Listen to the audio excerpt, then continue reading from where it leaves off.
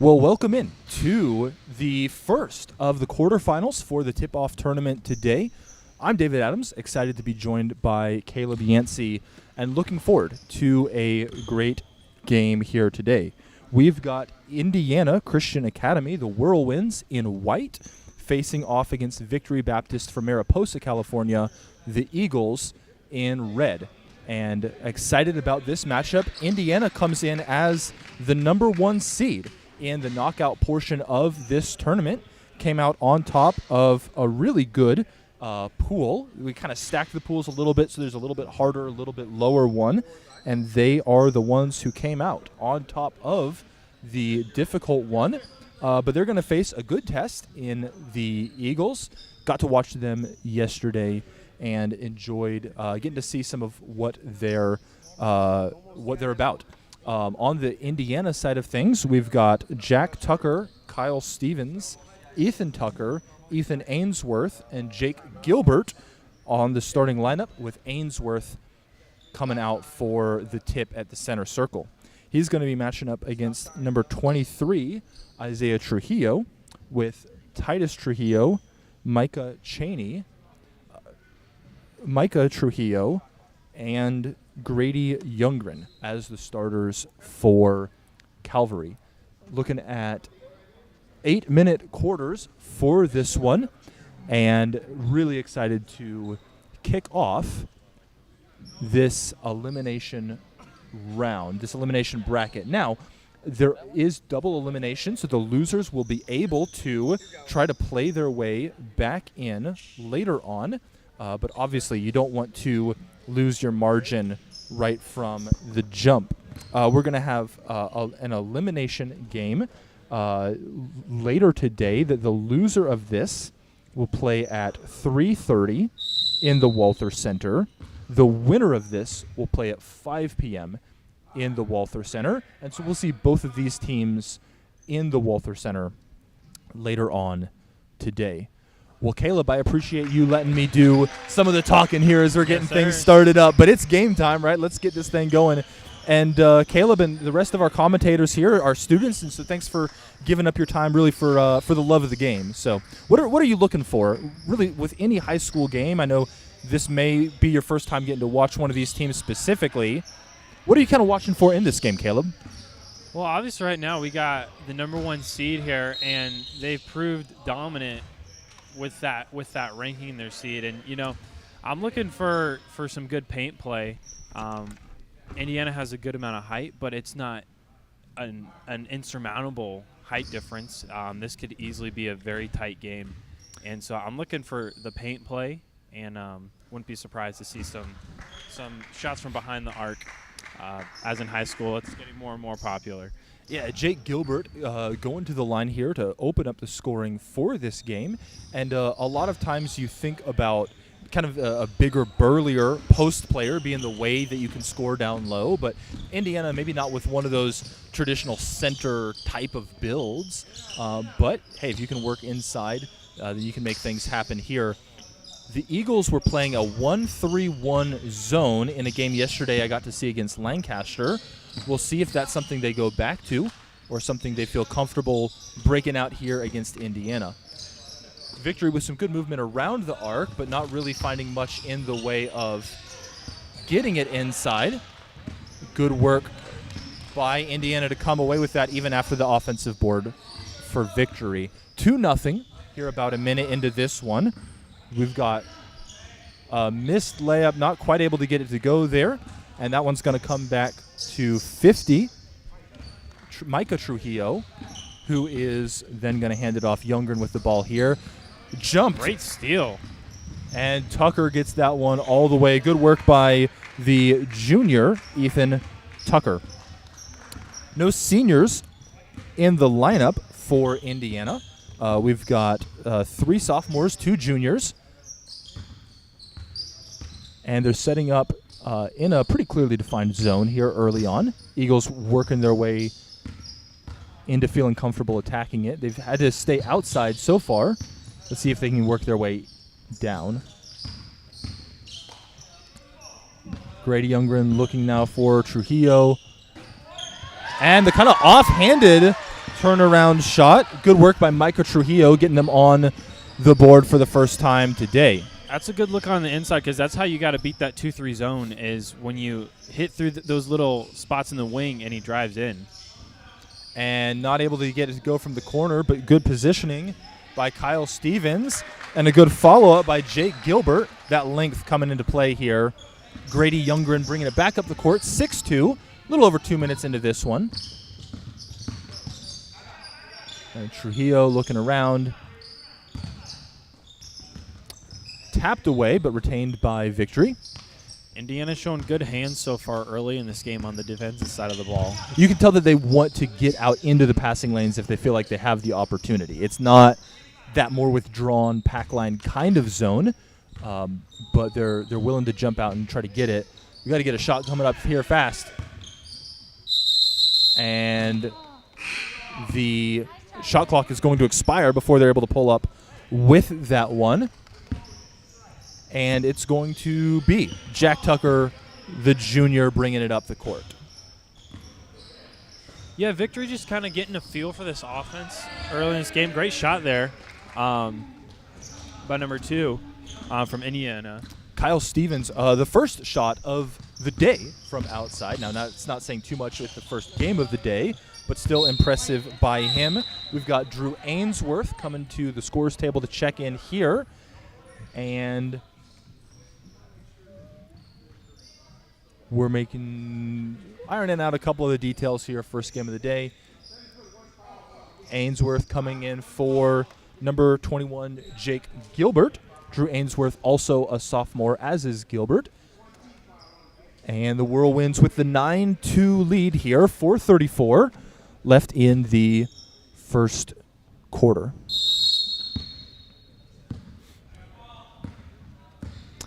Tucker bringing it up the court. And Victory lining up a little bit more of a man kind of look than some of their zone looks yesterday. We've got Ainsworth over on the wing, now inside. And that one's going to rattle in by Ethan Ainsworth. Little brother-to-brother connection going on here. Grady Youngren bringing it back up for Calvary.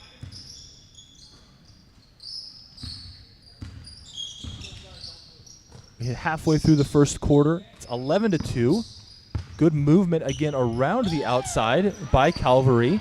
But that kind of final penetrating pass or lining up the drive been a little bit tricky for them here as Kyle Stevens is going to get that one to go out to a double-digit lead here, even in the early going for Indiana.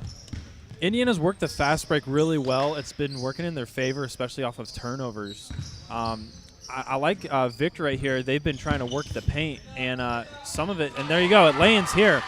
So they'll start falling once they keep – it's been working the penetration. And you saw that kind of plan, right? Get it to the side, try to find a one-on-one matchup and drive that ended up in a missed shot last time. Mm-hmm. Now ends up with the make here. And a second three-point attempt for Indiana's not going to go, but the offensive board keeps them alive with a chance to score, and they will. Kyle Stevens, the sophomore, getting that one to go. Youngren been bringing it up the court pretty consistently and really trying to look at a similar sort of thing. You saw Ainsworth step out with that one there as they're looking at a man advantage over here. Grady Youngren trying to get all the way inside, just slides off the top of the rim. Good look there. Great move. You got to find ways to be able to threaten with drives. And a good board coming down by number 15. That was a good contest there because it seemed like he had it wide open on that cut, but he got up there to contest that shot. Kind of made him go off balance a little bit, so making them uncomfortable. We've got 3 Trujillos on the court right now for Victory, and I believe I called them Calvary earlier incorrect, despite the victory at Calvary. And we've got a little semi-transition here and a good poke away. You could see Jack Tucker timing that one up. Got a 1-on-3, but feels good about his options. Board by Isaiah Trujillo, though, who's not going to work out of pressure. 15-4 About a minute and a half left in this one. And we're going to see Andrew Gilbert coming into the game soon for Indiana. But Drew Ainsworth getting the board is going to leave that in. And we're going to have 3 substitutions coming into the game after this timeout is over. 15-4, 1:29 left in the first quarter. Indiana getting off to a hot start, validating their number 1 seed here in this knockout bracket. Caleb, what are you looking at if you are Victory Mariposa? What's the plan as you're trying to work your way back into this matchup here? Yeah, I think Victory. I think they just need to, continue to put work in on setting something up offensively. A lot of times they kind of just get in their spots around the arc and just try and move it around to find something.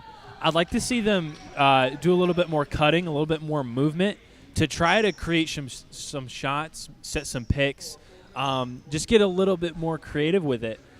They've had success on the baseline working into the paint, and that's been working. But at some point, it's probably going to get caught up. I think your point with about some adjustments. I think your point about picks is good. I don't know that I've seen them set one yet. They're not a really big team, and so sometimes you want to be able to get that big guy putting a hit into the pick in order to free up space. But it's going to be hard to make things happen if you're not able to create some disadvantages or mismatches by getting that pick there. Absolutely. Hard to only do that by passing and drive. So good steal by Indiana, knocked away, but last off of Victory Mariposa. Indiana with composure here by number 13, Aiden Lehman, who just checked into the game. And saved in by Indiana, but the foot was on the line and honestly probably to their advantage instead of getting into that kind of transitional game state.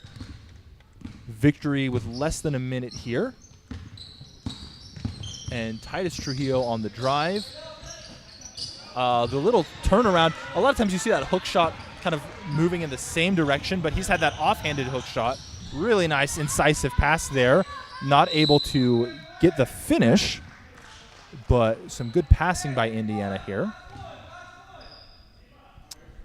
We've got Lehman on the baseline looking around, trying to find someone. Gets it out to Ethan Ainsworth. Now to Andrew Gilbert. Ball moving back around on the near side. And he tried to put that one right back up. Probably had just enough time to reset and then go back up with it. But you see the vision.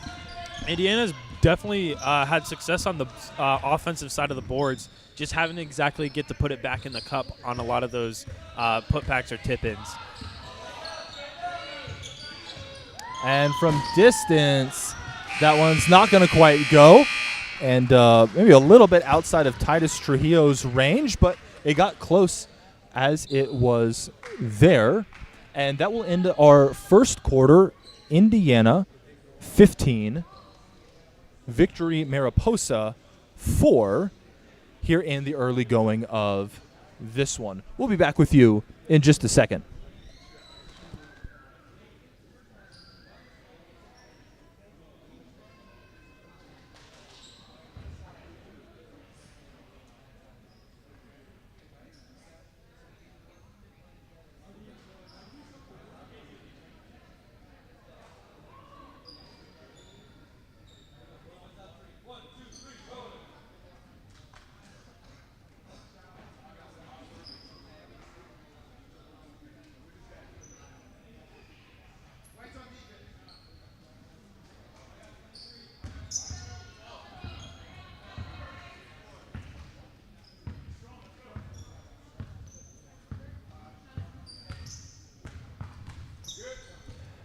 And getting ready to kick off the second quarter. Score is 15 for Indiana Christian in white, 4 for Victory Christian of Mariposa, California in the maroon. We've got Cooper Younger checked into the game, 42 for the Eagles.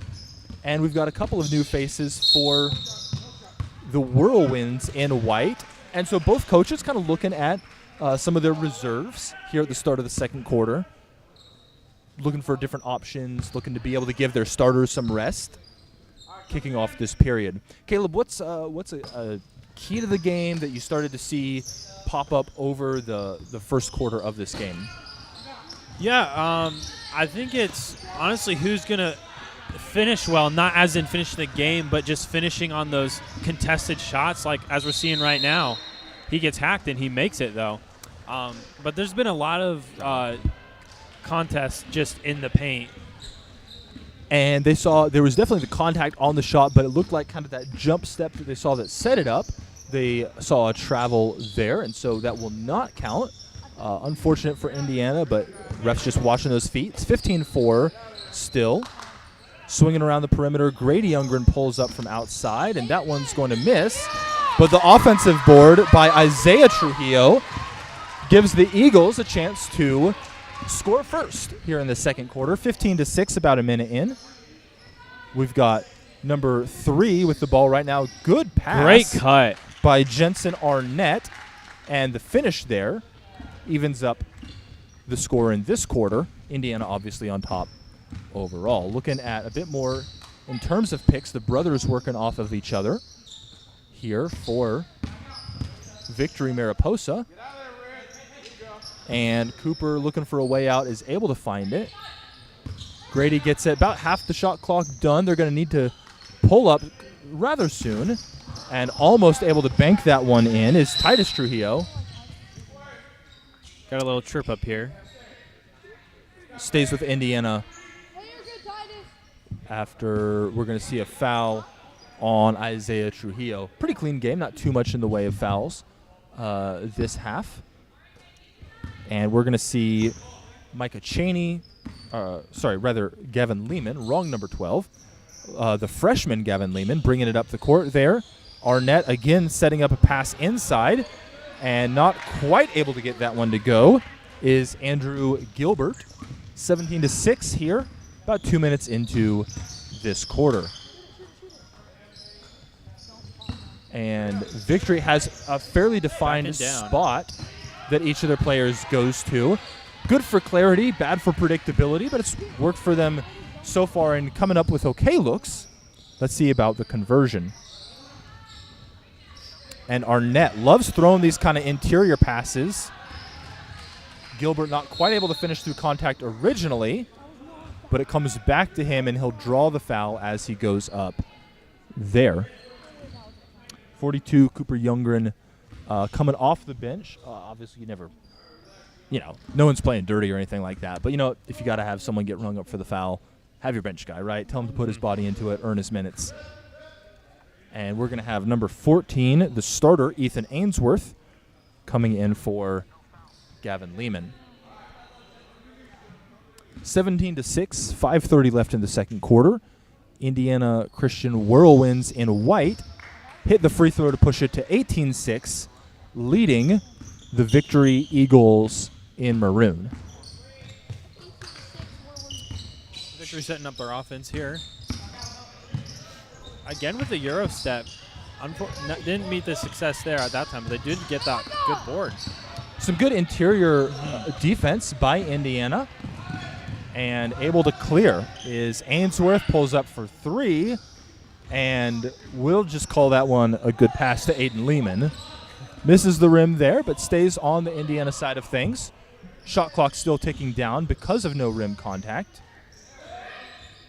Into the corner. That one's going to hit the rim, but bounces over to Ethan Ainsworth, and it's going to keep on the Indiana side of things. Just sliding that one over is Jensen Arnett. He's come off the bench and had an impact here in the second quarter. Grady Youngren, really the lead ball handler for this Eagles side.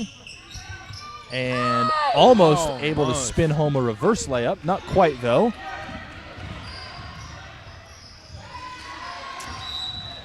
And 2 Eagles fighting for it. Ends up tipping out and staying with the Whirlwinds.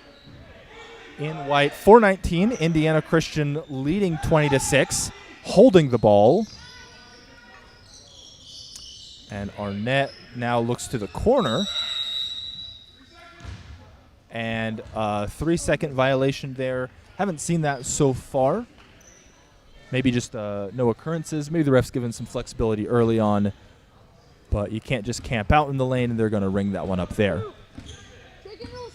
For sure. That's kind of one of those calls sometimes the player, you just kind of forget a little bit. 3 seconds doesn't seem that long sometimes. And a great three here. Titus Trujillo hit the deck, but if anything, it opened up a little bit of space for Youngren to be able to pull up. And their first three of the game by Victory Mariposa. Good ball movement by Indiana. And the finish by Aiden Lehman. 22-9 here in the early going. Eagles struggling maybe a little bit with offensive creation and shot making. The effort's been good so far, but it hasn't quite come together. But Youngren hit from 3 last time, tested his luck there again, and Indiana calls a timeout, looks like, in part to facilitate some substitutions. Tucker, Stevens, and Tucker, Jack and Ethan, along with Kyle Stevens, checking in. All three started for Indiana Christian. And so after some bench minutes here at the start of the second quarter, looks like Coach Stevens is planning some starters finishing out this quarter. Caleb, we've seen Victory pull up for 3 a little bit more here in the second quarter than they had been before. Do you think this is the game plan that they need to be looking for? They've had some success moving it around the perimeter. Take your shot at getting 3 out of it? Or do you think you need to see some more of that drive and even interior passing game that we had seen earlier on? I think you got to go with what's sustainable. I know it is a deficit, so you do want to try and go for that 3, try to fill in that gap as quickly as possible. But just keep on working on that paint, but also I'd like to see something in the mid-range. Just as you mentioned earlier, just trying to create some shots, or even just some cuts to the basket. Just try to get something more sustainable. But they've been doing pretty good in the paint. It's just they haven't been able to finish everything necessarily. And again, we are at the start of the knockout bracket. Right now, no one has any losses as it pertains to this bracket. Any losses yesterday in pool play are wiped away beginning today's round, although obviously seeding is important. We've got number 1 Indiana Christian in white leading number 8 Victory Baptist in maroon. And so the bracket's staying true to form so far. The game coming up after this one is the 4-5 matchup. Harvest Christian of Medford, Oregon, taking on First Baptist of Long Beach, California. And you can even see some of their players in the stands kind of sizing up this game as the winners of these two will face each other. Grady Youngren from outside, a little to the left, and that one's not going to go. Indiana bringing it back up here. Buried by number 24, Andrew Gilbert, the junior. The winner of this game and the next, those two will play at 5 p.m. tonight. Oh, the steal. Good jump by number 14, Ethan Ainsworth. Good defense. Good defensive play by Victory there, stopping that transition after that steal. And we're going to have a substitution coming in. Logan Mayer, number 7, coming in for Cooper Youngren, 42. Both guys coming off the bench. Just rotating some of those players here is the Victory lineup. Indiana, again, right now eyeing that 5 o'clock game for the winners. But more to finish off here. Good board by Youngren. Comes over to him. Number 2, Kyle Stevens, was thinking about it, but then gets back into the defensive set for the Whirlwinds. Great pass underneath the basket. That's exactly what you want to see, is creating something for your teammate. That brother-to-brother synergy. Micah being set up by Titus with the score there, 25-11. Game hasn't gone Victory's direction so far, but, hopefully this can be the start of at least building on this. Indiana controlling on the perimeter here.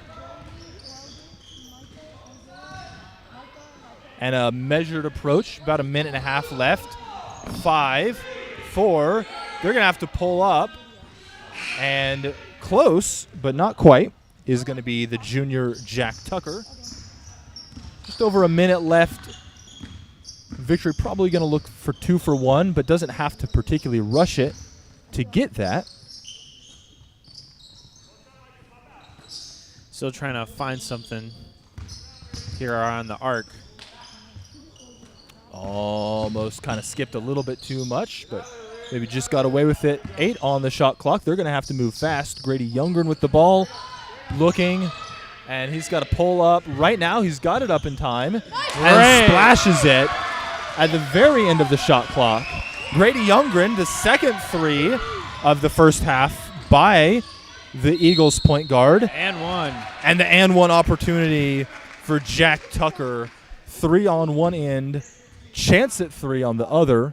Exactly 30 left in this second half. And so it's 27-14 right now. Chance to bring it out to 28. And then the Eagles will do their best to hold it out from there.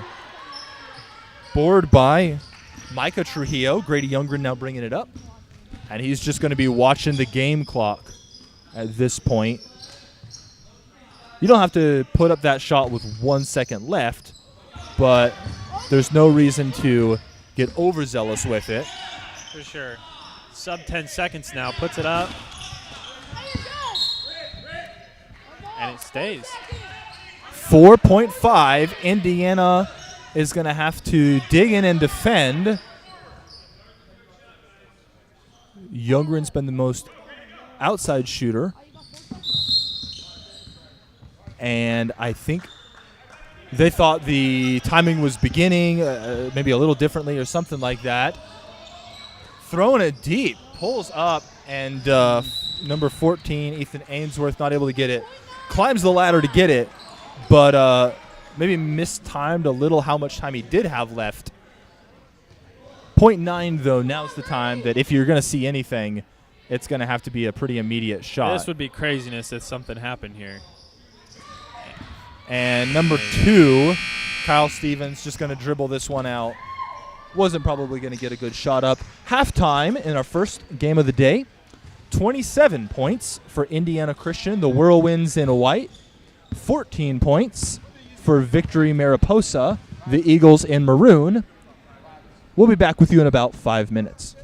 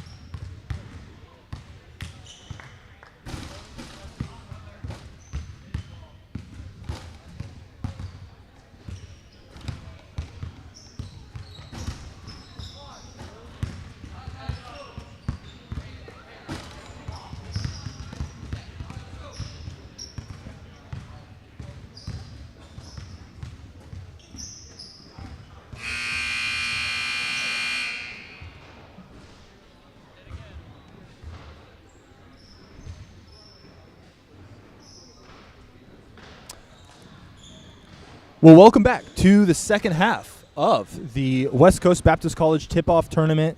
Looks like we've got a couple dozen of y'all tuning in right now, and we appreciate you cheering on your team, maybe scouting an opponent for the next round or whatever the case might be.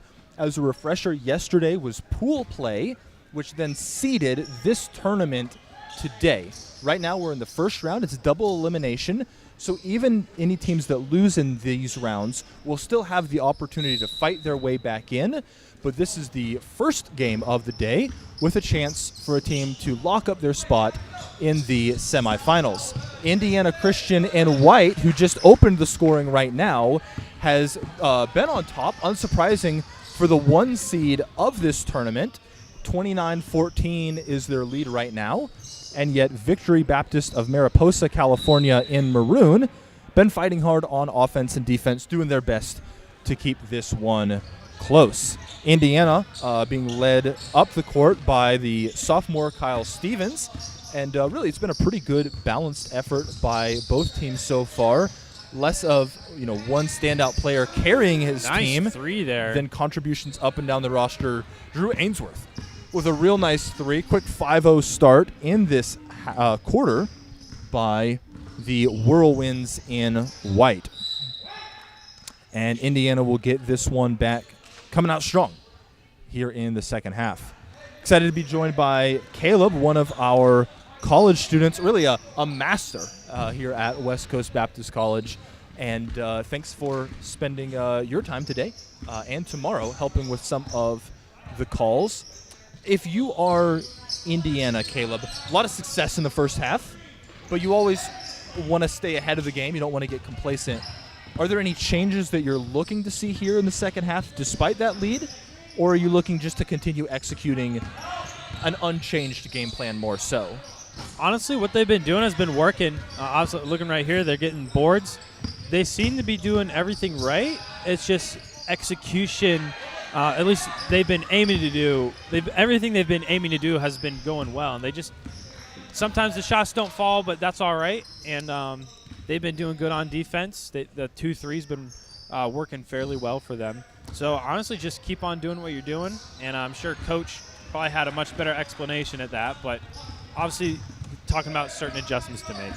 Well, we've got the Trujillo trio on the court right now for Victory Mariposa, joined by Grady Youngren and Micah Cheney. Micah on ball right now. We've seen more of a zone defense, and buckles a little bit is number 23, Isaiah Trujillo, and immediately a timeout. There are no good injuries. Non-contact ones may be the worst. And it looked like, maybe he'd gotten clipped, but it didn't look like, in a scrum for the ball or something like that. Yeah. And so hopefully he will be okay, and we will be back with more on that as we have opportunity. But you certainly feel bad for him. He's a big part of what Victory Mariposa looks to do. And Cooper Youngren is going to have to fill some big shoes as he checks in right now. But a tough break. Certainly you never want to see anyone kind of immediately know that he needed to come off like that, grabbing his knee right away. And so that's not a good sign. Yeah, so definitely Titus Trujillo, a player that will be missed here for Victory, and hopefully will be able to make it back for the game today, because regardless of outcome of this one, both teams will be playing. The winner will be playing at 5, loser at 3:30. So either way, having to get ready, and hopefully he'll be able to make it back today. Does give a chance for just the next man up. It's bad, but you always want and you got a great three right there. And an assist by Cooper Youngren, who checked in, getting it down in the post, just kicking it out to his brother. And good execution, third three of the day by Grady Youngren, the point guard for the Eagles. Good movement around the perimeter by Indiana. And there's good perimeter movement and bad perimeter movement. Bad perimeter movement never is able to find anything else than just swinging it back and forth and back and forth.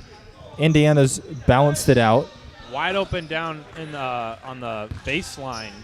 With a good assist there. And still executing is Indiana. 34-17.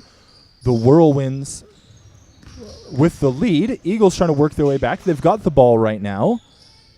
Is Victory Baptist from Mariposa, California.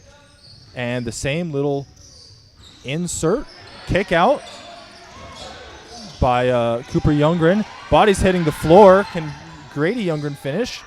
And dishes it over to number 50, Micah Trujillo, who goes up with that. 34-19, about halfway through this third quarter. Indiana still with a comfortable lead, you'd have to say. And yet a good response by Victory. Working hard here in this one. You like to see the fight in both of these teams, and you saw it right there on that last possession. Both teams just all on the ground, hitting the deck, just trying to get the ball. And I was going to call it out with Jensen Arnett, number 3, who's kind of right at the top right now. A couple of times he's gotten over towards like the left of the three-point line and tried to fire that pass in. He wasn't the one who ended up doing it that time. I believe it was Kyle Stevens, number 2. But definitely something Indiana likes, trying to leverage that angle and be able to get in from there. Trujillo's back in the game after that injury scare. And Isaiah Trujillo, and I think at some point I said Titus, and my apologies there. We're all kind of learning the names for the first time here, but it's great to see Isaiah Trujillo back in this game. Looks pretty spry, looks pretty comfortable, and so dodging a scare there. Certainly happy to see him back on the court, but happy to be on the court himself. Gavin Lehman, the freshman, nailing it from the corner for Indiana. 37-19 is the score at this point.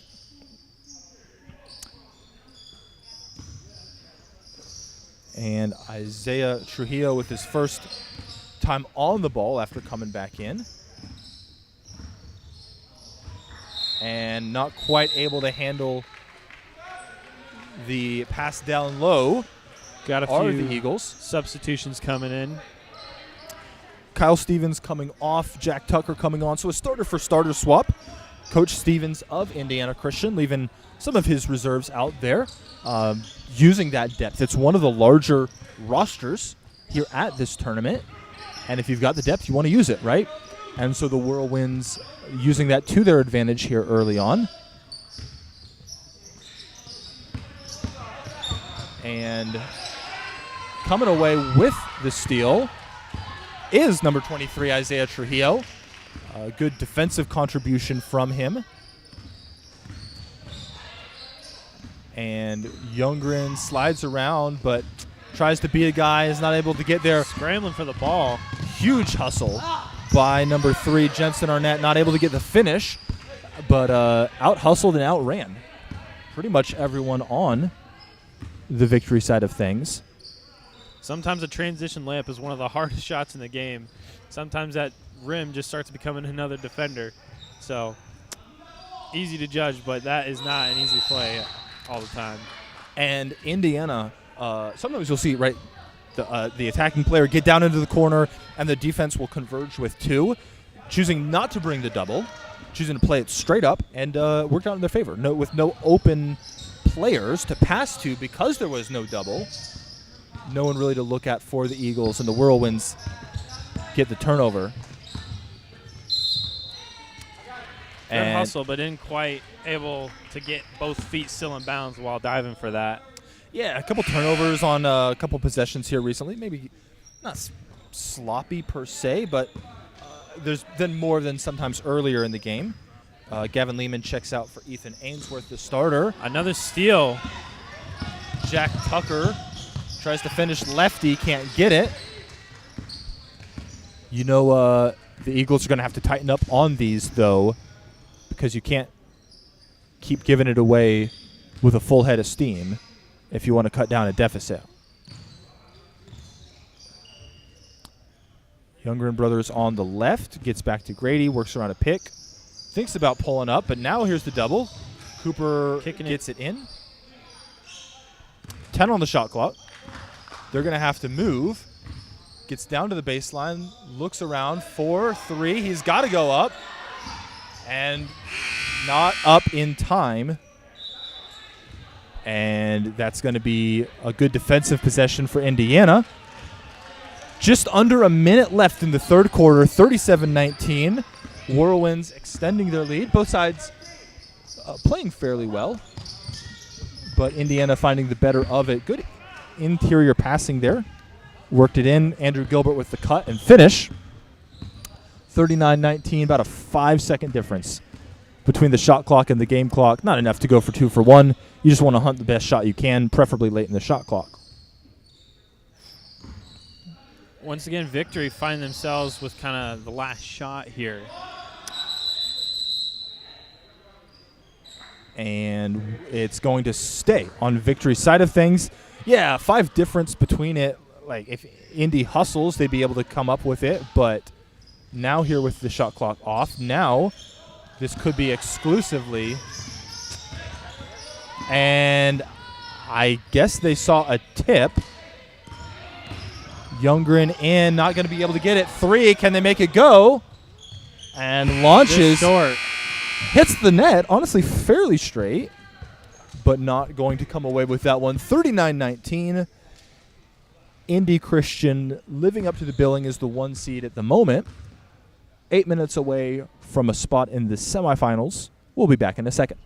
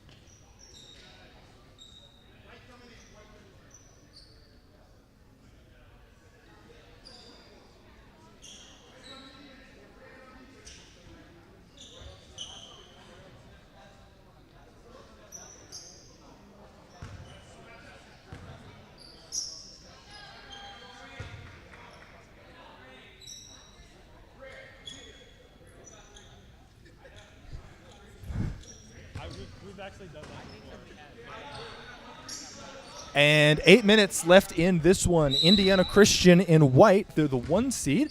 They've got a comfortable lead here. It's 39-19. Good hustle by Victory Baptist of Mariposa, California. And even a good contest there. The ball just going in for Indiana. Feels like that's the story of this game. The winner will advance in the bracket. They will play at 5 p.m. here at the Walther Center. Apologies in advance. That might be the one game today we won't have commentary for, which is a strength or a weakness, depending on how much you enjoy our beautiful tones. The loser plays at 3:30, and so barring the comeback of all comebacks, Victory is going to be gearing up for a 3:30 matchup back here in the WAC. The next game, Harvest of Medford, Oregon, playing First Baptist of Long Beach, California, coming to you at 12:30 Pacific time. And again, winner will play at 5, loser will play at 3:30. Same side of the bracket as this matchup here. Indiana has just shown as very impressed with their hands on the defensive side of the ball. They've continued to be disruptors on that side, and it definitely has shown on the scoreboard. Transition basketball is as something, one of their strengths as well. And Grady Youngren going for his 4th bucket from outside on the day. Not quite able to get that one to fall, though it rattled around a little bit. We've got number 12, Gavin Lehman, coming in for number 13, Aiden Lehman, and brother benching brother. But all part of the plan. We've seen a fair amount of rotation by Indiana Christian. For sure. lot of players contributing on this roster. We've got number 3, Jensen Arnett, coming onto the ball now. He's been in and out this game.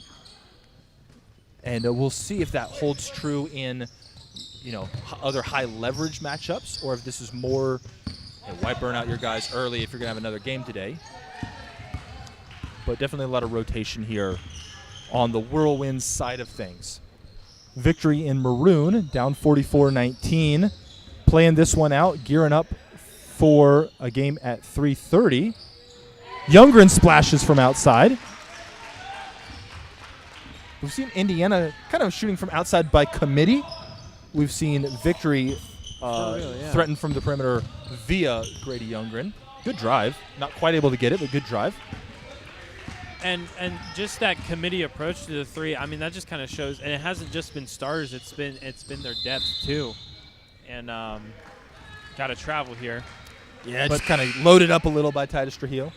The key, to a championship winning team is depth, and this Indiana team showing that they're working on development, whether it's their sophomores, juniors, seniors, and that even shows in their starting lineup, because I believe you said they didn't have any seniors. Yeah, we've got some seniors on the roster, Seth Plew, Porter Plew, Brayton Webb, but I don't know that I've seen any of them in this game so far. I certainly might have missed them, but they at least haven't been the guys soaking up minutes. And so it's been guys like number 12 in right now, Gavin Lehman. He's a freshman. We've seen some sophomores and juniors you mentioned. And 46-22, just under 5 left here. You want to get out of this one without injury for sure. We already had an injury scare earlier for Isaiah Trujillo. Just get out of here healthy and on to the next one. Grady Youngren inside, now back out. Back on the ball. Little 2-man game, inside and out, but that's going to work. Little inside hook shot or floater that really worked well.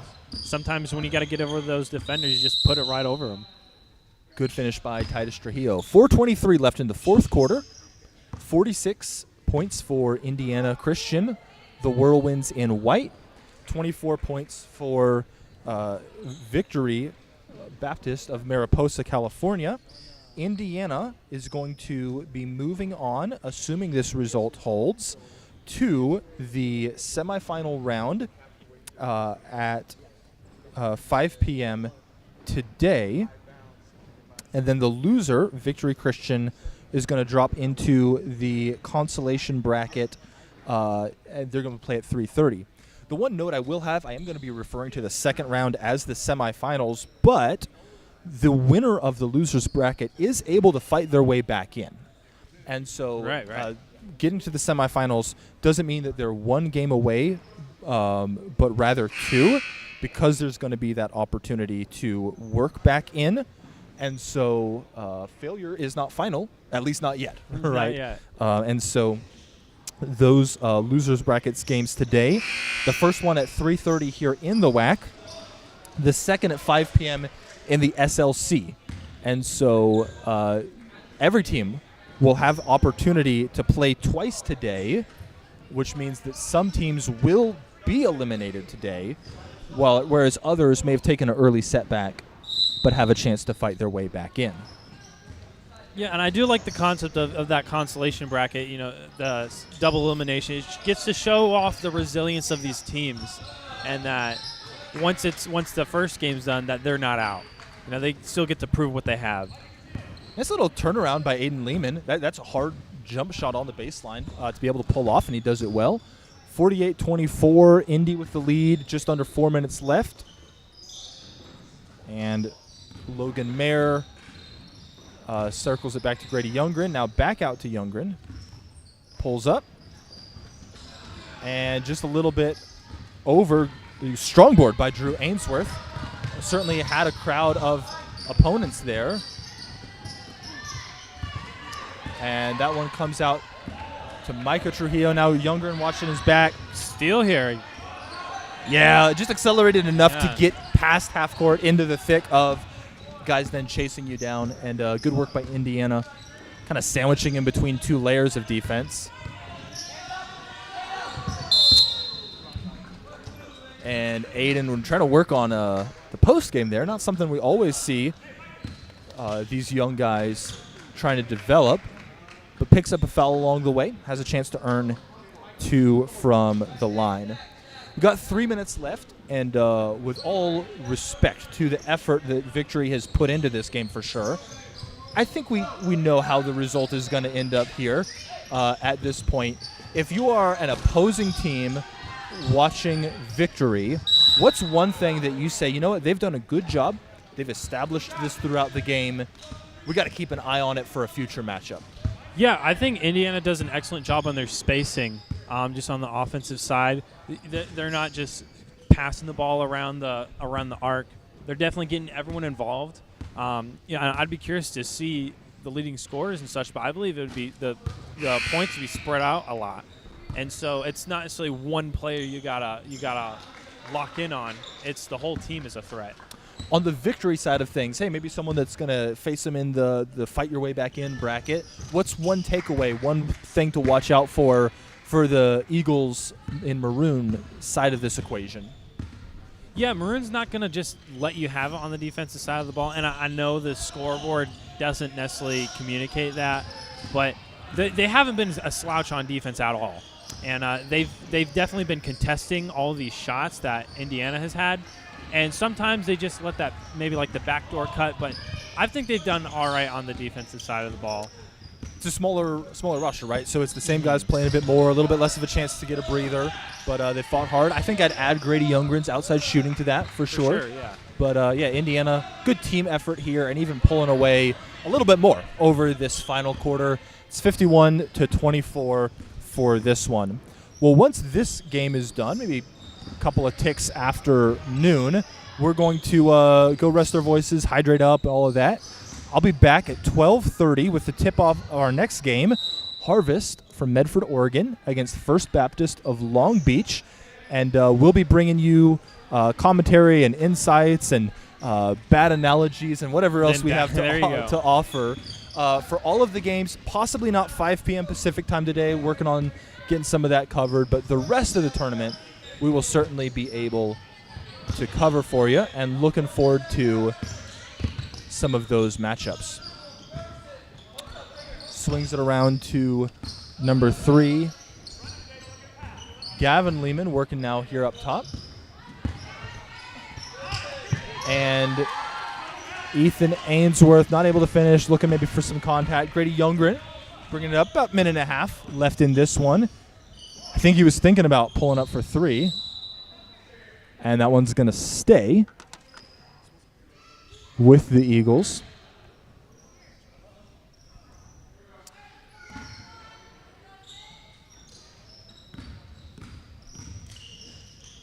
And Cooper and Gavin Youngren working back and forth. I think in takeaways we mentioned as we're watching them, Victory's done a pretty good job of getting Gavin out into space, despite the fact that he's really the one guy on the team that pulls up for 3.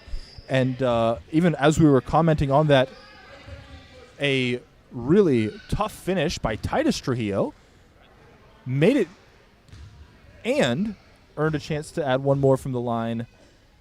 And he will rattle out the and one opportunity. Victory holds on to it. Youngren trying to dance his way through the lane, now provides some pressure here, but able to clear out. Gavin Lehman now bringing it up the court. We are now officially under a minute left, and a good drive and finish. Good pass there by number 14, I believe, Ethan Ainsworth, Jensen Arnett on the finishing end of that. 53-26, under a minute left. Cooper Youngren thinking about that one. Inside to Trujillo, out to his brother. And Micah Trujillo is not going to quite be able to get that one to go. Shot clock is off, just probably a fraction under 35. 53-26. We'll see if this one ends here. We might see one more shot, but it'll probably about be all that we've got. We've got a real clean nice game block. in terms of lack of fouls. Good rejection by the Eagles. 13 left. Looking for the last shot, you'd have to think. Yeah, that's the kind of thing we're talking about back-to-back blocks here. with Victory's defense. You know, they've made it difficult on them. I think it's just a case, you know, you're playing the number 1 seed, and that's a tough matchup. Indiana lived up to their billing. It's 53-26.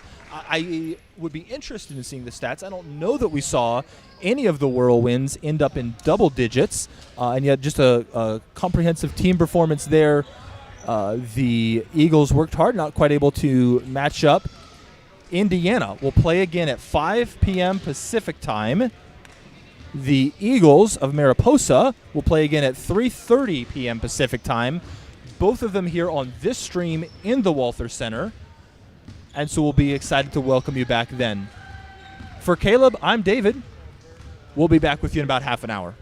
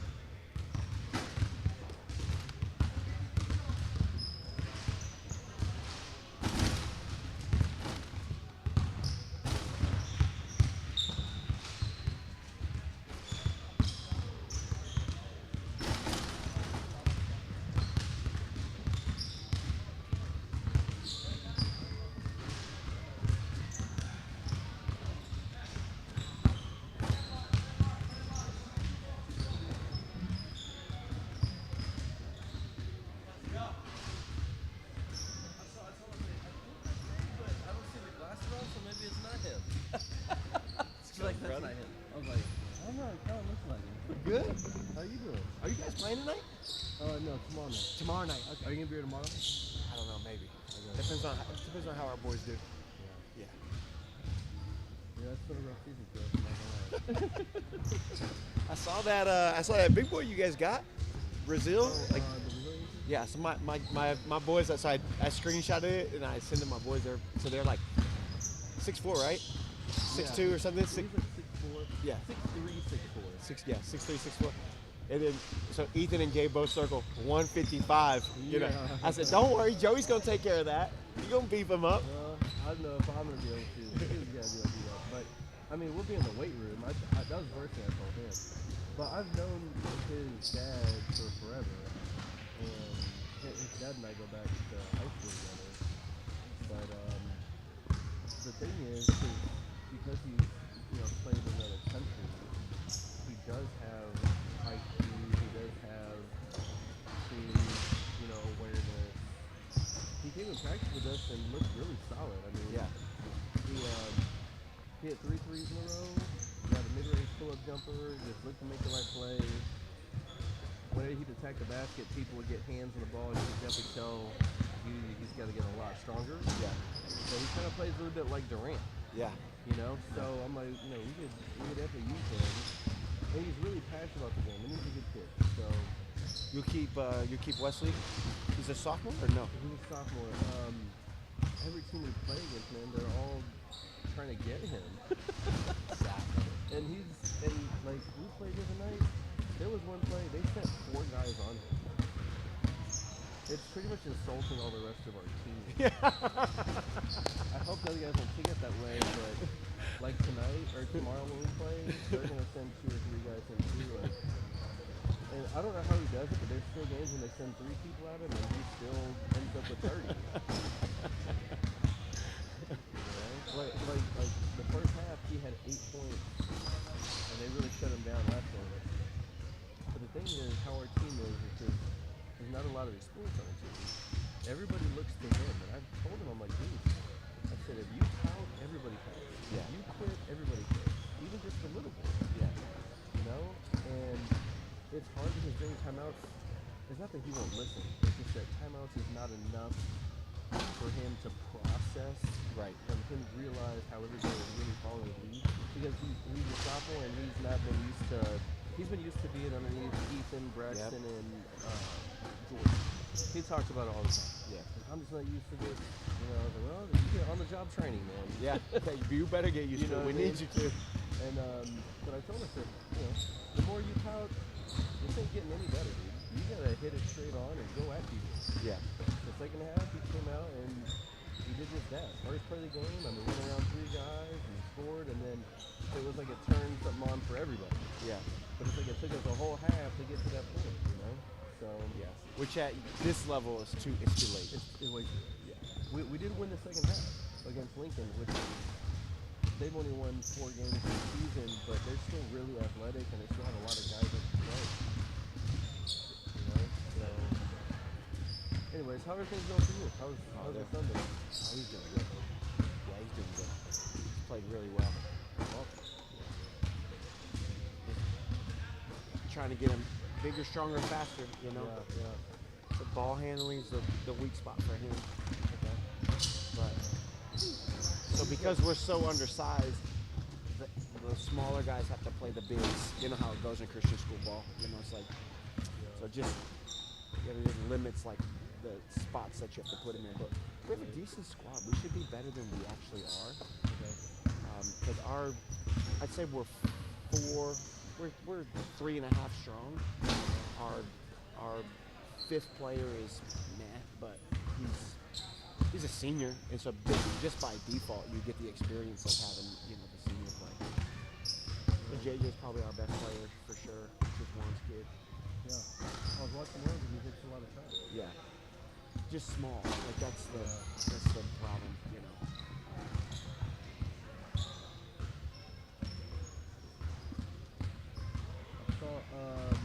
Ethan again. Yeah, so I see him a lot. yeah, he's everywhere. So he called me on the way up here. He got some basketball like training part-time job with this guy who's building this gym over there. You may know the guy. I can't think of the guy's name off the top of my head, but he was super pumped. You know, he's like, yeah, he's super excited about it. It's like, you know, something that he's always wanted to do. Obviously, you know, doesn't want to do that like full time, you know, but to be able to do it on the side, you know, so the guy's building some like big gymnasium over there in that area, and then works with a couple AAU teams and you know those sorts of things. So yeah, he's super pumped. Yeah, I'll have to ask him what the name of the guy is. Yeah, for sure. Hold on. Is it in Charlotte or is it where he's at? No, it's where he's at. Oh, and where he's yeah, at, okay. yeah. Matthews, right? Yeah, Matthews. There's a lot of money in that. Yeah. Oh man, that area is wild. Derek, you know Joey? This is Derek Wilkerson. He's our assistant pastor, head coach. Joey Vara. I'm jealous of the beard, man. I'm trying to get it out, but I can't get it out.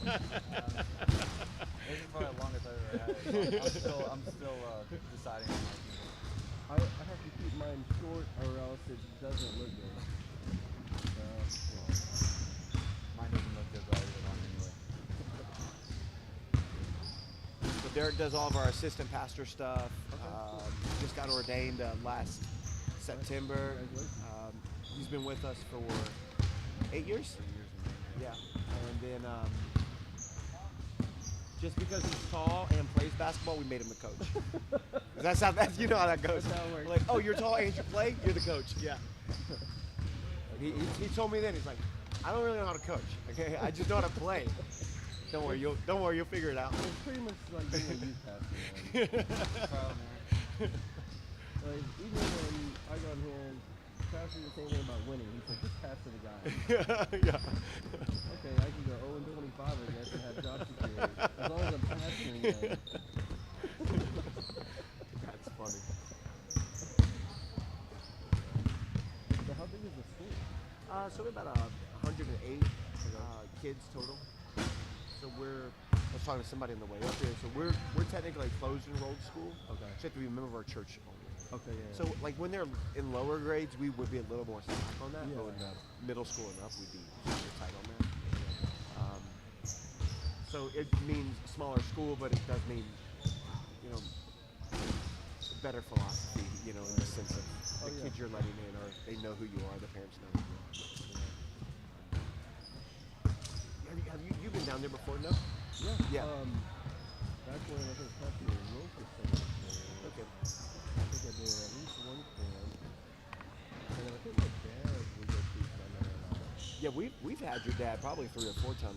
Oh, okay. They love having him when they love having him come in, but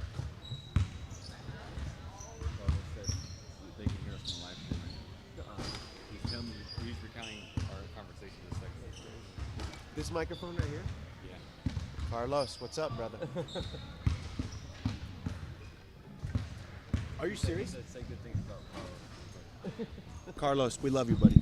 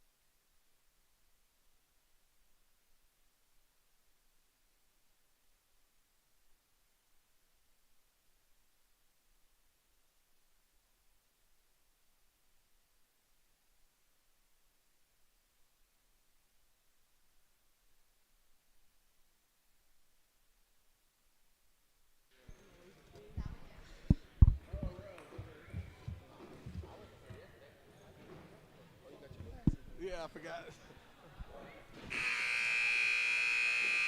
I want people to see that they've been thinking.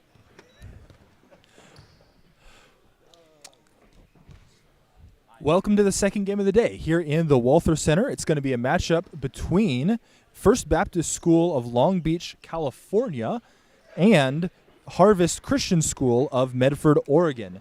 Harvest are the Nighthawks, kind of in the white, maybe very light gray here. And First Baptist School are the Defenders in black and blue. This is the quarterfinal round. After yesterday's pool play, all of the records reset heading into today, although results from yesterday play out for seeding. And so this is the 4-5 matchup in the knockout phase of the tournament. The loser will play again in 3 hours, fighting for their life in this tournament. The winner will play at 5 p.m. for a chance to make it to the essentially first round of the finals. On the court right now for First Baptist, we've got J.J. Hernandez, Aaron Reynoso, Maximus Gonzalez, Christian Harris, and Jesse Delaney. On the court for Harvest Medford, we have Regan Burkholder, Travis Estramato, Talik Harris, Max Whiteley, and Ben White.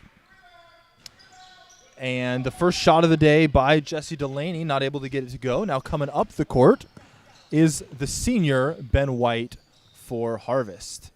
And hits the tough 2 to open up the scoring in today's game. Hernandez leading the defenders up the court, gets onto his left, and not quite able to get that one to go. Harvest trying to work quickly here and is able to get down into the paint for 2 layups to kick this game off. The winner of this game will face 1-seeded Indiana Christian, who just won the game before this one. The loser of this will play Victory of Mariposa, California, in a fight for their tournament lives. And pulling up is number 13, Talik Harris, in and out. And Hernandez coming back up the court for Long Beach here. Has a guy to his right, but is going to take that one up, and it will be... Looked like it was going to be tied up, but they saw possession by Medford and called a travel. It'll stay now with Long Beach. Hernandez, Reynoso, trying to drive and kick it over, but that will end up with a turnover. Bringing it up here is number 34, Ben White. 13 going inside. Can't quite get all the way around on the swooping, scooping layup.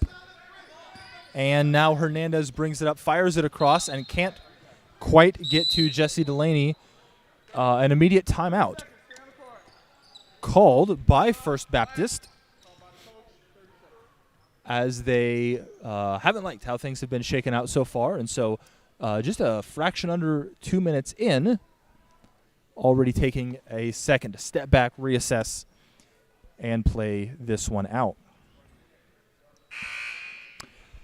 First Baptist is the 5 seed. They were part of the tougher of the 2 pools, and the way that this tournament was kind of set up, some of the larger teams all in Pool A, some of the smaller teams in Pool B, so that some of those teams can work in and be able to get some good competitive games before hitting the knockout portion. And Indiana Christian and Newport Christian ending up on top of Pool A, landed the 1 and 2 seeds, and yet First Baptist ending up in 3rd in that group, ending up at the 5 seed. Harvest ended up 2nd among Group B, ending at the 4 seed. So a dish there, but looked like they saw that more as a shot that went awry rather than an intentional pass. And so ended up in Estramato's hands, but it's going to be Ben White going to the line. Hits the first. It's a 5-0 lead for the Nighthawks in this one. Chance to add another. Out the back, but it'll stay on Medford's side of the court. Some contact, but ends up with Harvest, and the refs say play on. Harris looking for a pass. Moving around. Only about half of the shot clock gone. Pulling up for mid-range, but not able to get it, and Delaney is now hustling down the court.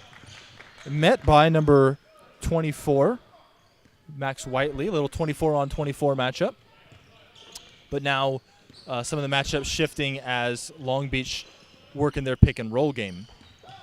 Hernandez gets there, can't quite get the bank to go, and now it'll be Harris that pushes it up the court. White down onto the baseline, can't get it around.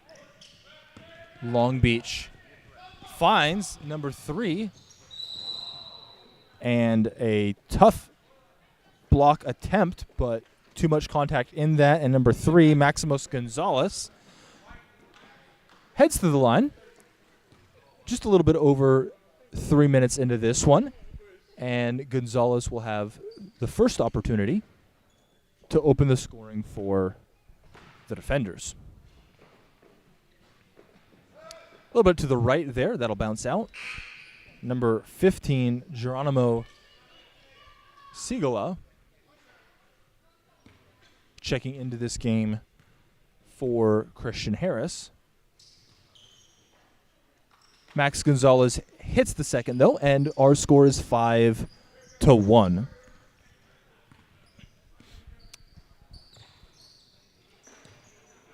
White bringing it up, a little bit of a soft zone kind of look, but it matches like man. You could see number 3, Gonzalez, tracking around with him. Estramato comes down with it, but good positioning by Hernandez. Gets him the opportunity to tie it up, get the jump ball, and it'll stay with the defenders. Sorting things out here, and actually it looks like they're now changing it up. It will stay with the Nighthawks. White on the baseline. Harris furthest out. Will he find another cutter up top to Estramato to get it in? And now Whiteley keeps the ball moving around. Pick and roll here. Ball's tied up. Harris now goes. Gets the reverse layup. Turns his way around. 7-1. Right about halfway through the first quarter. Just a little bit short. Good board. And up again from outside. Although again not able to go. Let's see if third time's the charm for Long Beach. And it is. As Delaney hits from outside. First field goal made by Long Beach, a little bit over 4 minutes in. It's 7-4. Harvest Medford with the lead here early on. Shot going up from the corner, and a tough board by Geronimo Sigala. Delaney dishing, and that bucket is up and down. Maximos Gonzalez cuts it to a 1-point margin after the hefty early Harvest lead. White inside for the layup. Harvest has liked trying to push down inside, driving their way in. Delaney for the tie. Straight, but a little bit too deep. And that will be the Nighthawks ball as they get the stop. 9-6, 3 minutes left in the first. Harris can't get that one over. Good disruption by Aaron Reynoso. And saw this height disadvantage, but drove right in. And he is going to get a chance to earn 2 from the line because of his aggressive play there. Good work converting defense into offense. The senior Reynoso, not able to get the first, but still a chance to trim the margins here. One possession game, 9-6, but every bit counts. And splashes a second, 1-2 on that trip. 2 fouls already on Talik Harris, number 13 for Harvest Medford. Certainly someone that they have used on offense. They'll have to be careful moving forward. Good jump shot by Max Whiteley. And pulling up quickly from 3, and yet not getting it there, is Maximos Gonzalez. You might be able to get away with one of those, but I don't think they'll probably look for him to do that too much more in this afternoon's game. Whiteley operating kind of down on the baseline, crossing his way back and forth, and providing an outlet there. Number 3, Maximus Gonzalez, bringing pressure on Ben White. We mentioned that there's more in the way of zone looks. Sometimes at least there's a base setup by the defenders, but they're willing to match and guard. J.J. Hernandez working and able to get that one. Finishes with his right, but is comfortable working on the left. It's 13-9.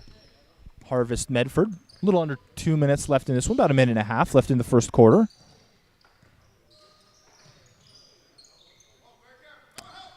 And Whiteley is able to find number 14, Regan Burkholder. And not a name that we've said a ton so far today, but just chipping in and doing his job there. Good play by him. Good movement by Long Beach. Gets it over to Gonzalez, but he's not able to convert. Burkholder tries to come down with the board. Jump ball. Last one stayed on Harvest's side. This one will remain with Long Beach. And we've got number 15, the freshman, Julian Bayless, coming into this one for Talik Harris. Might just be an effort to keep an eye on fouls throughout this game. Bounces over to number 15, Geronimo Sigala. Jump shot is going to be up and off the top. Whiteley comes down with it for Harvest. Under a minute left in the first quarter. 15-9 is the score. Nighthawks with the ball and the lead. White driving inside again. A composed finish there. 17-9. About 2-3 seconds difference between the shot clock and the game clock. Probably not enough to get the 2-for-1, but you don't necessarily have to bleed the clock. And it looked like he almost got over, but the back of his heel dancing on the line. Long Beach going for one shot here. Just trying to see this quarter out and hopefully finish it off with a bang. Hernandez and Delaney, little two-man game, spurning off some clock here. And dances his way in. Probably not enough time for Harvest to get anything up. White will pull up, but it's going to come up short. Impressive he could get it up. Into the first quarter, 17-11. The Harvest Christian Nighthawks leading early against the First Baptist Defenders in this 4-5 matchup. We'll be back in just a minute.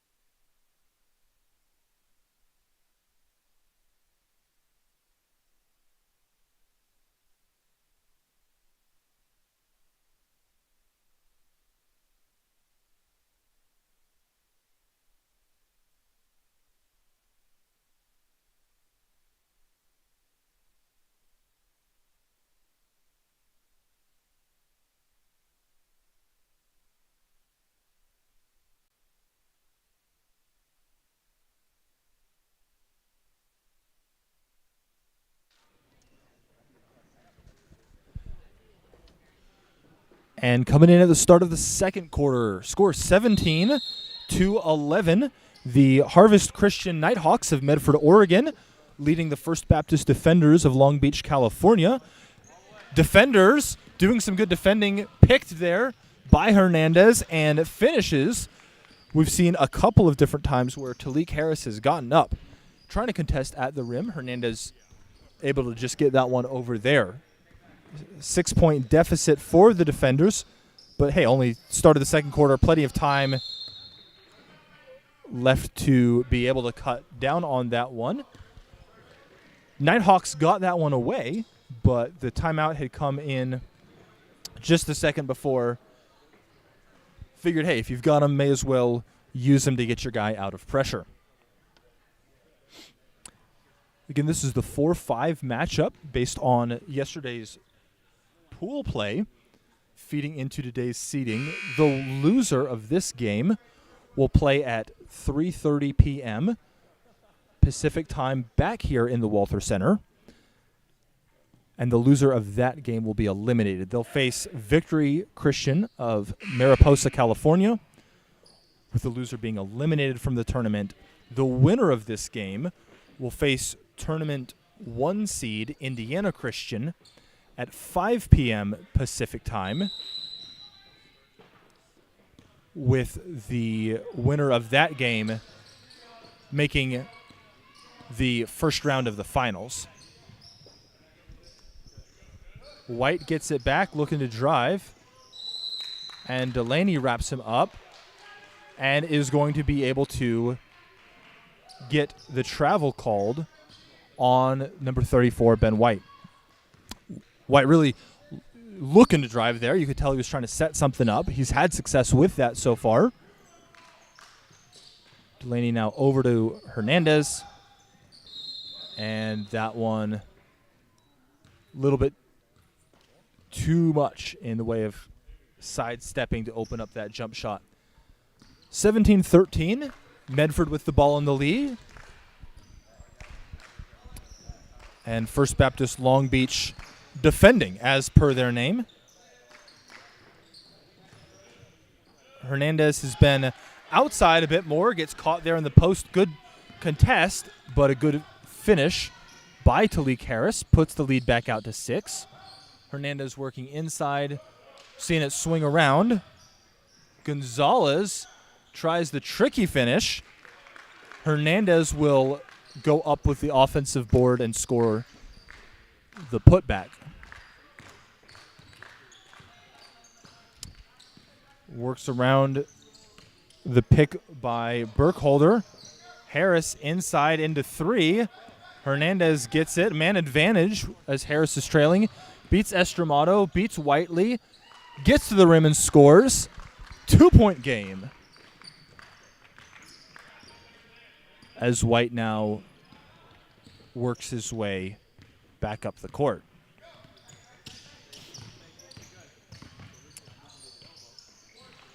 Almost able to get that mid-range jump shot. Deep feed. Harris knocks it away.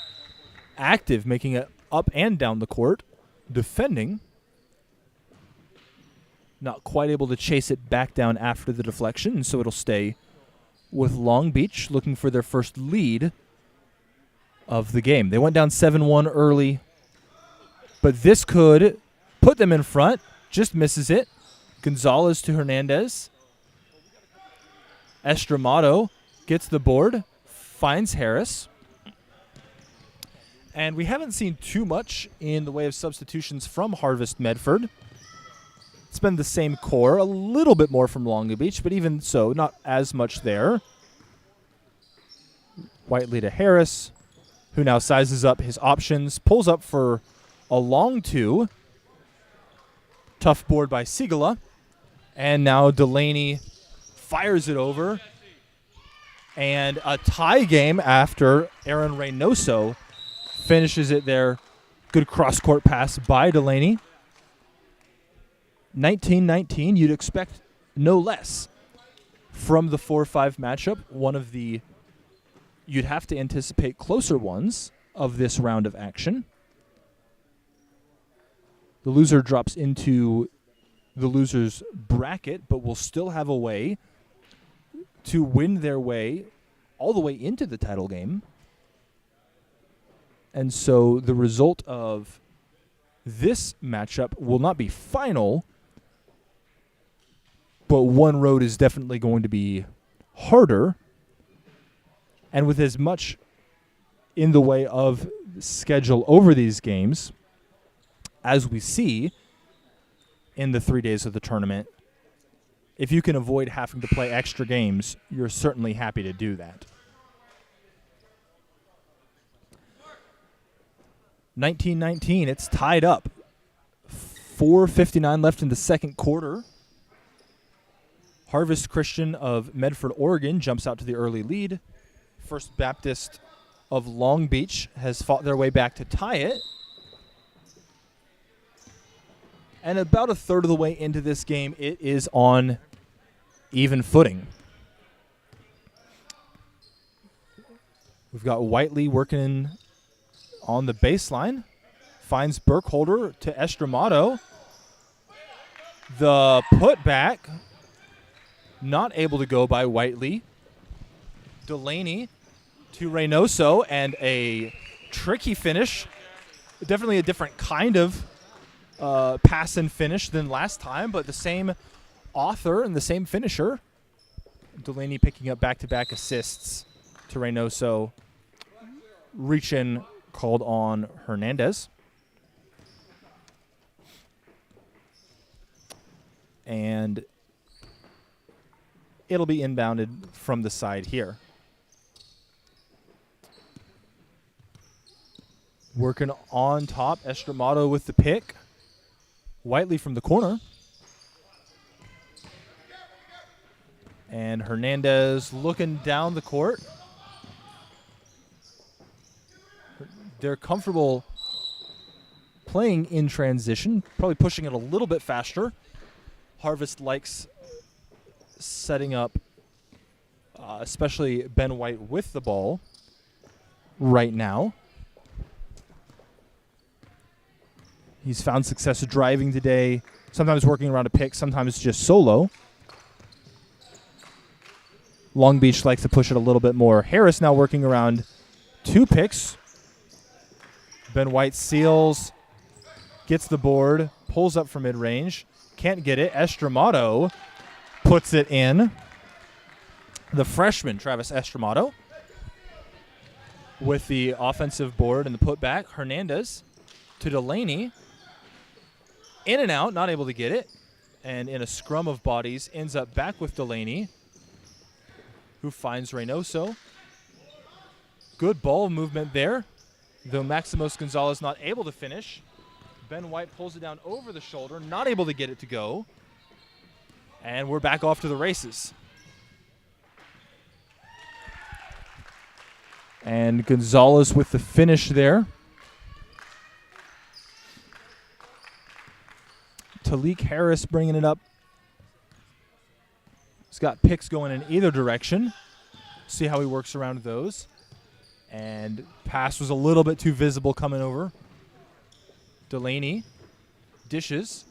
Finishes is number 15, Geronimo Sigala. 25-21. A 4-point lead for the defenders of First Baptist. And it's been a back-and-forth game. Strong start by the Nighthawks. Good response by the defenders. And they're going to see that deflected away last by Long Beach.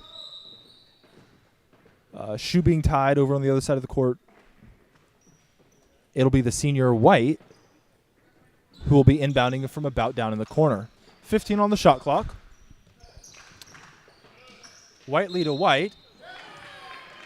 And a tough play. Getting up, coming down with the ball. Getting the turnaround jump shot.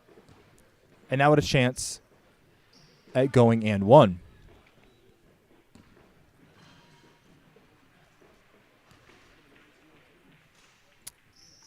White catches his breath. Gets it about halfway down. But the margin will stay at 2. Sigala finishes back out to 4. 2 minutes left in this one. Harris picked up 2 fouls early, but it's been a pretty clean game all in all. And we haven't seen any more by him.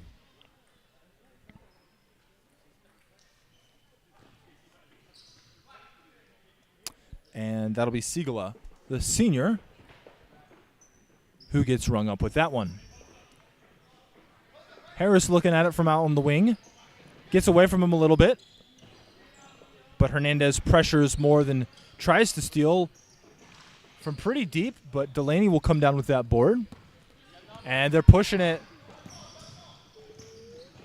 And gets away just a little bit from Gonzalez, although he'll pull up here. Close, but no good. Hernandez picks Harris. He's just kind of on that back shoulder. They didn't feel the pressure coming. And the fake was nice, but the shot just a little bit short. White now into the lane, up and under, but despite the spin, can't get it in.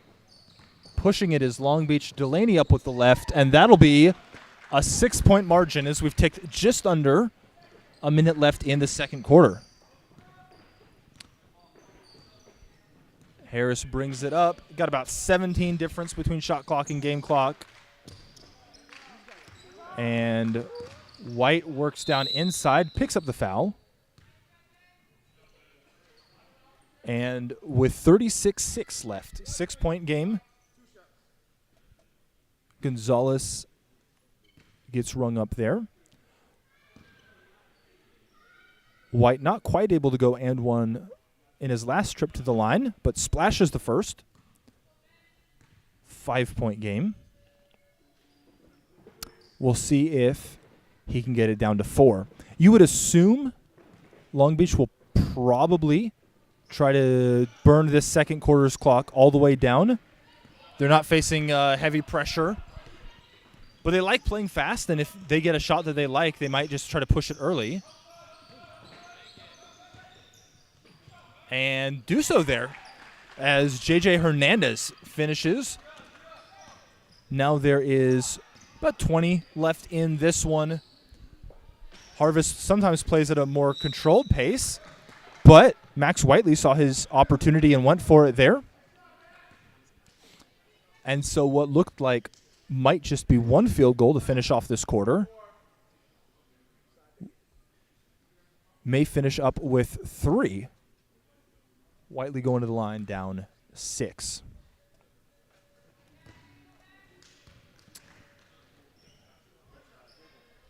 $11.2. Long Beach will need to move, but will have the time to do so. As Harvest Medford is going to get it. 6 seconds left. J.J. Hernandez working for First Baptist Long Beach. He gets in. He gets it up. And he gets it to fall a fraction before the second quarter buzzer. That'll do it for our second quarter. Your halftime score 33-27. Despite an early deficit, First Baptist School of Long Beach ends the half with the advantage. 7 minutes of halftime. We'll be back with you on the other side.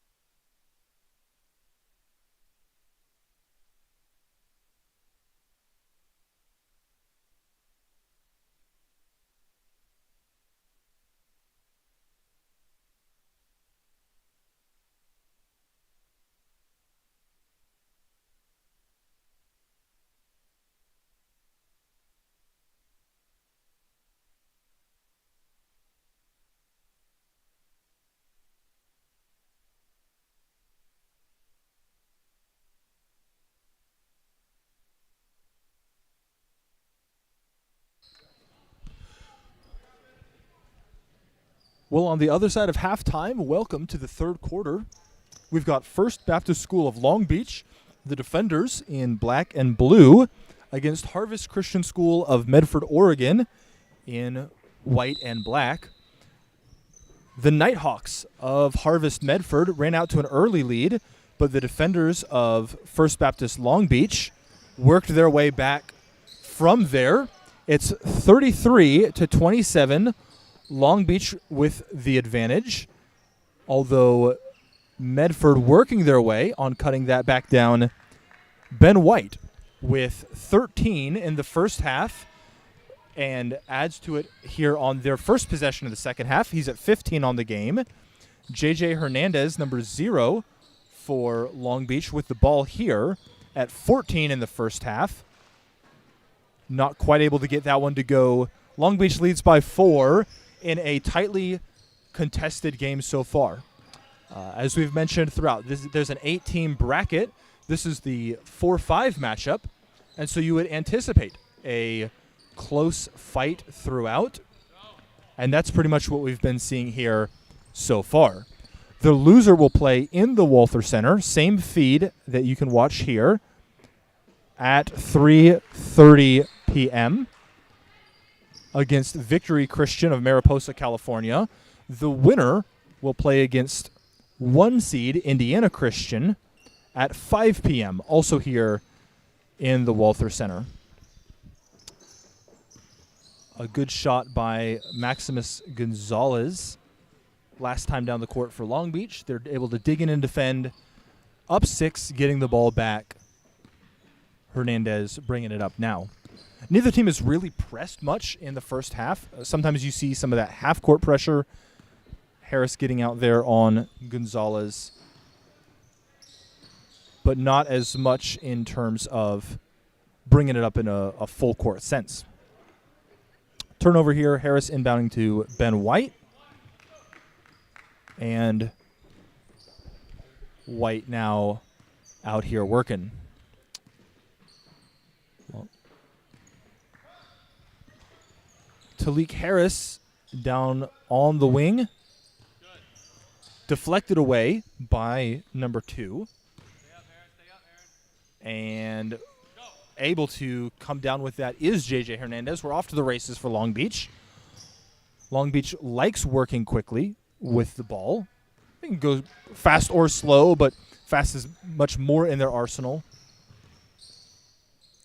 We see usually a bit more of a methodical pace by the Harvest Nighthawks, although Ben White there scoring fairly quickly. And good work by Sigala. The one change from the starting lineup is that number 12, Christian Harris, stays on the bench here at the start of the second, with the senior Geronimo Sigala coming in to the lineup. Hit a fadeaway on the baseline last time. Hits from 3 this time. The senior Ben White and the senior J.J. Hernandez trading threes, back-to-back possessions. Long Beach has their lead cut down to 1 and then restored to 4. Regan Burkholder looking around. Max Whiteley now gets it into Ben White in the post. And Hernandez is running. And you could see the vision there, but just didn't have the angle or the power to make the pass. White shorts it, but gets it back and puts it in. And we've got a tie game here. 4:19 left in the third. And the lead has gone from 6 to 2. Long Beach calling a timeout as they try to get back in rhythm and respond to the scoring, led by Ben White, of the Harvest Christian Nighthawks.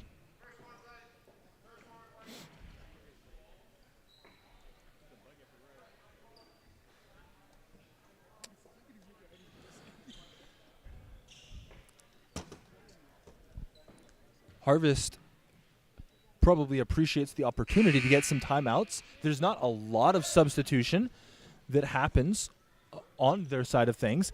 Frankly, not a ton either that happens for Long Beach. Some of the high school teams that are here have a little bit deeper bench, run people out in rotation a little bit more, but not all of them. Some teams more have their core five, maybe a sixth man, and you kind of just run it with those guys. A little bit of that kind of play going on with both. And so Gonzalez gets it to Delaney, who pulls up right away, but he's deep on that one. White coming up the court with a chance to tie or take the lead. And Whiteley, somehow that one rolls out. Good look. You'd think that one would fall. And Hernandez works it around to Delaney. Another opportunity from 3, and he'll hit that one. Lead is 5.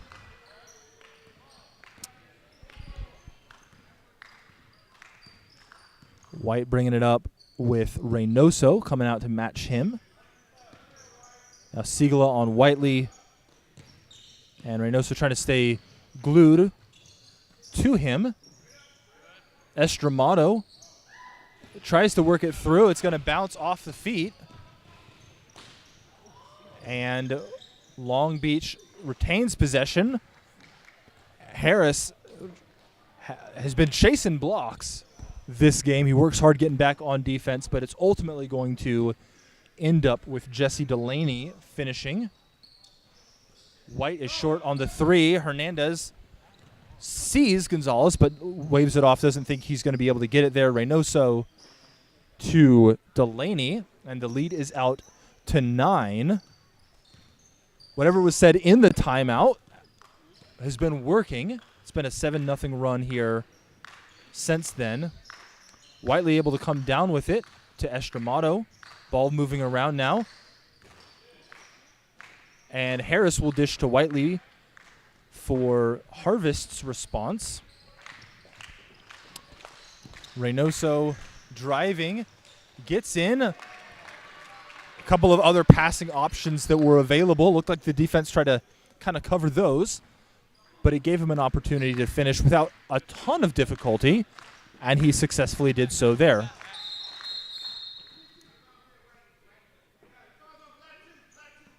Reynoso gets rung up there. Pretty clean game. Not a lot of fouls called so far.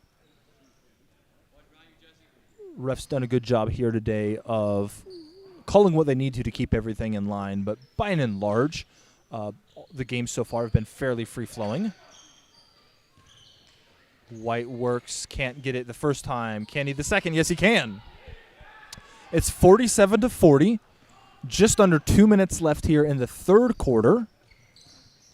Hernandez to Delaney. Had the space. You could see he was thinking about pulling up, but looking for better options. Gonzalez surveying. Composed shot from the free throw line. 9-point game, minute and a half. Harris, White, and Burkholder in the backcourt now bringing it up. White into the mid-range. And that one's close but not quite. Estramato gets the board. Harris to Burkholder. Good work by Regan Burkholder, the junior. Harvest staying in range. Hernandez not able to get it. It's tapped away by Burkholder, but I think Harvest fell maybe a little asleep there. He's going to come away with it this time, though. So they're able to close the door on that possession. White now working up over to Estramato. The back immediately to him. Whiteley from outside. It's going to be to Sigala. Now Hernandez. And his foot sliding maybe a little bit on that. 29.6. At the end of the second quarter, we saw about 38 seconds turn into 3 shots. So we'll see if Harvest just tries to dribble this one out before a late shot, or if they go. White goes and gets it. 5-point game, 16 left. Hernandez watching this one. About 10 left. Probably going to end up with one last shot here. You'd be surprised if Harvest got it back. Pulls up for a deep three. Banks it in. And that's going to be an 8-point margin heading into the fourth quarter. It's 52-44. 14 points in the first half for J.J. Hernandez. Stays hot in the third. We'll be back on the other side of this quick break. 8-point lead. Long Beach trying to see this one out.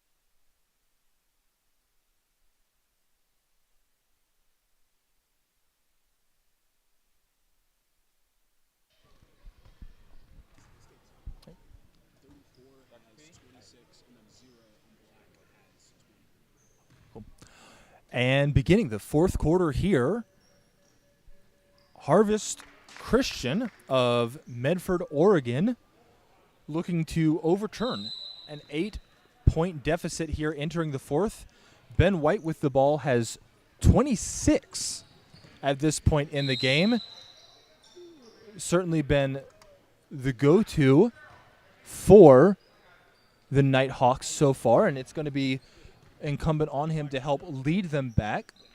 J.J. Hernandez, number 0 for the defenders, has 20, besides pulling the strings, for First Baptist Long Beach.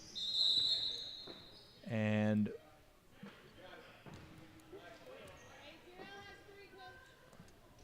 Hernandez, the leading scorer, with 3 fouls, 2 of them here in quick succession here. Is the fourth quarter, so less time in the game left. We'll see if he just plays this one out or if he takes a quick second on the bench to maintain some of that. Gonzalez able to come down with it, but the composure to slow it down as needed. Delaney with space. Delaney just off, and White gets that one back. The winner of this game plays at 5 p.m. tonight.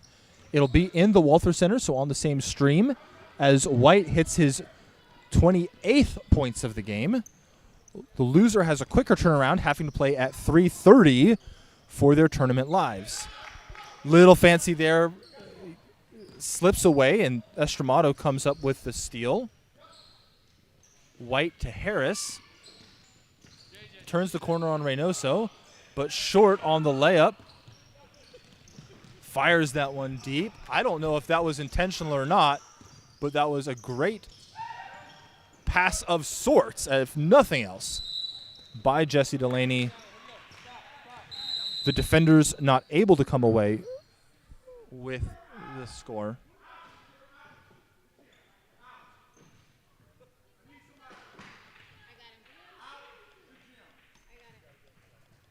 And a fan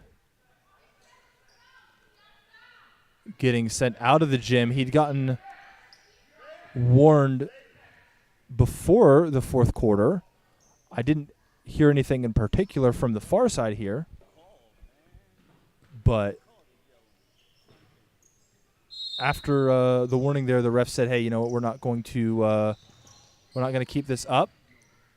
And so, regardless of what specifically was said, the refs didn't want to deal with it for the rest of the time of this game. 6:28 left in the fourth. Long Beach in black up 6 on Harvest in white. Harvest with the ball here. Let's see if they can trim the deficit. White inside, gets to Estramato, and looked like it touched Hernandez last, and so it'll stay with Harvest. 6:18 left. Score is 52-46. 34 receives. Now he's looking. Estramato. And a tip pass in. And it's a 4-point game with 6 minutes left. And this one with an immediate timeout by Harvest Medford after that one.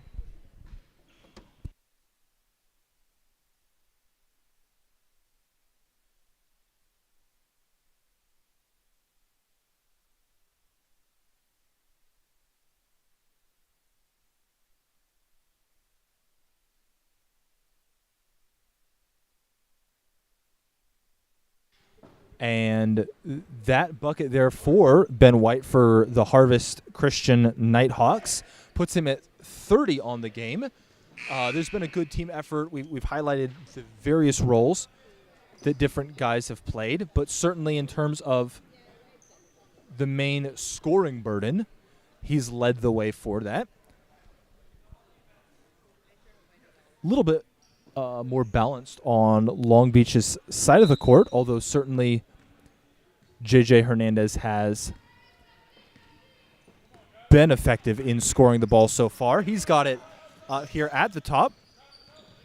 Reynoso working with him. Now it's over to Delaney. Drops it back to Hernandez. Pretty deep there. And Harris is going to get it and run.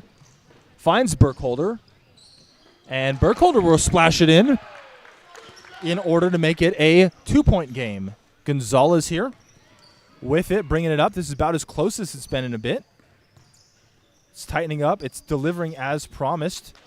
Hits it is Max Gonzalez out to 4. His foot was just on the line. Surveying with 5.5 left. White working on Reynoso. Turns the corner, gets it to his left. Puts it in. 2-point lead for Long Beach.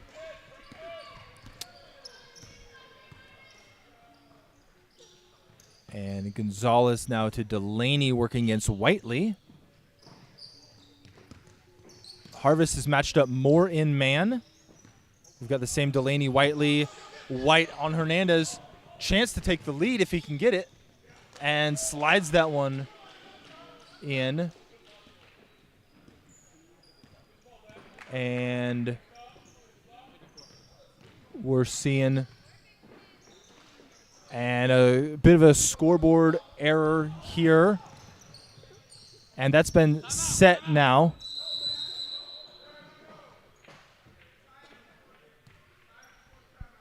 And you heard Long Beach calling for the timeout, but the refs didn't see enough possession. They still will take it.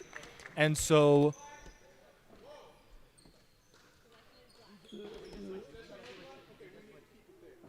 okay. All right. And I appreciate your patience with us sorting out the direction. Long Beach will have possession and a 1-point lead, but it will be the closest of margins as they have it. Long Beach hasn't been able to get out and run as much here in the second half, but maybe a little bit more effective pushing the pace, scoring in transition or at least semi-transition in the first half. Harvest has been able to impose a little bit more of their style of play, slowing it down, finding contributions. You saw Burkholder score a couple possessions back, but in large part getting it to Ben White. And the Long Beach defenders will have the ball and a 1-point lead 4:36 left in this one. First Baptist in black against Harvest Christian in white. The defenders holding on to a narrow lead here. Delaney finds Hernandez, who's now going to drive. And it's going to stay with Long Beach. 23 on the shot clock. Gonzalez surveys. Gets to Delaney and Hernandez quickly. Now finds Sigala, who's a little short on that. Burkholder, a chance to take the lead. And maybe hurried that shot a little too much. But he had the space. You like the thought. 1 point lead for Long Beach. Clears that one out with his arm. And not able to get that one there. I believe the fourth foul on J.J. Hernandez. 3:57 in this one. Harvest up or down one, but a chance to flip that here. Talik Harris with the ball finds Max Whiteley. Now back down to Estramato. That'll rim out, knocked away. Delaney is now running. It's 2-on-2, maybe 2-on-1. And a tricky finish amidst pressure, isn't able to get there. We've got White and Reynoso. Talik Harris with the ball. 3 and change left. Down 1. Surveying his options. Burkholder finds Whiteley. And Whiteley hits it for the Harvest Christian lead. The Nighthawks, after a strong opening, have spent most of this game fighting their way back. Finally able to do so. Now will it hold? Not for the moment. Another 3 there for Max Gonzalez. Long Beach up 2 at the moment. Harris able to work his way through. The double overextended a little too much. No one back there guarding. And J.J. Hernandez with the ball. Now Jesse Delaney and keeping it moving. It's a tie game. 2.5 left. Up, but no good. The defender's able to come down with it. Gonzalez pulls up. Splashes it again. A couple of big shots for number 3 of the defenders here. 3-point lead for the defenders here. And Ben White is going to work.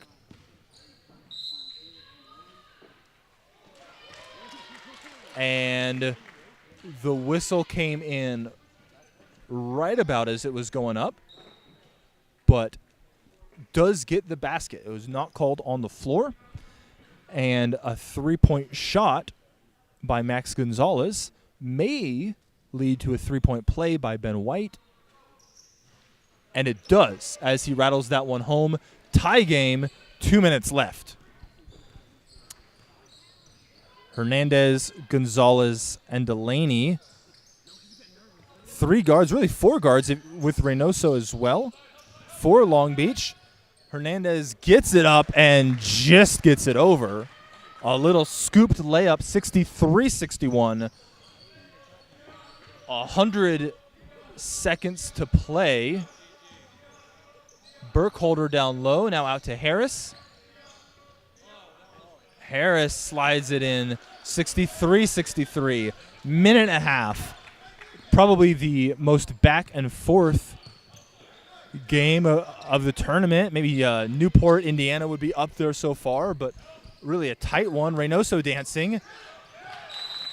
And that's going to go off of him last. Aaron Reynoso not able to get it to go. 117, tie game. Ben White working his way up the court. Reynoso and Gonzalez, they're trying not to have Hernandez as the matchup there. And a chance for him to go and one. We mentioned 30 a while back. He might be close to 40 at this point. 65-63, chance to push it out to 3. That's going to rim out. And it's going to be deflected off of the hands of one of the Nighthawks. Long Beach, 59.4 left, down 2. And they're going to set up the plan here with a timeout, 65-63. The Nighthawks in white have been down much of the second half, but lead here by 2 with fractionally under a minute left. We'll be back in just 1 second.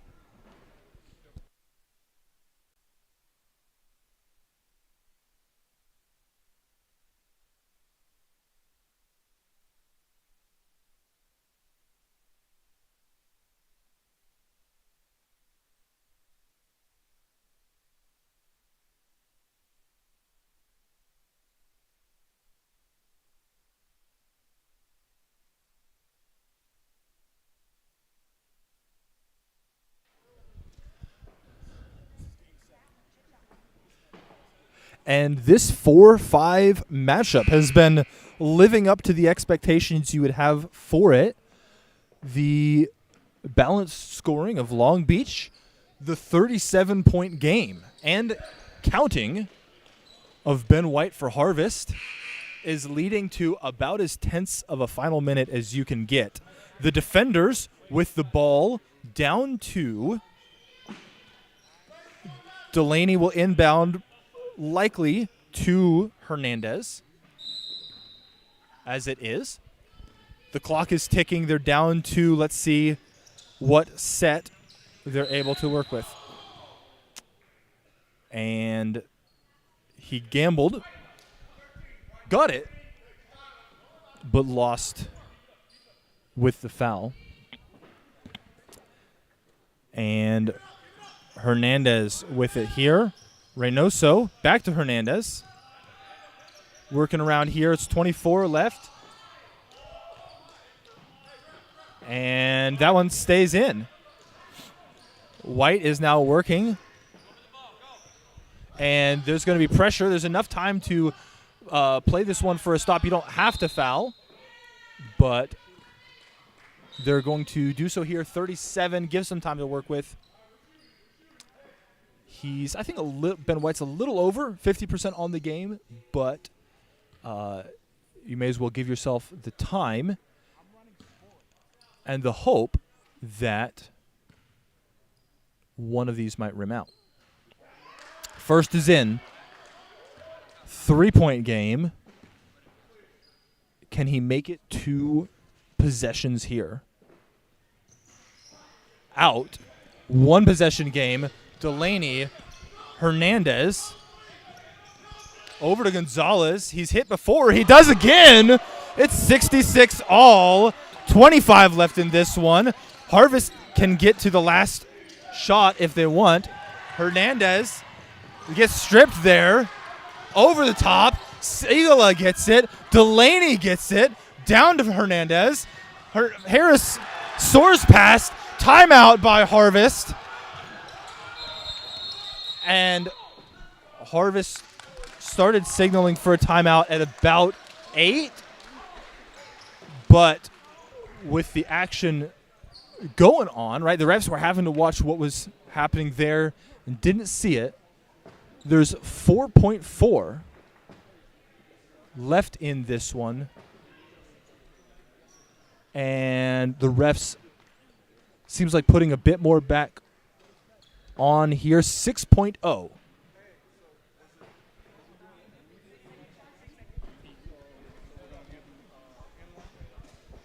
And with 6.0, that's going to be what the Nighthawks of Harvest Christian have to work with. Down 2. There's been punches and counter punches so far. Harvest Christian of Medford, Oregon, down 2 with the ball. 6 left. Ben White has been a consistent scorer for them so far this game. I believe he's at 38 right now. And yet, this is not a team that's fired up a lot from outside. They're less of a team that might be looking to win it with a 3 here, although you certainly wouldn't rule it out. but maybe more so looking for the best two that they can get and to fight this one out in overtime. They certainly have the fourth quarter momentum, and both sides getting set for the last 6 seconds of this one. Really 5 guards, you'd probably label them, for Long Beach. Sigala and Delaney guarding further back for Long Beach. Hernandez, Reynoso, and Gonzalez going to be pressuring in the front court. You've got Harris and White there getting ready to receive the ball. Burkholder now coming back to even it up at 3. Whiteley dropping into the backcourt. Estramato, the only of the Nighthawks who is in the front court right now. 6 seconds left. White gets it, starts working his way down. Can he get it? 2, 1, up, down, no. And in as tense and nervy of a game as you are going to get, Long Beach escapes with the 68-66 win. Harvest Christian of Medford, Oregon, battling through this one. An incredibly close game, and you can see on the relief on the faces of the Long Beach defenders, the pain, the frustration on the face of the Harvest Christian Nighthawks. It's just a real battle here in this one. 68-66. Ben White going for 40, and the tie is a tough one to swallow for them. Both of these teams will play again later today. Harvest Christian will play at 3:30 Pacific time in the Walther Center against against Victory Christian of Mariposa. We've seen both of these teams already. Harvest will have the shorter turnaround. We'll see if they're able to pull it off. Whereas First Baptist of Long Beach will face off against Indiana Christian at 5 p.m. today, also right here in the Walther Center. It'll all be on this feed. You'll see both of these teams play again today. Certainly some exciting battles still to come. Well, we'll pick back up with you at 2 p.m. Pacific time as we are going to see a great game here between the number 2 seed Newport, California versus number 7 seed Calvary of Pennsylvania. Coming up next.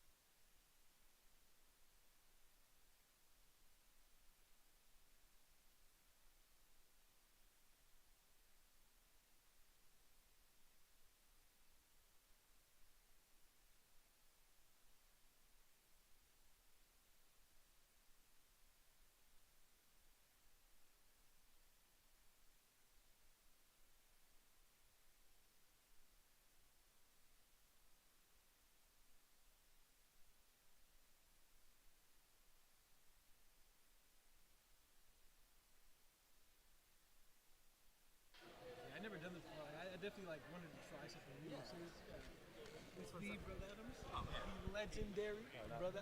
Not yet. Working on it, right?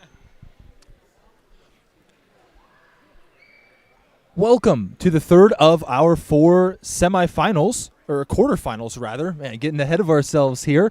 Quarterfinals for our tip-off tournament out here at West Coast. Excited for today's game between the Seahawks of Newport Christian School and Calvary Christian Academy of Pennsylvania. Looking forward to a great game here. We are going to see the winner of this game play at 6:30 in the WAC. The loser will play at 5 p.m. in the SLC. It is a double elimination tournament, and so there will still be another opportunity either way for these teams, but you certainly would rather get off to a good start and not play extra games if you can help it. Caleb Azucena scoring the first bucket of the game for Newport. Yeah. And working on the game clock, having an issue here with it being frozen. And Calvary traveling from Pennsylvania at a disadvantage here. Junior Jackson Suttles, their leading scorer on the year, was hurt in the first game of the tournament, and so he is not on the court for Calvary. But what we do have on the court right now, we've got number 20, the senior Michael Lloyd, back, but playing off the attention given to him as he now ends up with the ball.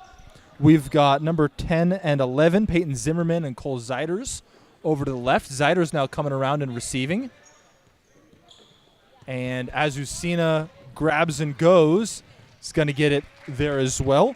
We've got number 12, William Lane, right in front of us on the scorer's table right now. And number 13, Vanner Henney, on the court for Calvary. On the Newport side of things, we've got the Azucena brothers, Caleb wearing number 2, Elijah wearing number 4, providing some of the guard play for this team. Jeremiah Oregon, number 3, and Maddox Snook, number 15, some of the bigs. And then you've got Kamal Benitez, number 11, that is helping lead their team as one of the seniors on this roster. Oregon inbounds to Caleb Azucena, who brings it up as their point guard. Coach Thompson before the game said you're going to be saying the name Azucena a lot. You've got 2 of the guys, a lot of the production coming from these players, and looking forward to a good game here as Benitez saves. Now, I'm excited to not just be monologuing for y'all today. Excited to be joined here by Renaud Martinez, one of the managers for the West Coast basketball team, bringing his insights, foresights, just all of his sight to this game here. Renaud, glad to have you on. Thank you for having me. Early lead here in this game for Newport. What do you think is something that they're going to try to lean into this game? Is it driving inside? Is it shot creation from outside? Obviously, we've only gotten less than 2 minutes of game action to try to build off of here, right? What are you looking for from their side of things? I think Newport they're really tough defensively, and I think so far they're going to be crushing the ball and getting a lot of the fast breaks. They play a lot of team basketball, but from the looks of it, looks like they're going to be getting a lot of the points off the fast break. So, yeah, that's what I think. You got to be hustling in transition if you are Newport for sure and Calvary for sure, right? Yes. And we've got a tech issue worked out here. If you're Calvary, right, you've got even here you can see the backcourt, some small, quick guys. It feels like that kind of lends itself to that hustling in transition sort of game. What are you looking for if you are Calvary? You're playing a little bit with one hand tied behind your back. You're missing one of your good scores. Yeah. If I'm Calvary, I'm sorry, I didn't mean to cut you off. If I'm Calvary, I'm definitely going to try to play my pace. You know, it could be overwhelming playing a team like Newport, but if you can play your pace, get your own shots, and just not get overly pressured, overwhelmed by the defense, you can expect a really great game offensively from Calvary. And a good shot created there by Calvary. and couple offensive board, a good putback attempt, not able to get it to go. As Azucena's on the run now, Yeah. Benitez now working. But, yeah, that's the kind of creation that you want to see, Yeah. certainly if you are on Calvary's side of things. Newport in white with yellow and navy trim. Calvary black with red trim here. And the steel. Yeah, as long as they can create their own shots and not get the shots that they're forced to take, I think they'll be in a great position this game. We've got the senior Michael Lloyd directing traffic here. Over to the other senior on this roster, Peyton Zimmerman. Into a double here, but able to get out of it. Pressure on the reception, though, and it's going to come back to Newport's side as the Seahawks bringing it back up. You've got two freshmen here, Elijah Azucena and Jeremiah Oregon, that are on the court for Newport. It's interesting to see how some of these teams change year over year as you get to watch them keep coming back to the tournament. Last year, some of the leaders on the Seahawks side of things were seniors. This year, you've definitely got some of that upperclassman leadership, but at the same time, bringing in new guys. And that's the fun of just being able to watch these tournaments over the years. The three by Zyder's not quite able to go.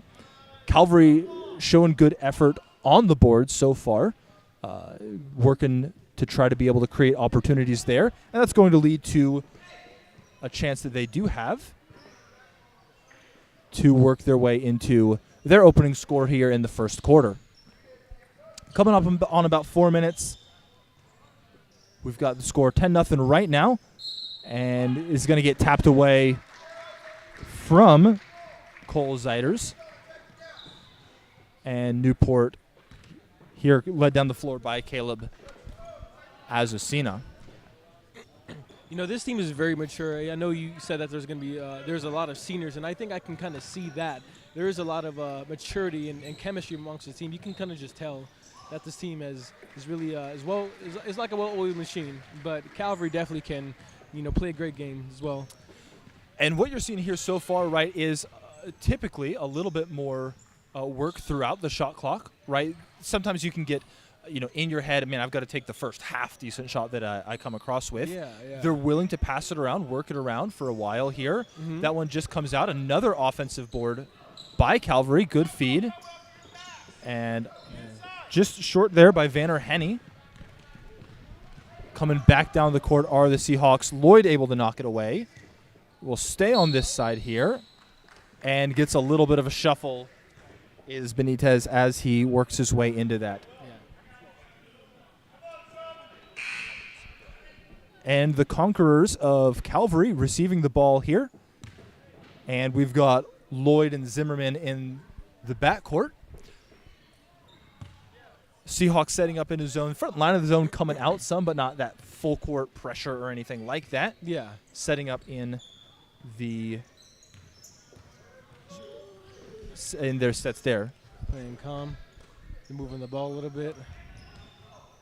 That's good, though. They're definitely not rushing anything. And that's definitely what you don't want playing a team like Newport. You don't want to rush anything. So Calvary definitely, they're getting into the groove of it. You can kind of tell that they're trying to, get into their zone. And Nick Garcelle on the court for Newport. It's not a team that does a lot of substitutions, but we're seeing one here. And on the Calvary side of things, we've got a good block, nice clean block by the 9th grader, Vanner Henney. And a couple of our names on our program mislisted in terms of their grade. In fact, 3 guys that were listed as juniors, actually freshmen. So this is definitely a young team for Calvary, kind of working through some adversity in terms of losing a leading scorer, working through, hey, this is what playing a tough team that's played together for a while looks like, and opening the scoring there for Calvary Christian. And 12-3 here in the early going. And it feels good to just get that one on the board, right? You're going to have work to go, but being able to get something to work with there. Yeah. William Lane with the board there. Works inside is Michael Lloyd. Kicks it back out. The ball movement, number 11, just a little bit short there. And foot is just going to be on the line, it looks like. We've got Benitez and Snook checking out. And it will be the Conquerors over here on the near side.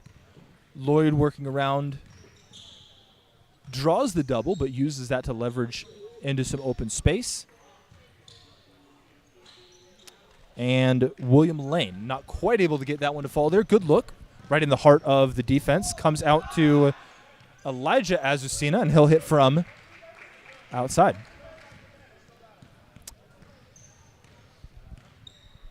Lloyd bringing it up. We've got Zeiders to his left, now to Lane.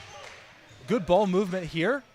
And that one's going to be up and down by William Lane. Gets that one to go. 15-5, just under a minute left here in the first quarter of this one. Azucena swinging it around here. Some good ball movement going on in the early stages of this possession. The brother-to-brother feed, and now back.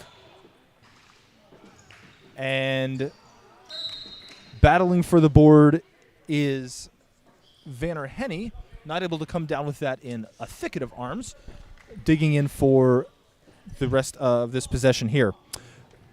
Jacob Killanita into this game for the first time for Newport. Lloyd fights that one away. And had to double check my name there because diving on the floor, right? Can't see the number, but coming up with a tough play there. Having to shuffle it around. Gets it up just in time. No horn sounded. And there was 5 seconds and counting in this one. Azucena's going to have to go up. He's got to pull up fast, and here we go. At the buzzer is going to be the freshman Jeremiah Oregon. 18-5 our score here at the end of the first. We'll be back with you in just a second.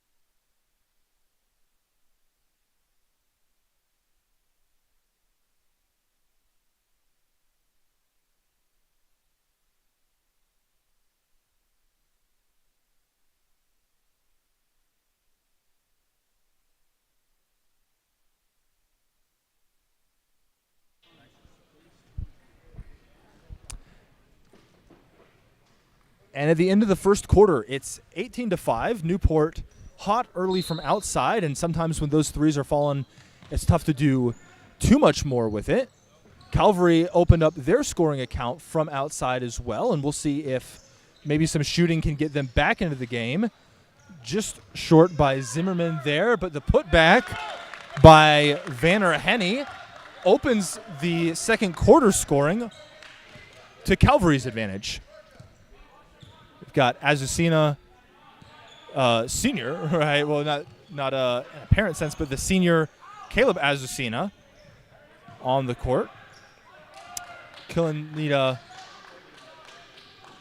just a little bit of slide there, and we've got the brother-to-brother feed. It didn't go down last time or this, but finding some openings there. Lane with the board, and now it's away to Lloyd.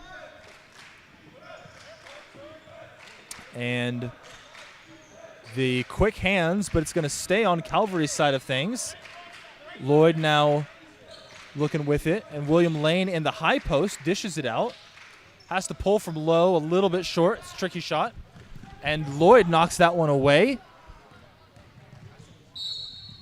And they're going to get an opportunity here. And it looks like they're going to call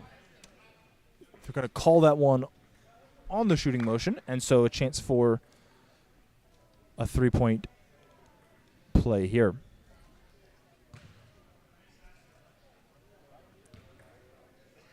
Saw some of that kind of, even some of what we mentioned about just having the composure to get to different types of offense. A lot of times, swinging around the perimeter, but then getting it into lane in the high post as well. Just finding some punches and counter punches. You got to figure out how you're going to go about attacking.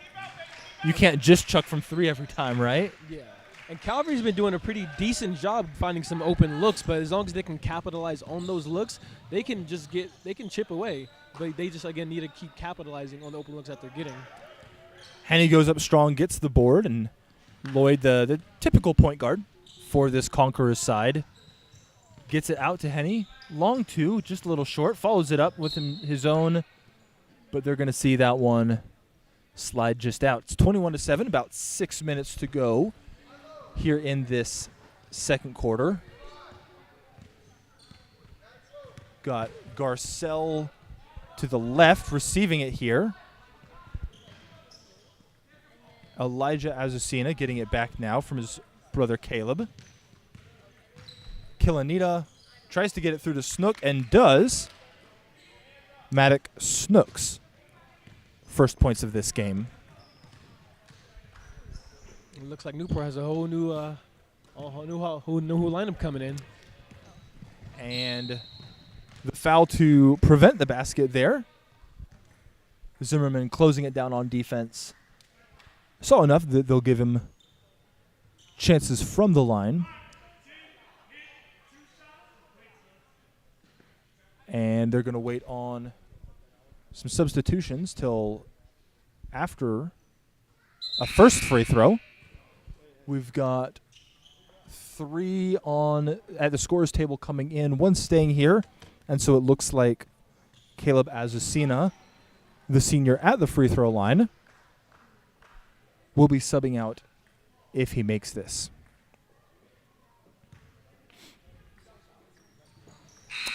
Hits it, and the sub will come in here. It's going to be number 1, Kiernan Flaherty, the freshman. Maybe now with these bench reserves, they can chip away a little bit now. We've got Jeremiah Oregon and Elijah Azucena from the starting lineup still here. We've got number 20, Declan Shanahan, and number 13, Azure Wills.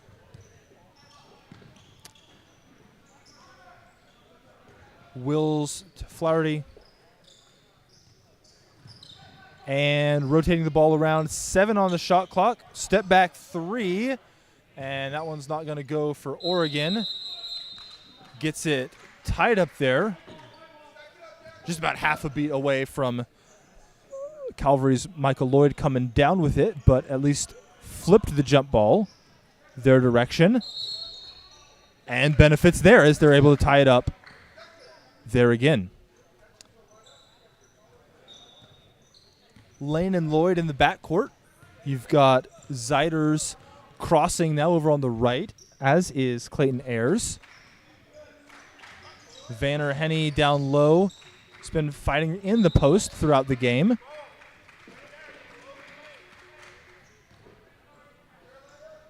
And we're going to see Elijah Azucena bringing it up now.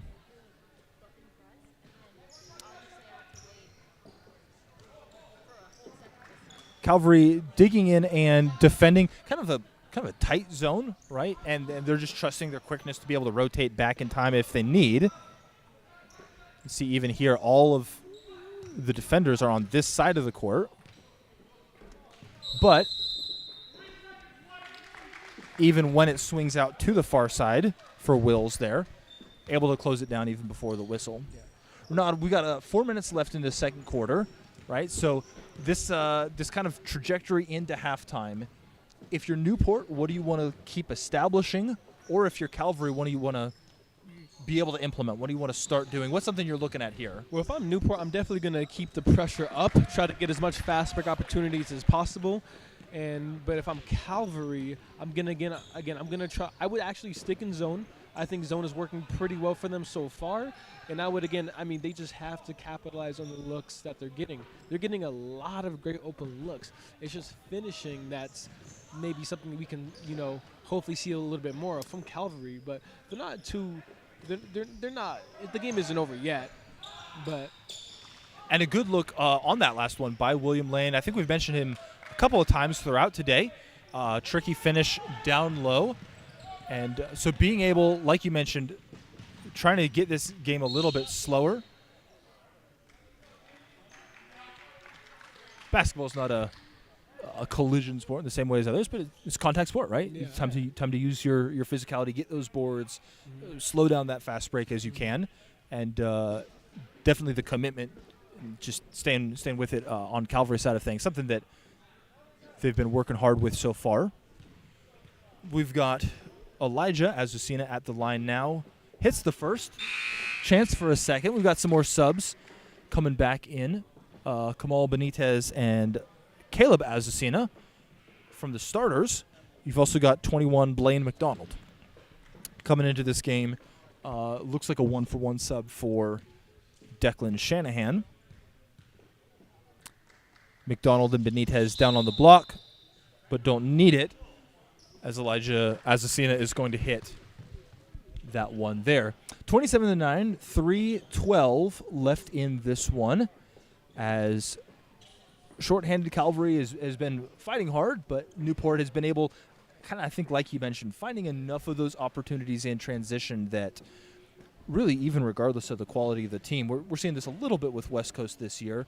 It's really hard to play with a smaller bench maybe than some, and so you kind of have to balance keeping your energy high enough to match fresh subs while also not running out yourself. So, Renaud, you just got to help condition these guys or something like that, right? Yeah. It's really difficult. Like, I would say, even no matter how hard you play, playing 30-plus minutes is not easy to do. So you definitely can, credit Calvary for that, trying to stick in this game, What are you looking for? We've seen William Lane able to work down inside, right? Get some buckets there, working from the high post down on the baseline. We've also seen some of those quick guys being able to find space from three. It's certainly not an either or, but which one would you look to try to, if you were drawing something up for the visitors from Pennsylvania, which one are you looking at more right now? Maybe Pennsylvania. Wait, I'm sorry. I don't. Calvary here. Okay. Awesome. In black and red from Pennsylvania. So if I'm Calvary, I'm gonna just try to move the ball as much as possible, because the more you move the ball, the more opportunities there's gonna be to get open looks, and they don't have to speed the game up. They can slowly chip away, and potentially even win this game. Benitez out to Oregon, kind of resets a little bit from the left. The Azucena brothers dishing. Oregon from the corner, a little bit short. Lane comes down with the board. He got really high for that rebound. And Lloyd bringing that one up. Lane now working his way through traffic. Nice. Little kind of dances his way through the defense, goes up with the left. That's a tricky shot to come down with. And Lane been playing really well this game so far, honestly. Number 4, Elijah Azucena. Now over to Caleb. And tipped away by Lloyd. Over to the wing. And out, but comes right back in the direction they'd like. Benitez long, but Oregon is going to get it there. Yeah, they're gonna have to close up the paint a little bit, because second chance points like that will be detrimental coming to the close of this game. And we've got number 5 and number 12, Moses Jimenez. And number 12, who is not on their roster with that number, and so possibly a number change throughout the year. And so to the mystery man wearing number 12, your service is appreciated, but I will be calling you number 12 for the next couple of minutes.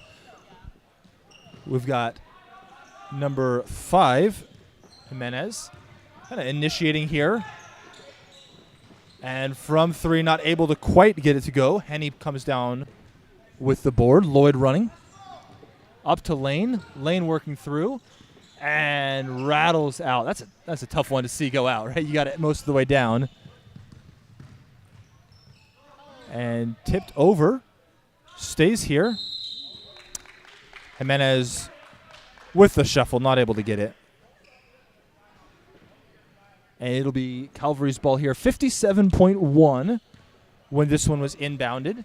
In the second quarter, it's 29-11. Get about 2 for 1 without having to rush it way too much, but you got to hold on to it. Lloyd able to save it there.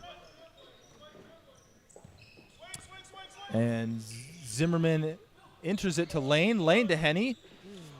And Henny sees it rim out. Yeah, you really want to finish those, and it hurts to see those go in and out the way that one just did. 34.9, and so we are going to be just under the shot clock. Newport can hold for a final shot if they want. Can try to move faster if they feel like they're going to find what works for them. Jimenez not able to handle it in the corner. 25-5 left in the second quarter. And so same thing we just said, just on the other side of things. Lane, Henny, basket. Good look, good high post to low post passing. That's tricky to do. Caleb Azucena bringing it up here. Here in the time called out.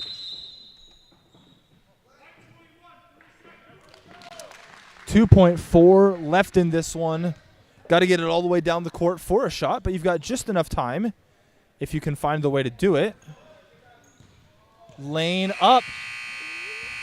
Ooh, almost able to bank that one in. Certainly would be the high point of really almost a tournament so far in terms of being able to hit from that sort of heave. We're going to have a 5-minute halftime break here. We'll be back on the other side with some more thoughts from the first half and excitement for the second.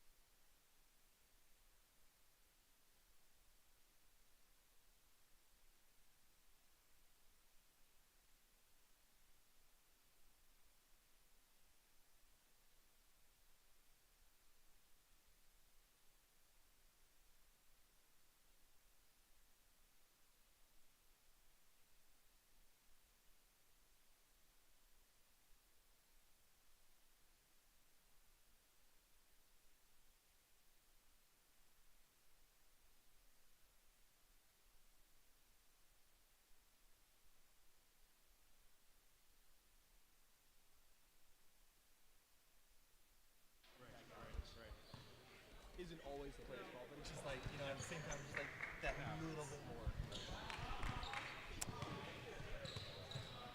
And coming back to you for the second half of this quarterfinal matchup.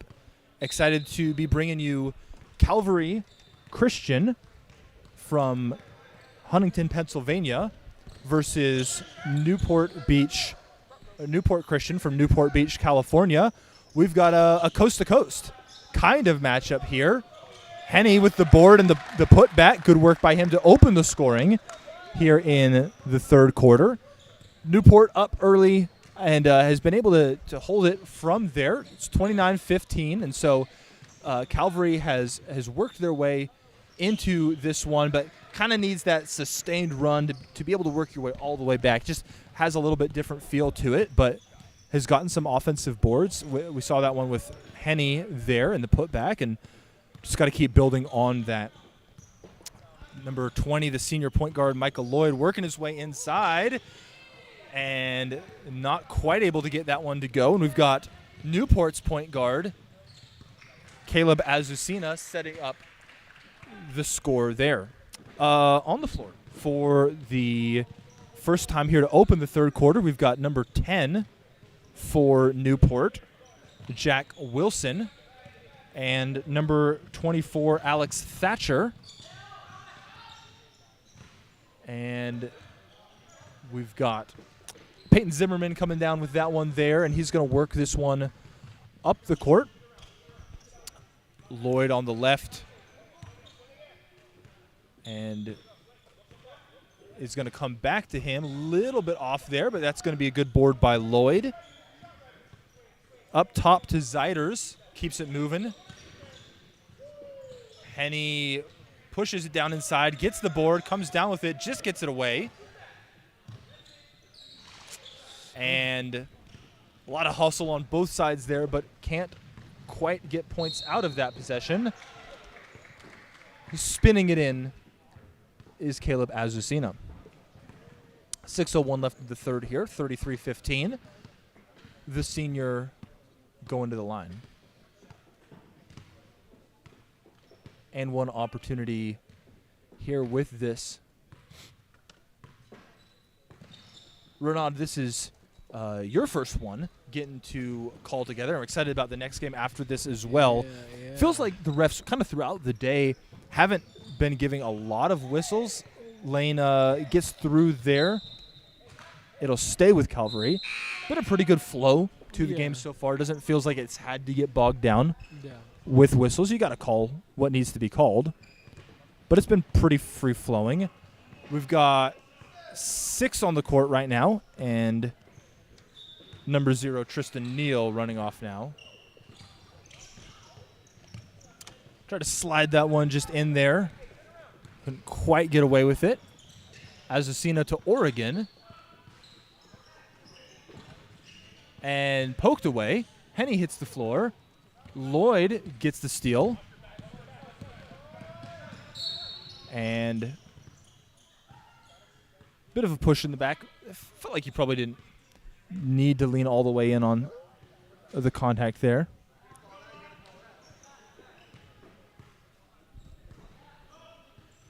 Zimmerman. Lane gets it, but in trouble. Can Henny go up and make it? Can't quite. Goes down with the board again. And second call in the paint.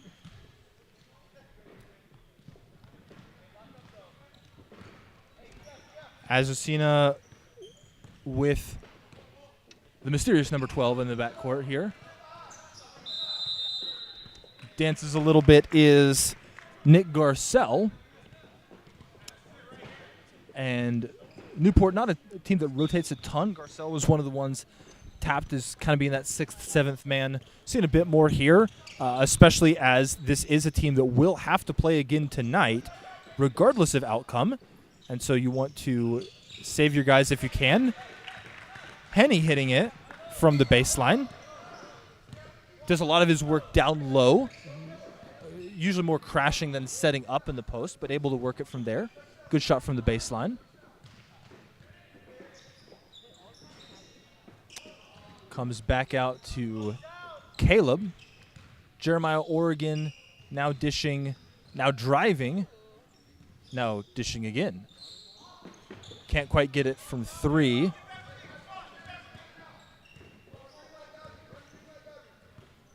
Oregon in the high post. And not quite able to go is Garcella's shot.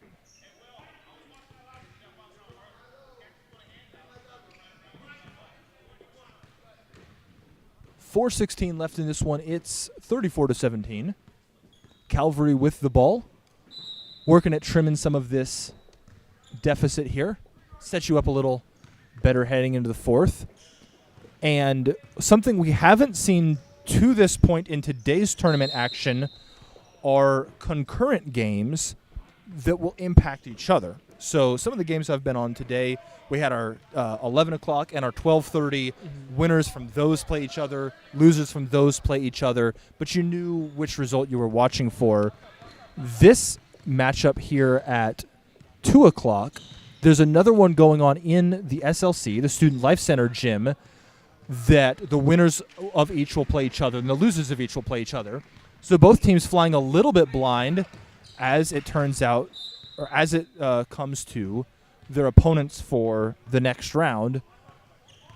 The winner will play at 6:30 in the Walther Center for both of those games. The loser will play at 5 in the SLC for both of those games. And so winning is good regardless, but it also will buy you an extra hour and a half of turnaround time if you can swing it. That's always good because, you know, when you're playing as much games, sometimes even back-to-back, you need rest. You want to rest and be fresh for, you know, the next round of the tournament. Teams played 3 games yesterday in pool play. We've got multiple games today for most every team. And, hey, these guys are young and spry, right? Yeah, they can handle it. But rest never hurts. You definitely know their coaches are telling them to get a good night's sleep tonight for sure. And Good bucket by number 12 of Newport. Mysterious number 12. Oh, man, we're going to catch Coach Thompson right after this one. Lloyd here feeding it over to Zeiders, who's now working with it. Azucena working through some pressure here and finds Oregon. Little 2-man game with this. Now into the corner. Now splashes it again. We've got 5 at the scorer's table for Newport. And kind of a rotation of starters and benches. And looking at Lane from the baseline here. Number 3, Clayton Ayers in the region for it. The freshman for Calvary. It's going to end up with Newport side of things, though.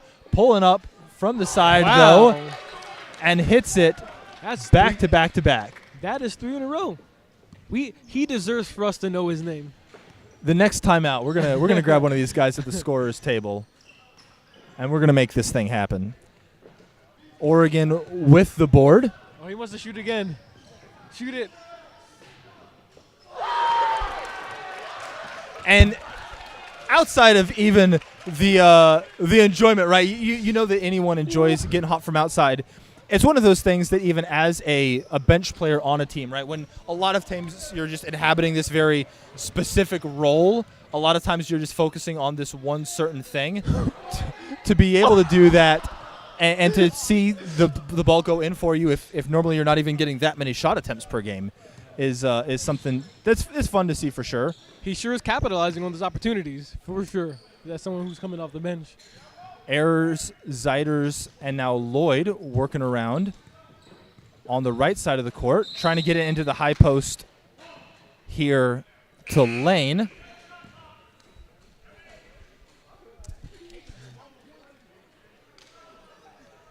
And we're seeing a full line change. And I believe they just called him Caden. We've got Caden Godby in our program listed as number 25. The only thing worse than not knowing a name is getting it the wrong one. So we may as well just pick one and go for it. But we'll get an update from you when the third quarter break hits. Lloyd here getting it into the post to Lane. And, man, it's one of those games that, we've all played on those park double rims sometimes, a little bit less forgiving. The worst. It feels like Calvary's facing a bit of that right now. There's been like 4 shots. They're halfway down, and they're just the rim is not their friend today, or whatever the case is. Yeah. But just keeping shooting, trying to get the ball in good positions. It's 48-17, and looking at a game at 5, and so just finding the right opportunities to build on. And Calvary's getting good looks, so what more could you ask for?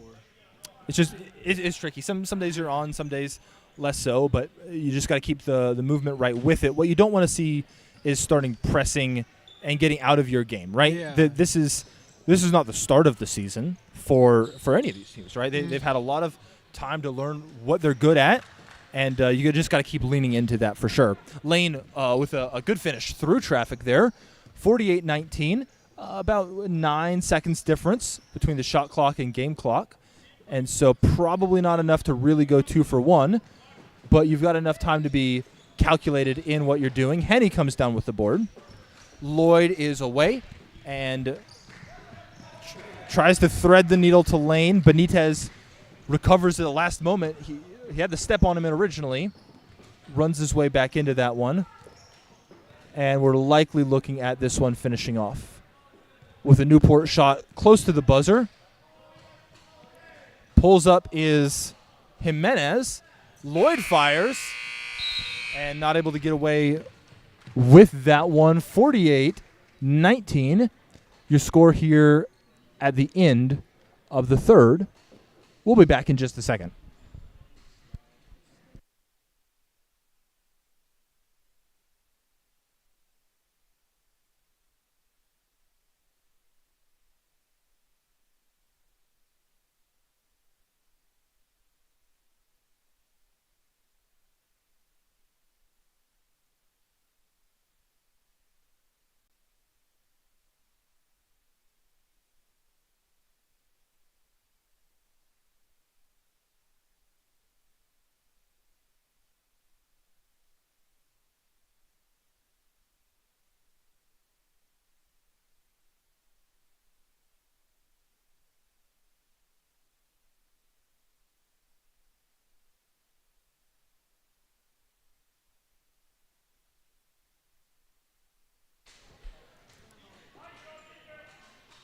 And at the start of the fourth, it is 48-19. 8 minutes left to play in this one. Either team is going to be playing again today. The winner is going to be playing at 6:30 against the winner of a game in the SLC right now. The loser will be playing at 5 against the loser of that same game. William Lane opening the scoring here. And I believe, Renaud, in the second, third, and fourth quarter, that we have seen Calvary open up the scoring, get the first bucket. So, they just need to keep doing some Brad Stevens out of timeout plays or whatever we're talking about here, right? And good job running the floor for Calvary there, getting the layup there. Mm-hmm. Renaud went over to the Newport bench over the quarter break. Number 12 is... I kid you not, they told me green light Godby. Green light Godby. That's what I will assume that his given name is Caden as is listed in the program, but... you know what? You hit 4 threes in a quarter, and you can understand the name, right? We got number 10, Jack Wilson, in a little two-man game going on with Flaherty. Lane is away, trying to outrun Snook. Can he get the finish? He can. And a solo 6-0 run here in the fourth quarter. And the effort, right? It'd be easy. You lost your best scorer the first game of the tournament. You're down. It'd be easy to kind of dial back the effort, and certainly you want to be able to catch your breath for that upcoming game. But the overall commitment has been really something here from the Calvary Conquerors, and a lot of hard work going in so far. Oh. Rattles can't quite get it to go, and we're going to see number 10, Peyton Zimmerman, checking in for number 3, Clayton Ayers.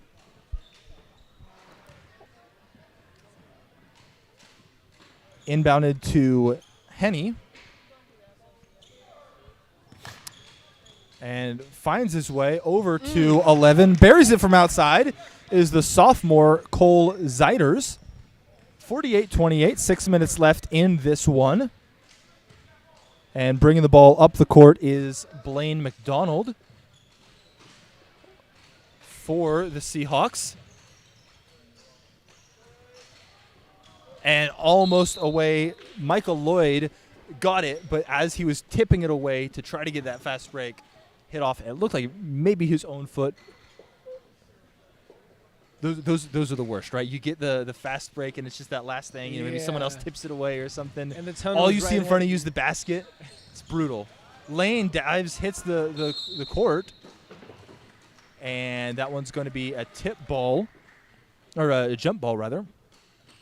Here it's going to stay with Newport. Pulling up for three right away is Joseph Kilanita.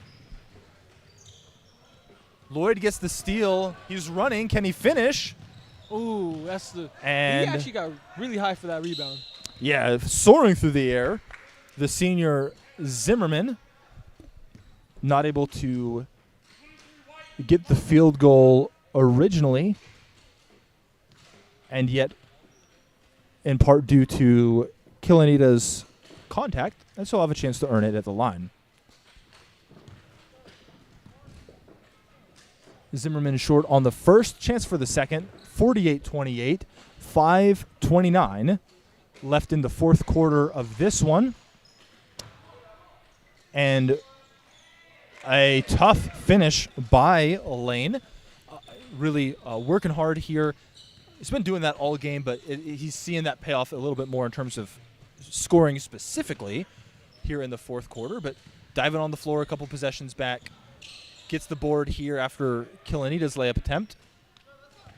And Lloyd running down the court. Looking for some semi-transition. Now pulls it back. Surveys a bit. Lane to Zimmerman. Keeps the play alive. In and out again. As much of a California classic as it is, I don't think In-N-Out is going to be the fast food place of choice after this game for Calvary. There's been a lot of them that have been halfway down. We'll check into Magnets or something like that. We'll get a David Stern frozen envelope. We'll figure things out here. Vanner Henney with the basket, and he's hit a couple down towards the baseline. He's a little closer that time, but found his way there. Wilson up top. Now over to McDonald. Calvary's slowly chipping away. As long as they can keep doing that and, again, playing at their own pace, I think they'd be just fine for the remainder of the 5 minutes. And feet tangled up there. Didn't see. I was looking back. And board comes down to Thatcher. And that's going to get tied up. We've got another 5-man line change entering here. And we are going to see Caden Godby, Azure Wills, Moses Jimenez, Tristan Neal, and Declan Shanahan on the court for Newport at this time. Zimmerman almost comes away with the steal. Gets to Neal a little bit earlier than he thought it would be. And Newport calling a timeout after being stuck down in the corner. 3:57 left in this one. Both teams yet to play again tonight. Renaud, we are going to, in our next game, get the call of, 3:30 in the Walther Center. We're going to get Victory from Mariposa, California versus Harvest from Medford, Oregon. So excited for another one with you. I will have been in here talking for about 6 hours about basketball, but you know what? You can't really complain, right? If you get to be paid for your regular work day and you get to talk basketball, it's exciting, right? To have this tip-off tournament for the college students. Always fun to see some basketball for the guys coming, right? I remember I was part of a small homeschool group in Florida, but we had a tournament against some other Christian schools and different groups in our area, and still remember, right? Just that sense of a tournament just adds something extra to those games. It's a lot of fun, and however successful or not for each team, hopefully just some good memories along the way. Zimmerman looking for the and one, not quite able to spin the layup in. 48-32, just over 3 minutes left in this one as Zimmerman heads to the line.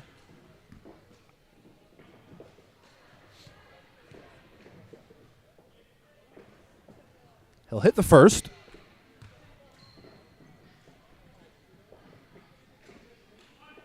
And lines up for the second here. Lane and Henny on the block for Calvary. Got Godby and Shanahan on the block for Newport. Godby works it over to Jimenez. And that one's going to get picked by Zeiders. Works his way across, gets it to Lloyd. Jimenez pressuring the ball. It's going to end up back with Lloyd. And this finds Lane. I'm sorry. This is exactly what I was talking about. Calvary, they're chipping away slowly. They're only down by 14 points. And with 3 minutes left, that's a lot of time for them to make a really good comeback. And at the same time, 2:54, right? It's enough time to make something happen, but it's tricky. But, hey, you know what? You worked your way back in. Newport's burning their starters' legs a couple last minutes before a game coming up later. And that's testament to the resilience, right, of a Calvary team that has kept fighting through this game. Caleb Azacina working with the ball here. Jeremiah Oregon thought about it, but pulled it back down.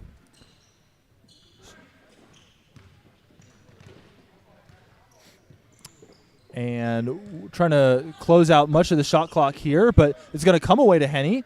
Calvary's going to come back down with it. Lloyd running. He's got Zeiders to his left. Keeps the ball moving. Zimmerman in the corner. And that one's going to rim out. Elijah Azacina coming up with it as we are getting close to the 2-minute mark here. Finds Snook going inside. And Snook will head to the line for 2 shots. 48-34 is our score here. We've got 3 more games in here this evening. We're going to see the Victory Mariposa versus Harvest Medford duel in the next time block. We are going to have Indiana Christian versus First Baptist Long Beach in the 5 p.m. window. That's probably the one time there may not be audio. So, just find your quiet place and meditate or whatever, but you'll be able to watch some basketball while doing it. And then at 6:30, the winner of this game versus the winner of the current game in the Student Life Center gym will face off in the final game of the day in the Walther Center. 1:40 left in this one, 49-34. Caleb Azacina with the ball. And now over to his sibling, Benitez, to Oregon. Just kind of working their way around with the ball. 10 on the shot clock. Looking for a shot here fairly quickly. And Benitez not quite going to be able to get that one to go. Henny comes down with the board. 1:14 left in this one. Lloyd looks off over to Zeiders. Zeiders banks it in.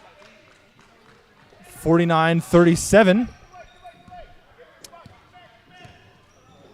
Lloyd stepping up against Azacina, and some of what we've talked about, you got a bit smaller roster. You just got to play your guys all the way through. Blocked by Lane, rejected, and now he's going to be going back with it. Pulls it back and finds a teammate. About 40 seconds left on this one. Zimmerman turns, pulls, hits. And that one outside of that gray three-point line there. It's easier to see the black college line.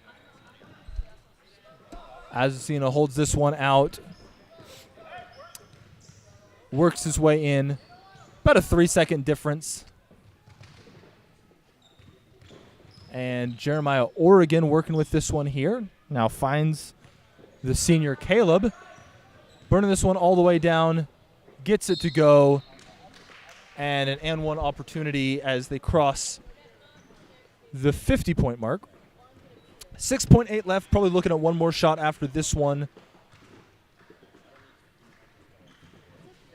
Excellent effort from both sides. And barring the comeback of the ages, we are going to see Newport move on to a later game in the WAC and Calvary move on to a later game in the SLC. Zimmerman's shot slides out just before the buzzer, and so the final score will be 51-40 in this matchup here.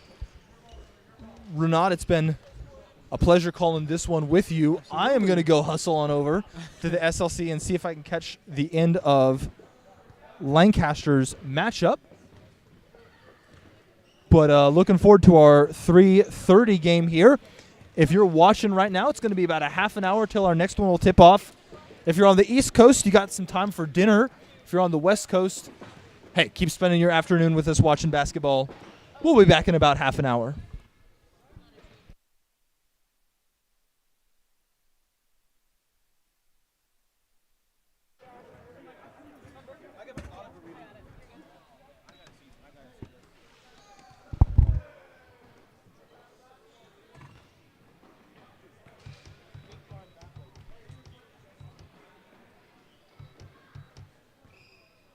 Next game starts at 3:30, right? Correct.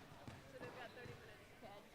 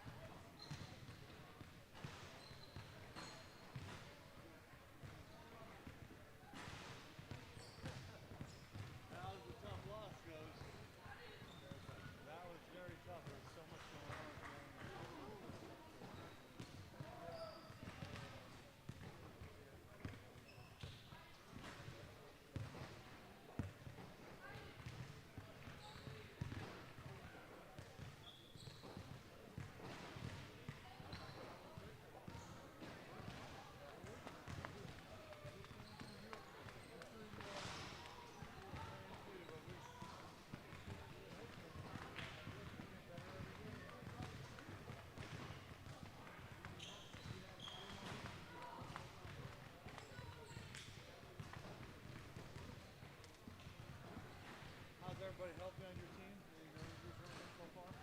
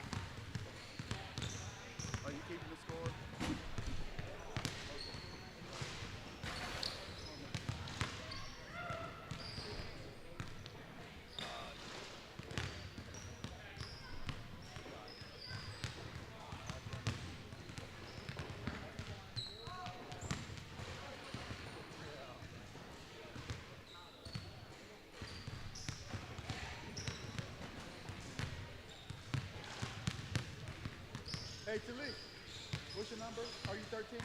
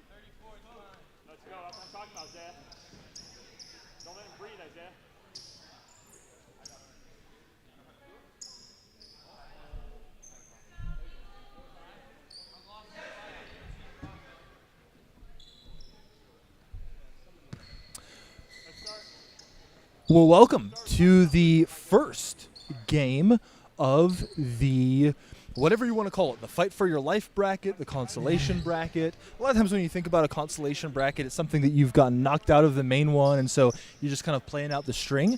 But the way this tournament is set up, it is because it's double elimination, even after your first loss, you still have the opportunity to fight for your tournament life. And so however you want to label that, that's where we are. We're our first game of that. And so this is truly the first do-or-die game of the tournament between Harvest Christian of Medford, Oregon, the Nighthawks with the ball right now, versus the Victory Christian Eagles of Mariposa, California, in maroon right now. And I am pumped to be joined for this do-or-die matchup with Renaud Martinez, one of the managers of our college basketball team here, all-around great person, basketball insight giver, and fellow commentator, Renaud. So thanks for joining us for this game. Well, thank you for having me. We've got the Trujillo Trio here leading the way for victory. And we see the opening score there by number 23, Isaiah Trujillo, went down in their earlier matchup today with what looked like a knee injury. It kind of looked non-contact, which is almost the worst kind, but he was able to check back in, able to play, and out here opening the scoring for victory. Great to see him healthy and able to play. And on Medford's side of things, Harvest Christian over in Medford, Oregon, we have Ben White, number 34, whose 38 points were not enough in an absolute battle against First Baptist of Long Beach earlier. Victory faced tournament 1 seed Indiana Christian in their earlier game today. And so both of these teams absorbing some tough losses, but both of them showing up right with the energy to come back and fight for their spot here. And the steal by Regan Burkholder. Ben White able to pull up for the shot, bobbled it a little bit on the catch, but couldn't quite get it up and down. Renaud, if you are a defense facing someone like Grady Youngren, number 15 up here at the top, hit 3 or 4 threes in the first game, do you try to stick with your typical defensive structure and just say, you know what, our intensity will be what helps us close the gap here? Or do you try to specifically rework your lineups, rejigger your structure for someone like Youngren or someone like White, number 34 here, who scored 38 earlier today, right? Yeah. How do you tackle that kind of go-to scorer? So I would definitely play Youngren personally a little tight, or I would be telling players that I'm, working with to play him a little tight, unless I know he's proficient at driving. Then I would rather have him shoot.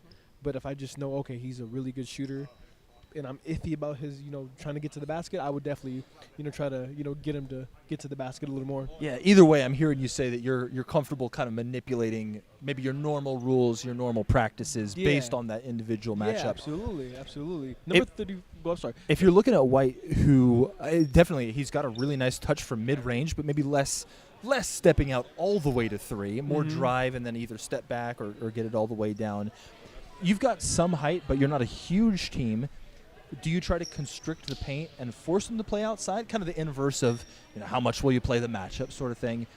If you are Victory, are you looking at playing a little bit deeper, or just your normal matchups and try to keep them from getting ahead of steam coming at you? Yeah, number 34, he's definitely a force in the paint, so I would definitely focus on clogging more. A lot of the White team's points come from the inside, so that's something that I personally would kind of recommend for the Eagles, is to make sure that they clog the paint and have number 34 try to shoot a little more until he kind of he adds some pressure from the outside, or any other player from the team rather.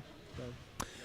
And working through a couple of game clock things, some of the people that have been running this throughout the game so far, I think, are over catching the fourth quarter of Lancaster Baptist's game in the Student Life Center gym at the moment. And so working through some of this, think that we've got it here, and sorting out the system right, and excited to see how this one plays out. think we've got everything worked out at this point. Just under 7 minutes here. White pulls up from outside, little bit to the left here. And I don't know, again, if that's exactly your game plan is victory or not, but that's at least the kind of thing you want to see. Absolutely, absolutely. If you're Victor, you definitely, want as much rebound opportunities, fast break opportunities as possible. Micah Cheney over to the right. Titus Trujillo here to the left of Youngren. Titus now driving inside. And that bank shot, Micah Trujillo will hit some of those. He had kind of this offhanded sort of hook shot. A lot of times when you think about a hook shot, you pivot for your outside shoulder to be where you're going up with. And he almost would reverse that. He'd kind of get in there. He would spin going with his left shoulder coming forward, but then pull up with his right. Just kind of tricky for the defense to be able to handle. And so something that the Nighthawks are going to have to adjust to. Titus Trujillo now finding Isaiah here on the side.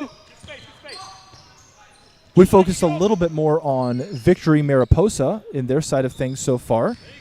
But Talik Harris, that you just saw get up there to swat that shot, really aggressive in getting back in transition. You are not going to get away with a fast break on him if at all possible. I think he had a rejection. They saw maybe an arm come in for a foul as well. Had 2 or 3 others that he was right there with. And so he is definitely a force for the Nighthawk side of things. And just seeing how the call there is going, we are going to see that coming back Harvest's direction. White bringing it up the court right now. Harris now working off of the pick. Gets into the lane, finishes 4-4. Youngren bringing it up the court. And neither team is stepping out into a full court press at this point. From watching both earlier, I don't think it's a big part of either of their game regardless. But especially when you're playing your second game of the day, man, you got to have a lot of stamina just to be able to play normally, much less try to push out into that really aggressive pressure.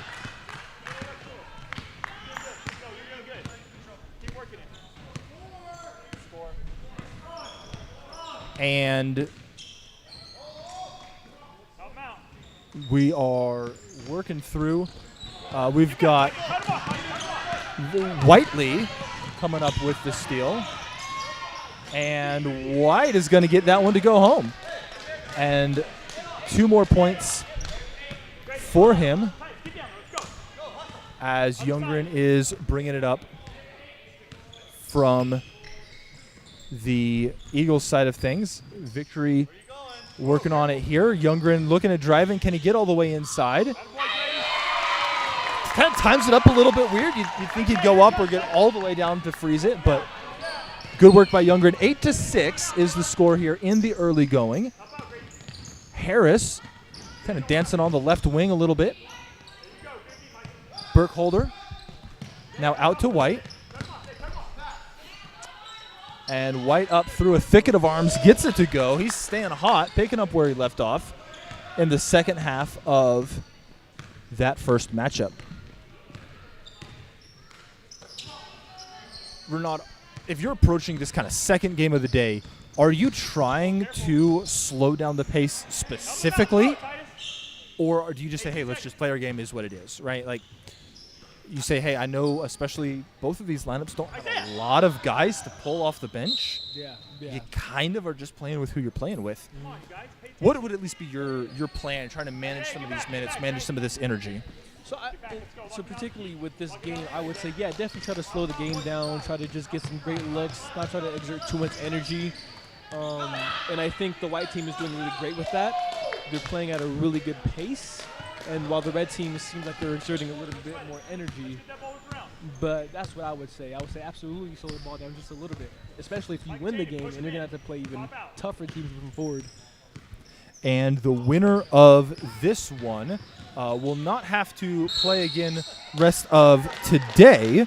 The winner of this one will play at 9:30 a.m. tomorrow. And so you'll at least get the overnight break The loser of this game will have their tournament expire, and the winner of this game will play the loser of Newport Christian, who won a game earlier, and Lancaster Baptist here, or Liberty Las Vegas. And that game was going down to the wire, and it was a little bit behind ours, so actually had not finished when this one tipped off. Whoever wins that will face Newport tonight. The loser of that is who this game will have to look forward to. And so that's a lot of bracket, that's a lot of tournament and all of that, right? But you're going to get one of the good teams, but you're going to get a team with one loss, and you're going to have everything to play for. So there's no sneaking up on anyone. For the winner of this game, they're going to have to fight this one all the way out.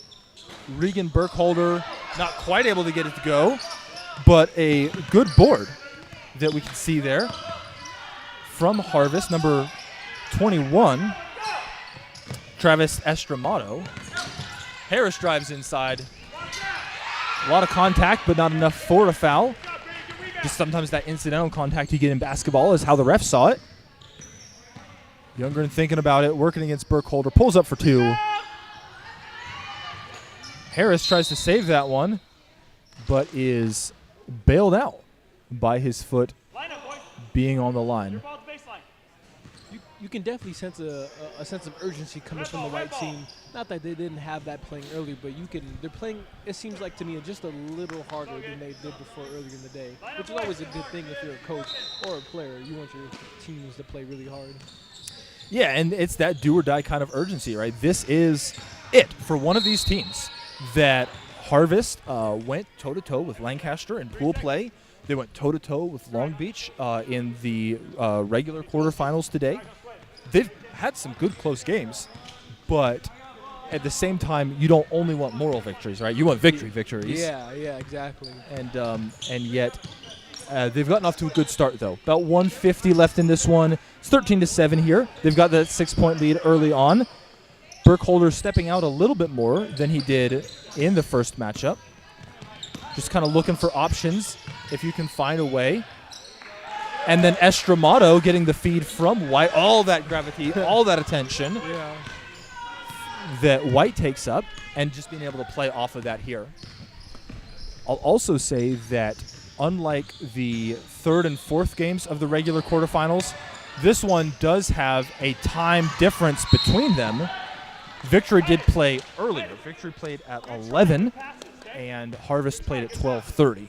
And Harvest's game went back and forth down to just about the final possession. White missed a shot at the buzzer as they fell by 2. And so the quicker turnaround, right, for these guys. But fresh legs so far. It's looked good for them so far.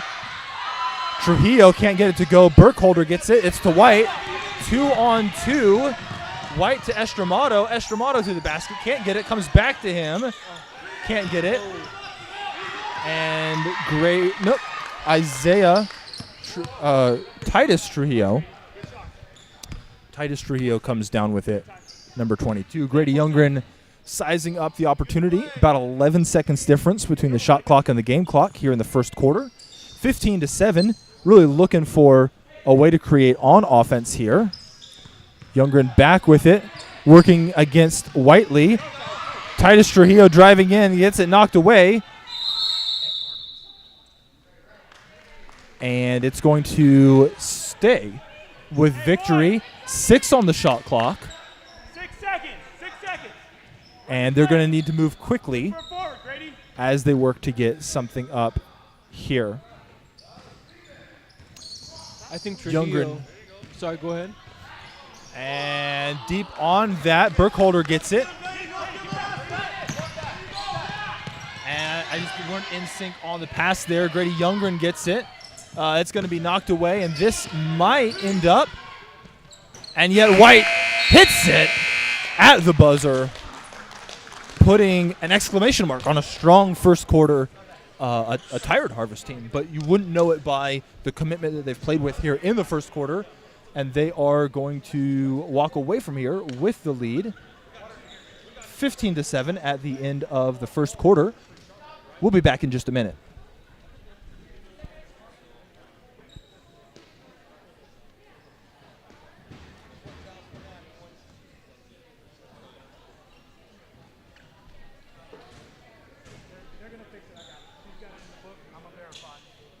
Please change it to 17. Those guys at 1. You have it in the book. You're good. Okay, thank you. White ball coming in.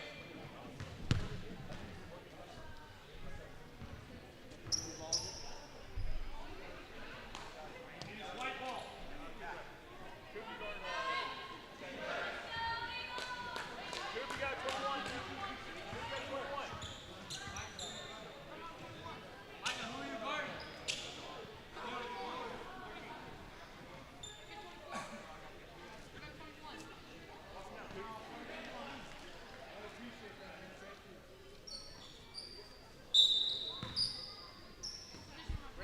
Start of the second quarter, and Talik Harris with the ball right now. The Harvest Christian Nighthawks of Medford, Oregon, leading 17-7 against the Victory Christian Eagles of Mariposa, California. And this is a do-or-die game. The winner will play tomorrow morning at 9:30. We kind of walked through all the schedule combinations and permutations and all of that. But will play to keep their season alive in another elimination match. Meanwhile, the loser of this game will be done for the tournament. White driving, scooping, scoring. Puts that lead out to 19-7 here, just about 40 seconds into the second quarter. Grady Youngren working against White, looking for a teammate. Titus Trujillo's got it at the moment. Cooper Youngren trying to facilitate some here. Titus Trujillo working his way inside. This is about as good as you're going to get for Grady Youngren. He should have shot that. In my opinion, I think he should have shot that. I know he's trying to be selfless and be a great teammate, but he's had one or two really great looks where he should have just let it fly. Sometimes it's almost the mental toll of the physical toll, right? Like you can start getting into your mind just because you're having to kind of rev it just to be able to play at the intensity that you know the game deserves. And so you can almost get a little too in your head with it. I wonder if that's what's maybe happening there a little bit. But certainly, I'd rather have someone trying to make the smart, selfless play than being too selfish or too aggressive. But at the same time, you are you got to find that right moment, push the aggressiveness versus selflessness meter to the right degree here. Players getting tangled up. Foul called on 15 Youngren. Number 13 Harris for Harvest Medford was right in there as well. White into Burkholder, gets knocked away, but it looks like it's going to be going back the Victory Eagles direction. 19-7, about 6 minutes left here in the second quarter, as both sides just trying to grit their way through this one and dig a win out of whatever bag they can dig it out of in order to be able to stay alive here in the tournament.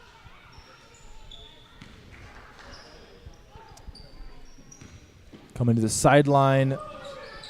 Trujillo inbounding. Can he find someone? Knocked away by Burkholder. And that one is going to be a foul on 50, which is Micah Trujillo.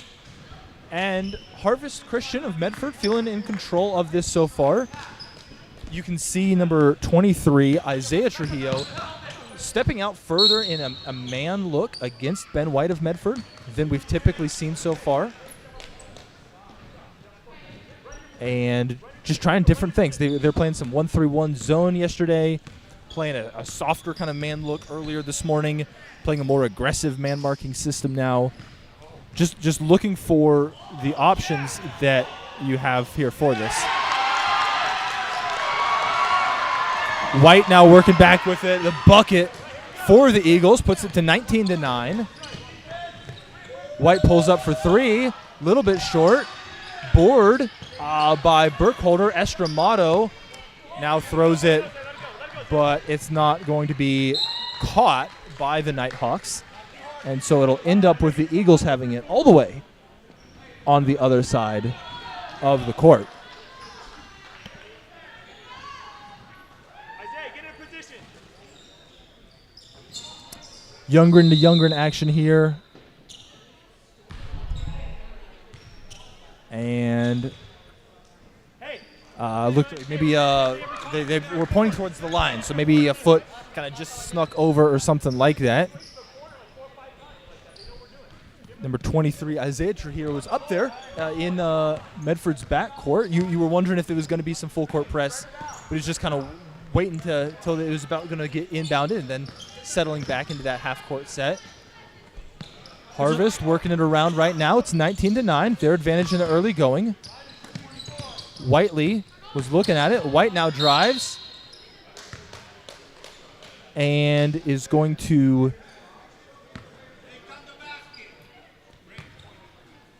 they're going to get the basket and the foul. White now going to line for an and one opportunity.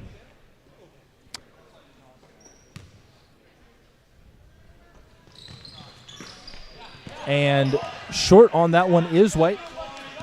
Renan, impressive resilience from Harvest after one of the most back-and-forth games of the tournament so far doesn't go in their favor.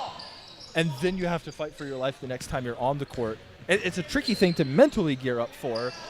What do you think is behind some of the strong start for them here in the early going as they lead 21-9? I think just setting the tone. I think they came out with purpose, and they wanted to win. They wanted to win, but you also have to play team basketball. As good as number 34 is, you need to, as a team, play with that sense of urgency, and I think that's what they have coming this time around. Yeah, I think purpose is a great way to describe it. It's just felt like they've been very comfortable doing whatever it is that they've needed to do. They know their way around their game plan for this matchup, and they've looked good so far in accomplishing it. Harris on the run now, trying to spin off some of the pressure, working his way into the front court, pulls up for three, and that one is going to be missed. Titus Trujillo comes down with that one there. Grady Youngren working his way up the court. You carry this one first. Hey, you guys didn't want that ball. 22. What's your name? I don't have On the shot, Grady just needs to. Get open, Micah. Get open, Micah. If Grady can just get into a flow, I think he can really help Trujillo Shoot it, come Titus, back. Shoot it. And Isaiah Trujillo working with it here. White kind of thought he was going to go for the pass and looked off it, went up for the three. He's going to get a foul called. Micah Trujillo is going to go to the line as Harris gets rung up there. And number 22, Gio Reyes, here at the scorer's table, getting ready to check in.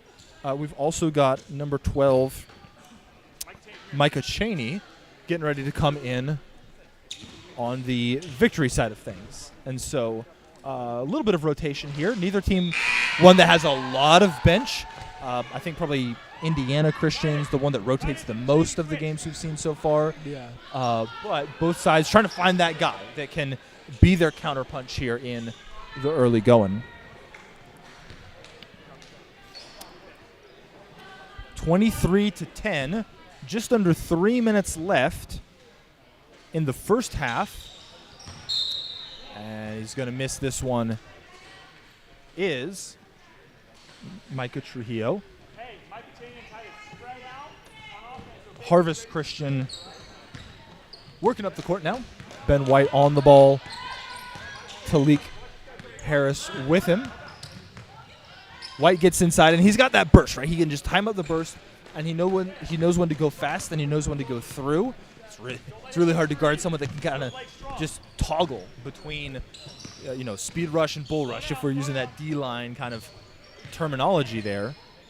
And what makes him really deadly is that he's strong. Not only does he know how to use his speed, but he's also really strong. So that really makes him a threat in the middle. Banked in by Micah Trujillo, number 50.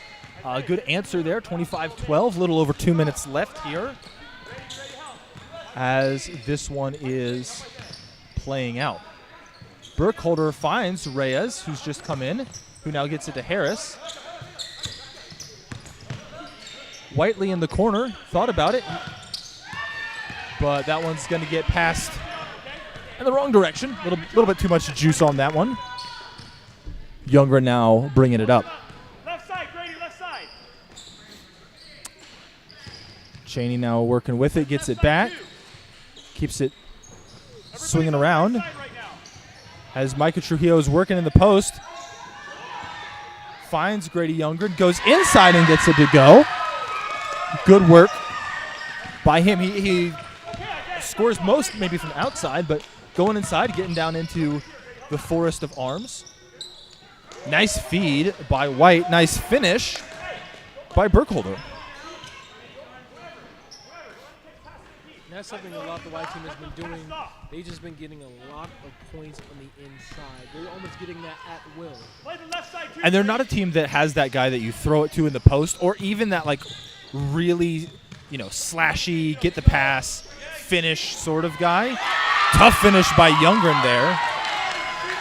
But White gets enough attention that he can find someone based off of the gravity he draws. Harris has some of that juice. He can get where he needs to get. Burkholder can play inside as well. And Yeah, they go just- for two for one here. Just good composure by them. Titus Trujillo comes in. Micah Trujillo a little bit deep.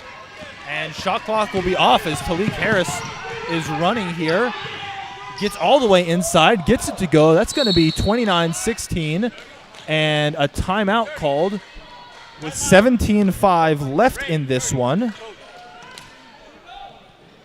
As Harvest Christian of Medford, Oregon, the Nighthawks in white have opened up a comfortable lead, but you know that both teams are desperate, and you certainly don't want to keep you don't want to become complacent. You want to keep your foot on the pedal all the way through the second half, as this one is winding to the conclusion of the first. Number 15, Julian Bayless, coming in now for Harvest Christian. And so you wonder if they see him kind of as a defensive stopper sort of role. Number 24, Max Whiteley, played almost every minute of that first game. Maybe just a chance to open up a bit of extra rest, maybe a little bit extra speed. Shoot that, Titus. Wide open. Titus Trujillo rattles it out. White on the run, 10 to go. He's got the time to do something. Over to Harris. Eyes it up for Reyes. Bayless is not going to make contact there, but got it up in time. 29-16 is your score at the half. We'll be back with you on the other side of halftime.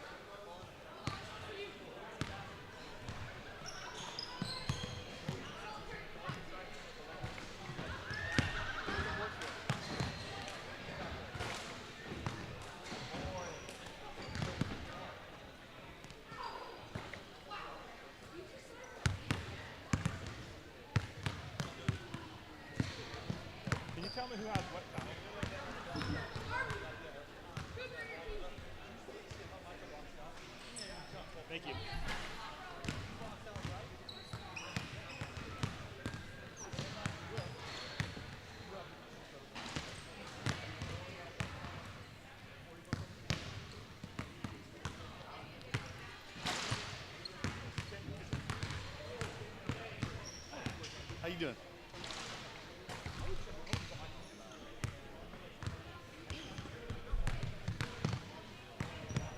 Maybe I was mistaken about that. Okay, I thought it was a foul. Okay, gotcha.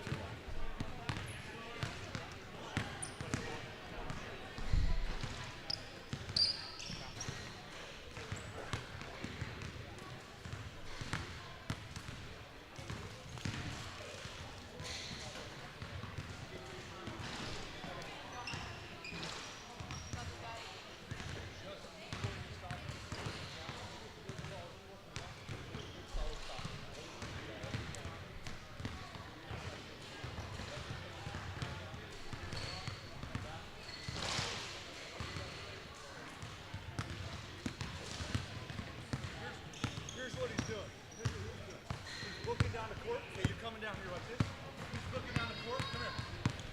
You're just shot. You were going like this. No. Here's what I see. We're like this. He's right here. I don't care where he is. I'm just here. You understand? And halfway through, you went, you gotta beat him. And then you did. You start from there. You beat him. Home and burn.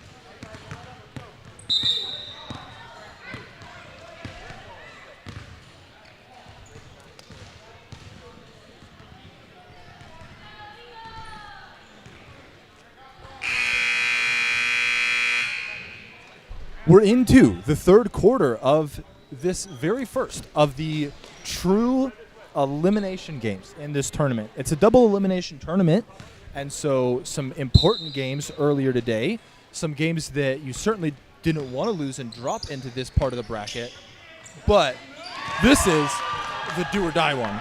And so the good bucket there by number 22, Titus Trujillo, getting things started for Victory Christian of Mariposa, California. The Eagles in maroon facing a 13-point deficit at the half, an 11-point deficit after his bucket, trying to fight their way back against the Harvest Christian Nighthawks on their California road trip from Medford, Oregon.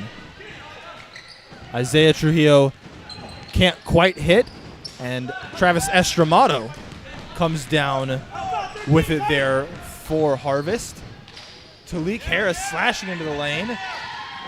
Knocked away by Harris. Good job freezing it up, but it's going to stay with Trujillo and with the Eagles of Victory Christian. Renan, what's something you're looking for here in the second half? Maybe a change, maybe something to keep executing in really either team, but what's something that's standing out to you as we get here into the third quarter of this knockout game? It would definitely be nice. I mean, I just want to see. I just want to see good basketball being played, and whether that's movement, defense, pressing. I just want to see a great basketball game, and I think so far these teams have been disappointed. And as much basketball as we're getting here today. It's all good, but man, if we can see some of that clarity of movement, some Yeah. shot making, we don't need a 6-6 slog of a quarter at this point in our Yeah. lives, right? Yeah. And I appreciate Renaud going back to back with me here on some of these games, and hopefully something that you're enjoying at home, even as you are able to watch. The plan is that there will not be commentary for the 5 o'clock. And so for fans of Indiana Christian or First Baptist of Long Beach, who might be watching early, getting a little scouting in or something like that, do apologize for that. 2 really exciting teams, some really fun teams to watch. And so I think you'll enjoy even without sound. But that one will have no sound. But there will be commentary on for the last one of the night between host Lancaster Baptist and facing off against Newport Christian. 30-18 here. Titus Trujillo hits it and has scored multiple for victory, as they are trying, in fact, to achieve that victory and to get back into this one here. If you are Coach Smith for Harvest, are you looking more at, hey, Ben White is our go-to scorer? It's time for you to earn your keep, right? Time for you to really be that focal point? Or are you looking more to leverage his gravity into opening up opportunities for both? I mean, hey, we'll take either one, right? Great dance, great score there for him. Absolutely. What do you see more as the game plan in the second half here? So I think they definitely could consider to use Ben White more. Getting more shots and utilizing other players on the team would definitely be a good idea starting now, because if they win and move forward, they're going to have to play tougher teams. Tougher teams mean they're going to be tougher defensively. So they can use Ben White now, but it would be good to get into the habit of utilizing the whole team. Titus Trujillo with his 3rd bucket of the second half here for Victory Christian. And so he is doing a great job of fighting the Eagles back into this one. Down 10, definitely work still to do, but he has contributed to that work here in the early going. Foul called, and White's going to head to the line here. We're going to have Estramato and Whiteley, it looks like, going to be down on the block for Harvest. But if they have their way, no rebounds will be needed. White having a chance to hit twice from the line here. Nails the first. Out to 11. As Cooper Youngren is going to check into this game for Victory. White hits both, and it's out to a dozen. 4:53 left in this one. Titus Trujillo bringing it up, now sliding it over to Grady Youngren. Grady's got a bit of space. Let's see if he can find a rhythm here, and he does. We've been kind of hinting that we might see one of those coming. He seemed a little more hesitant to pull the trigger so far, probably for good reasons in large part. Getting your teammates involved and all that. Let's see if he starts being more willing to shoot at this point. White, Harris finds Whiteley. He's up for 3 and slides that one out. Cooper Youngren with the board. Titus Trujillo's got it. 9-point game here with coming up on 4 minutes left in the third quarter. Harvest Christian in white, Victory Christian in maroon. Micah Trujillo finds Grady Youngren. And right now we've got 2 Youngrens, 3 Trujillos on the board. I don't know if that makes practice easier, right? You don't have to coordinate a lot of... And he's got it up in time, but is not going to get it there. And it's going to stay with Harvest here. Up 9, 3:40 left in the third quarter. Isaiah Trujillo, a little bit of pressure early on. Ben White hammering his way through. Titus comes down with the board. And Grady Youngren is off, finds Micah Trujillo. And that kind of little offhanded, little turning shot. He's good at that. White takes down the board by force of will. He's got Burkholder. But pushes in himself. And we talked a little bit about almost wanting to play at that bit more slow, methodical, controlled kind of pace. Exactly. Seeing it accelerate really here in the third quarter. Blocked by Harris, I believe. And now he's going to be running it back. Can he get to the hoop? Gets in. Can't get it. And players covering up. Titus hit the deck. Cooper Youngren coming down on top of him. And doesn't look like anything too serious, but anytime bodies, plural, start falling or crashing over the same area, you gotta be careful.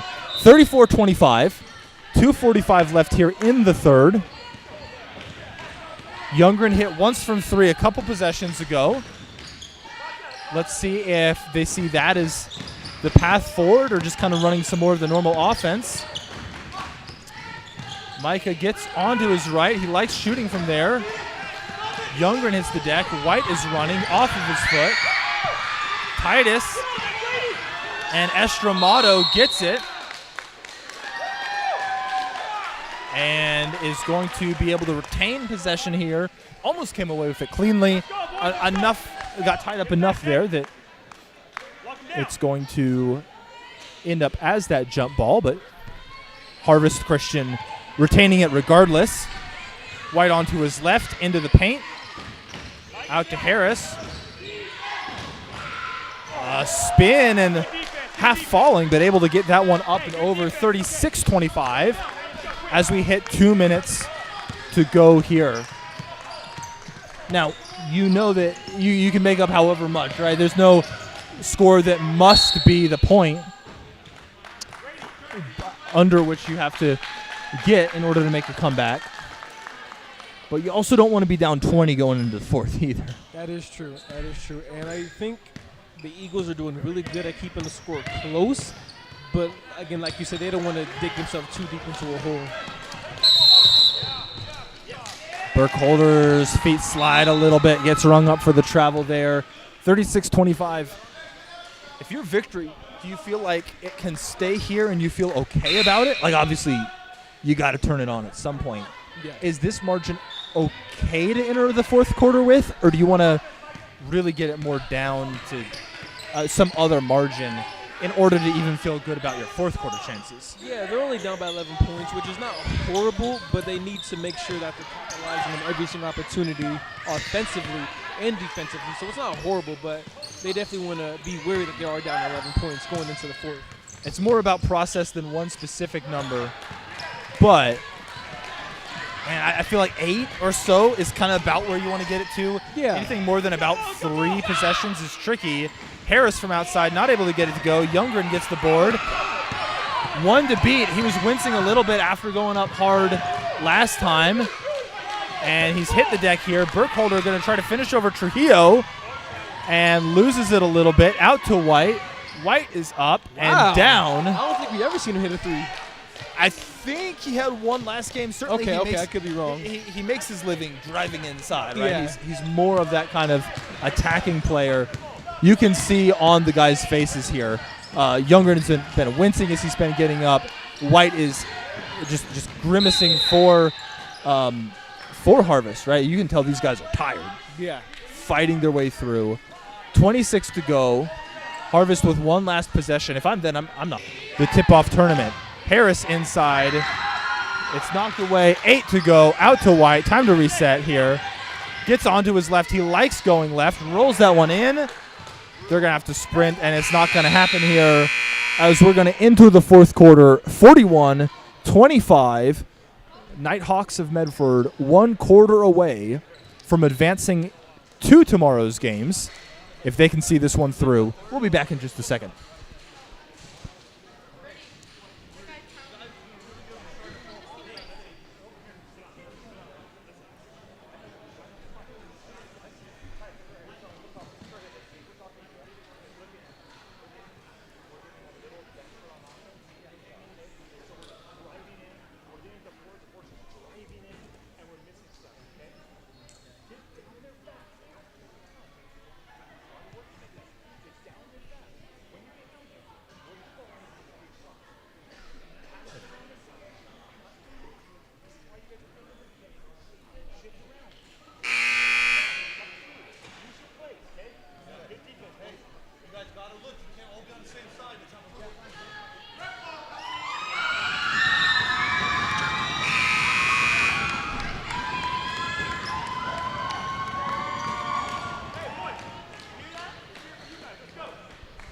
With 1 quarter left to go, the score is 41-25.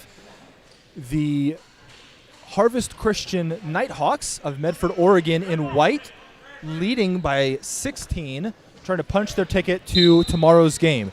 The winner of this will play at 9:30 a.m. tomorrow in the SLC. The loser of this will see their journey at the tip-off tournament come to a close. And so we were talking at 11 points that Victory was going to want to get this down if they were going to feel comfortable about the fourth. If anything, it's expanded since then, so this is the time to act. Yeah. If you are Victory Christian, you've got to get buckets. Micah Trujillo with 50, starting it off for them. Can they keep up the pressure here? Are they going to be able to keep scoring here in the fourth quarter? And can they find a way to stop Ben White of Harvest? Not the good start to that there, as he's hit 2 threes in the last minute or so of game time after none to start the game. Man, you can't you can't have that happen much more if you're going to get away with this. And Titus Trujillo trying to work his way around. 23 getting rung up. And that's going to come back to Harvest. Certainly not done by any means, but they're coming out with the kind of focus and intensity on both ends Absolutely. that you want. White from 3 again, expanding his range. 19-point lead here. And you can see that grin there, right? It's tough to be able to finish off games like this, but he's feeling it right now and making life a lot harder on the Eagles as they try to claw their way back into this one. 6.5 left, 20-point margin. Youngren's hit once from outside. He might need to start matching White shot for shot if they're going to get back in. And I think it would be nice to see that. If Youngren can just kind of facilitate the game a little more, he doesn't have to be selfish, but he can just, try to be more offensively of a presence for the Eagles. And it's going to get foul call there, forcing him out.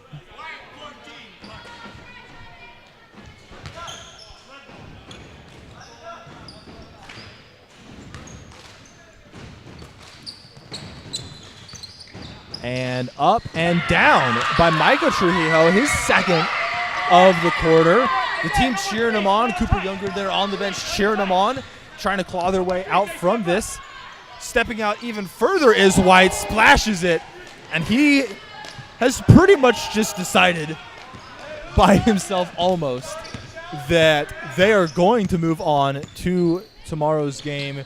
Grady Youngren in and out, not able to get it there. Travis Estramato with a tough board, which lets Khalik Harris get out on the run, and contact in the back. You just got to slow him down, got to wrap him up. No ill intent there. I have to say sorry because to number 34 because I was even saying earlier, I don't think he's not really he doesn't shoot that much, and he's really proved me wrong. I will say that. The what is it?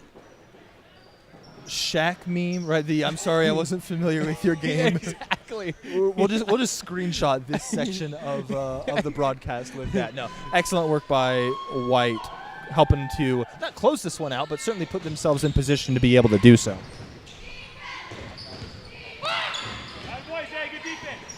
Misses there. Maybe got a little bit too zealous, but who can blame him? Victory now, needing to make every possession count. We've got Cheney with the ball. Now Isaiah Trujillo. Grady Youngren driving in. The scoop slides out across the rim. Micah Trujillo with a chance for his third of the quarter. Not able, but looked like they're going to ring up a foul in the scrum underneath. We're going to have 2 more games tonight. The one upcoming after this at 5 p.m. Pacific time is going to be between Indiana Christian, the 1 seed of the tournament, and First Baptist of Long Beach, the 5 seed, who won a thrilling matchup against Harvest, who we can see the quality of in their matchup earlier today. Again, there won't be commentary on that one, But then at 6:30 p.m. Pacific time, we've got Newport Christian versus Lancaster Baptist. Arguably the favorites of this tournament, although Indiana Christian absolutely with a lot to say about that, versus the hosts of this tournament. Two great games coming up.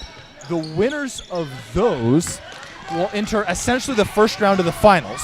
Now, because it's double elimination, there's still going to be an opportunity to fight your way back in, but two big games by those teams tomorrow as they are looking to seal their way into some of the final games, some of the final matchups of this tournament.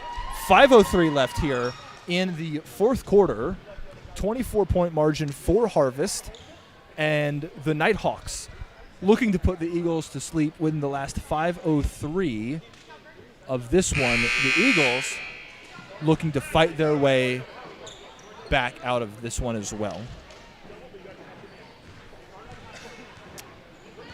Victory Christian, we've talked about this a little bit throughout the game. It's not a huge bench. It's not a really deep bench.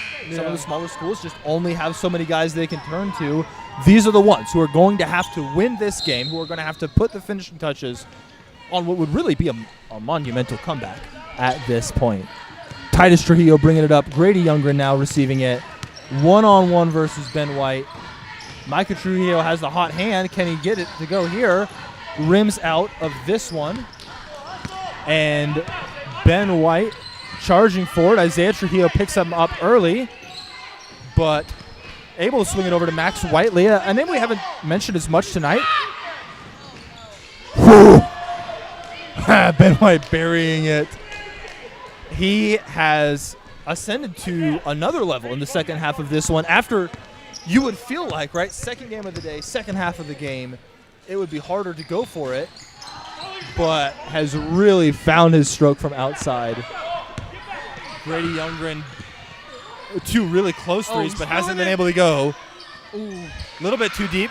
Estramato gets the board, has his glasses knocked off, but the whistle there, understandably, right? Like if the guy's got his glasses on the floor with a bunch of feet around, you just gotta do something there. But man, splashing the three right afterwards as well, right?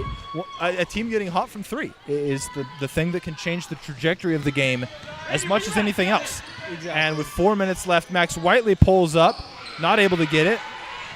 Cheney comes down with the rebound. And Victory has the opportunity, looking around, trying to find some options here.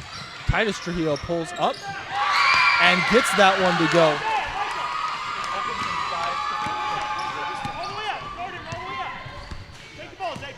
And Ben White will be dancing here against Isaiah Trujillo. Open for three. Can't get it to go, but the board by number 15, Julian Bayless. Number 22, Gio Reyes. Looks like maybe tweaked his calf or something like that. He was down holding his leg before the ball was even passed towards him, and just saw the flash of the right color jersey. Had to get the ball out, but didn't end up working for him there. 56-31. 3:18 in this one. Tapped away by Burkholder, but they're going to call double dribble on Victory. I was going to say, I don't know that I saw enough contact for that to be a foul. And White now working up, facing a soft little triple team, right, and just dishing out from there, just in control of this one, especially here in the second half. 58-31, 3 minutes left. Harvest working their way into tomorrow's tournament with their survival in the elimination bracket today, barring a comeback that I will be happy enough to eat my words if it happens. 58-31. If you are a team game planning for one of these guys, we're going to see the loser of Indiana First Baptist, or rather, sorry, the loser of Lancaster Newport is going to drop down into this one here and might have to play back-to-back. What are you looking for if you are trying to match up against Harvest? Is it just the fact that, hey, White is good, the rest of the team works hard, prepare accordingly? Or is there more that you're looking at in terms of kind of game plans, strategizing as you try to see this one out? I definitely try to double team Ben White, and as much as I can try to get the ball out of his hands. So I think that's something that will be a tremendous strategy that could be useful moving forward, let alone for Mariposa.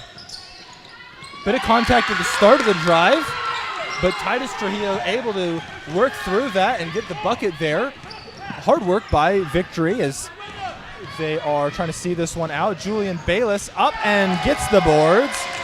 The freshman, Julian Bayless, and the bench just leaping to their feet. They're excited for this guy as we see this one here. Not able to hit from outside. Under 2 minutes left. 25-point game. Something that we are going to need to look to see out. Bayless with a chance to add a second bucket. Can't get it to fall there. Titus Trujillo comes down with it. 1:30 left in this one. 25-point margin. Just seeing this out. If you're Harvest, just don't get hurt. Play some good defense and get out of here. Tapped away. Hard work by Micah Trujillo. Khalik Harris. Regan Burkholder can't get it to go, but it's going to come off the hands of Cooper Youngren. And so with 1:12, we're going to have a timeout here. We'll be back with you on the other side of this one.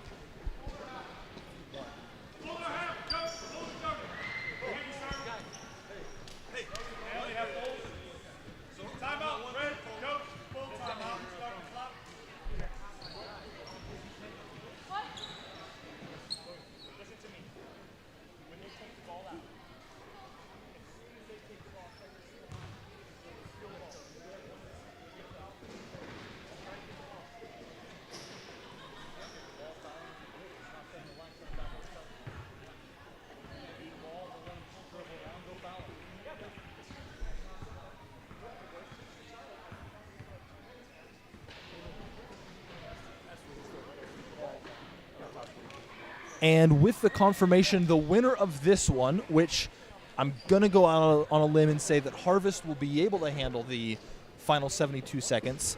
They will play again at 8 o'clock tonight against the loser of Lancaster-Newport. Now, it's tough because this is going to be the third game for both teams, and it's going to be a back-to-back game for that Liberty-Newport loser. And so there's not going to be that extra margin in between that I don't believe any team has had to play back-to-back today. In fact, it's only that game that's going to have to be back-to-back today just because of how the schedule plays out. Burkholder scoring there, 62-35. So if you are, honestly, the way most people would probably envision the bracket, if you're Lancaster, right, who's been playing really well this tournament, they're 4-0 this tournament so far, but Newport's a really good team. If you're Lancaster, you're going to have to turn around possibly, or if you're Newport, you're going to have to turn around possibly from a 6:30 game, a tough loss against a tough team, and play a team with rest advantage for your tournament lives. So Harvest has been facing a lot of pressure here today. They've dropped down into this fight your way out tournament sooner. They're having to deal with that pressure for longer. But arguably the most pressure on any one game of the tournament might be that Lancaster-Newport loser having to turn around and guard Ben White on no rest. Yeah. And like I said, I didn't think he was able to shoot as well as he does. The fact that he can drive and can shoot really makes him a deadly opponent for any team. And both teams will have had to play 3 times today. But even depending on which one you're looking at, Lancaster and Newport played at 2 p.m. today. They'll play at 2. They'll play at 6:30.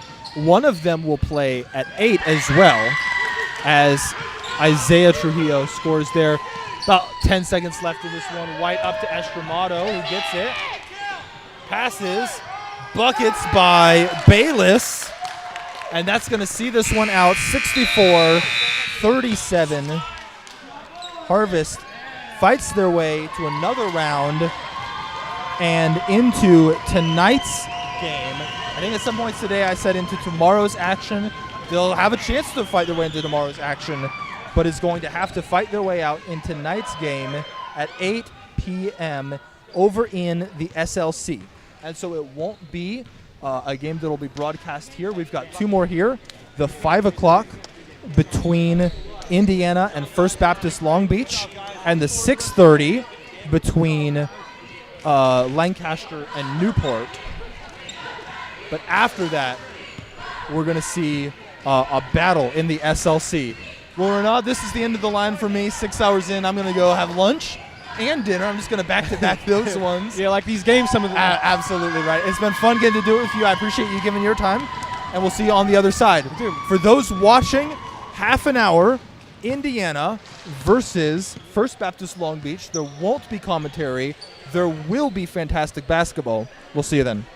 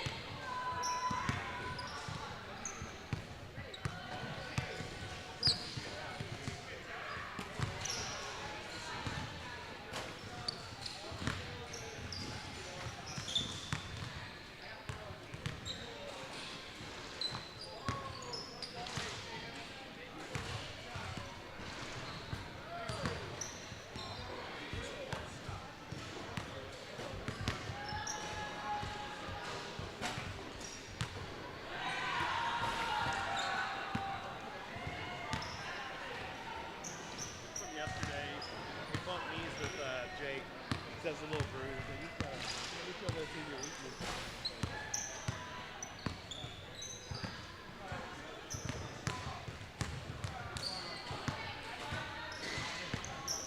Hey, George.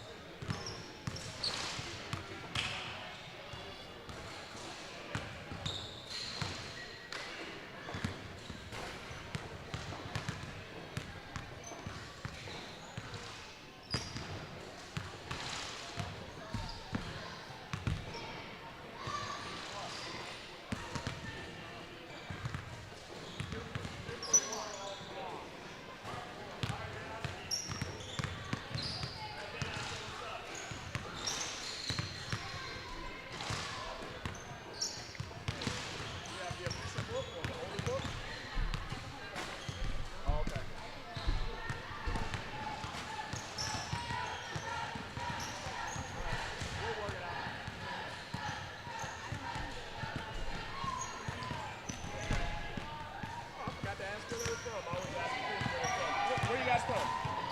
Indiana. Now, who's your state? Welcome to sunny Southern California. Right. Of all weeks, you guys chose to come here to join us. The rain, the cold. What's that name?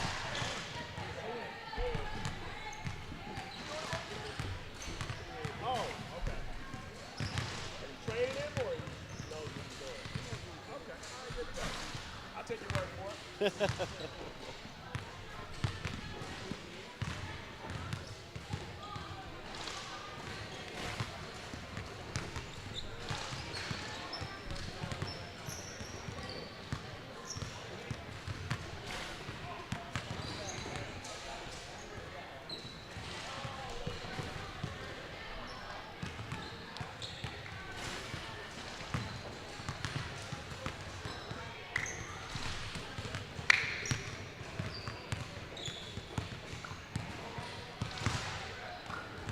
Spent a lot of time in the gym today. A lot of time.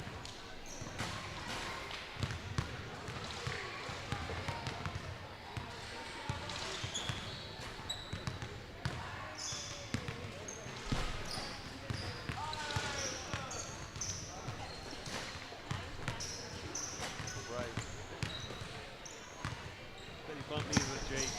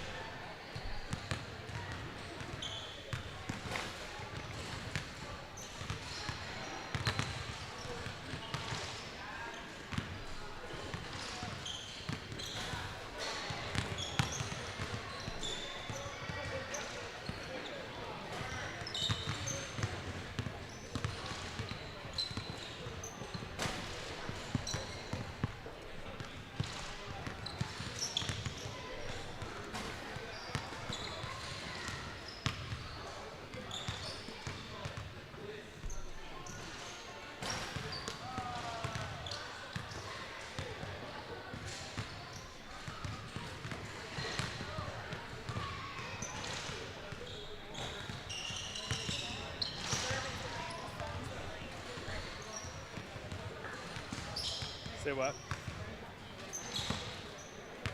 Yeah, they'll. How do you get that?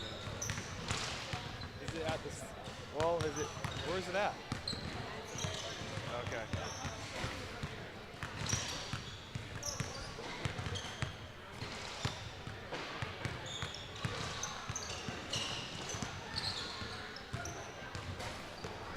Don't struggle with Aaron Rieger's boy. 'Cause he's taller.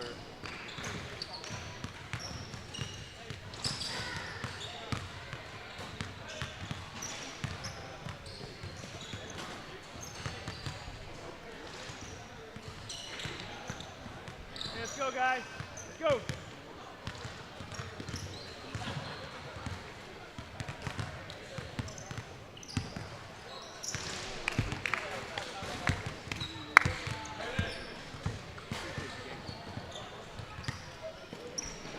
Thank you. They'll just get mad. His dad's the pastor at First Baptist.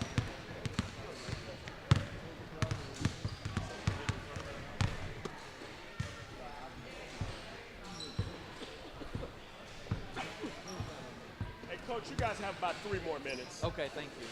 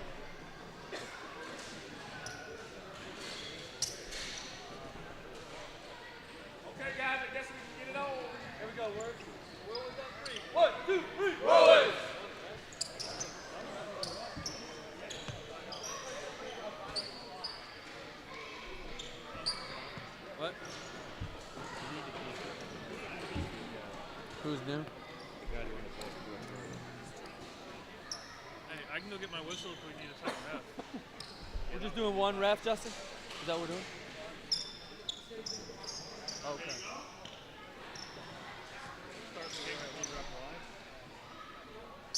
Where's the other ref at?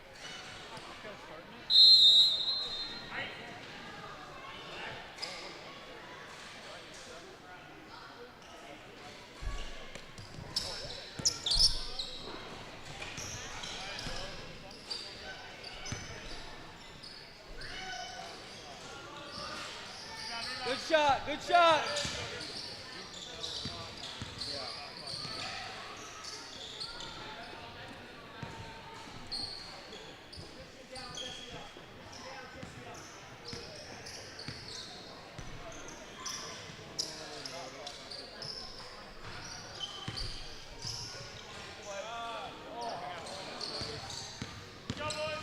Finish that, Jake.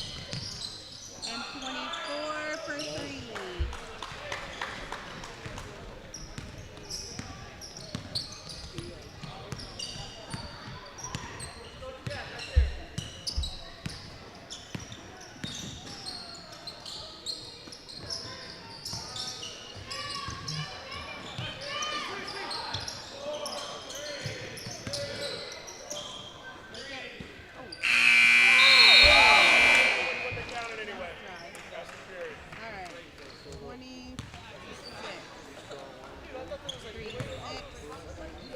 All right, we got 22 checking in for quarter 2.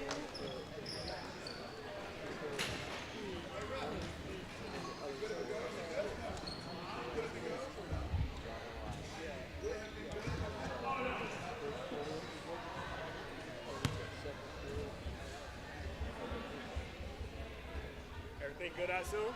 Yes, sir. Good job, good job.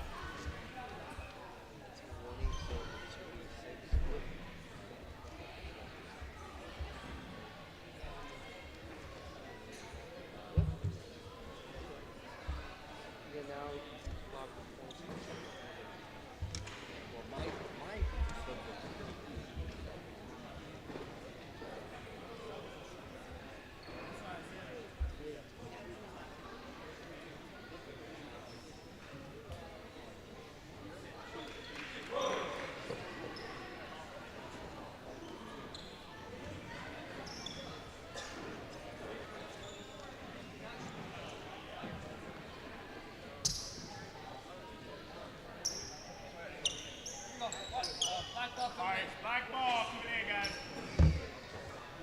Ball, black.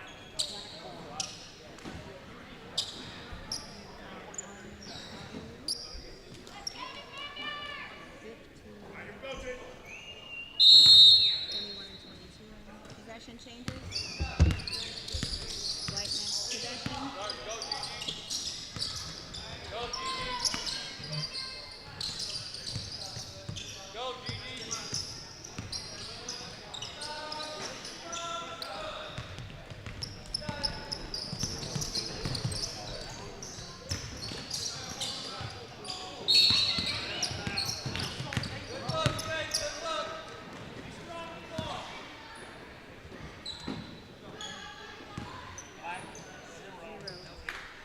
His first, team's first.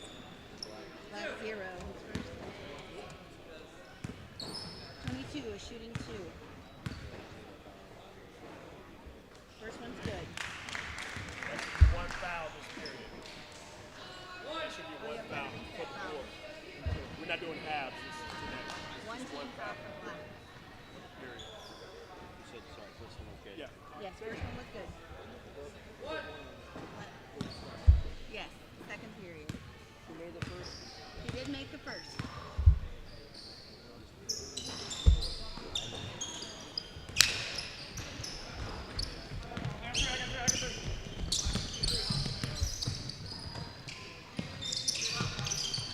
And second period when he gets a chance to change that.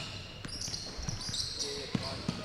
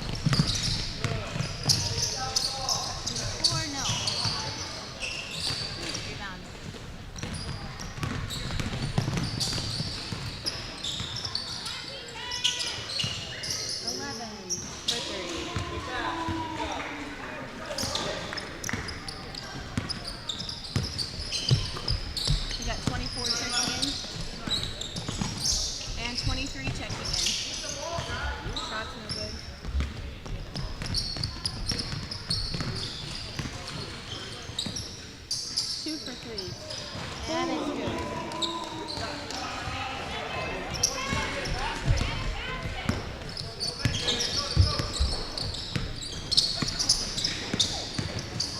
0 for 2, no.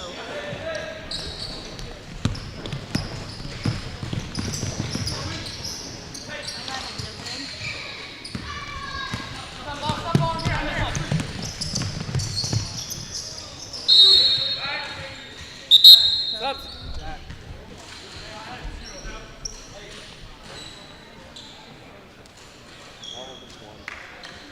How old is one? He is a junior. Number 1's a junior, yep. Yep. Oh.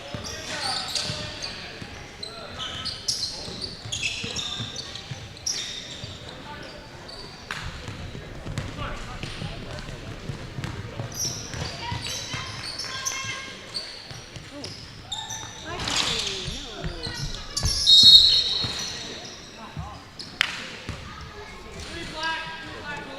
Okay, 3 black. His first, team second. You said 14. Yes.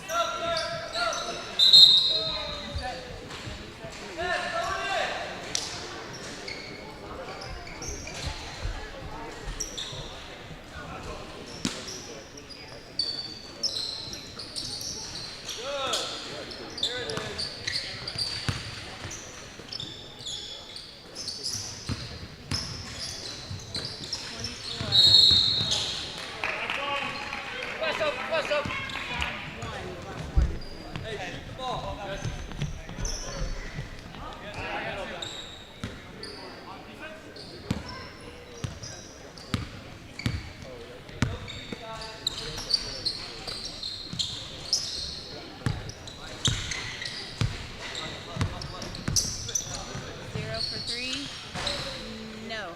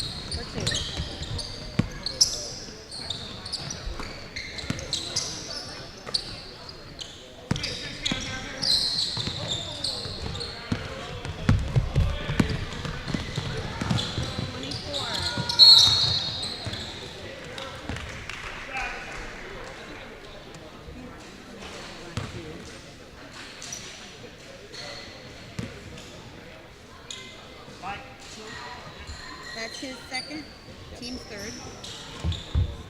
We got 10 checking in, 24 shooting 2.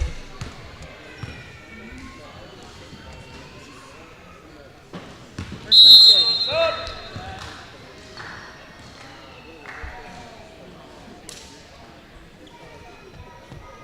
Good job, Seth. I'm gonna get this. 11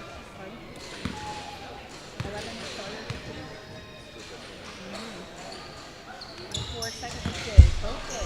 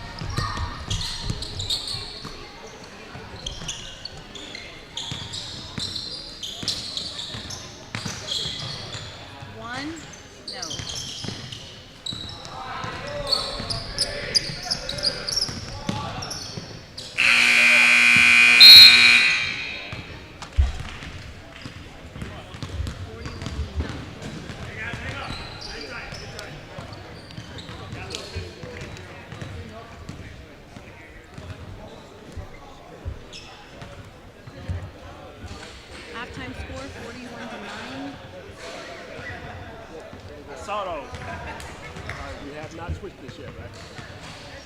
Okay. Once we switch, here. And you guys are good eyes home? Good job.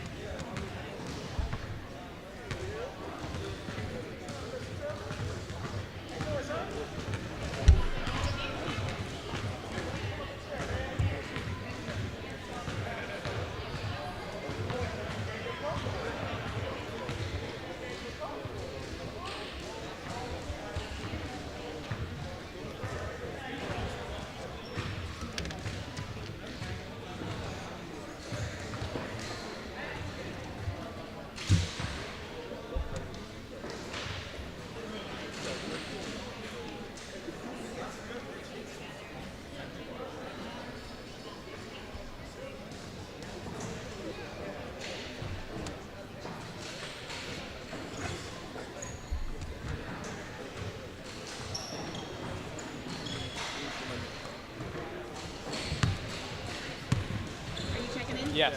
So we've got 3, 12, and 13 checking in for the third quarter. Thanks, gentlemen.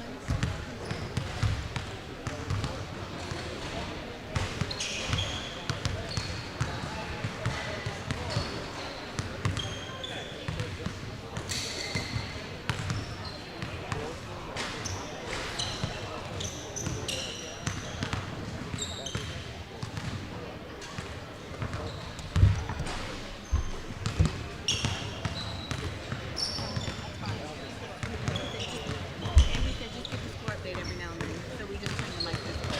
Because people said if we turn the mic off, we can hear it. Yeah, so it is.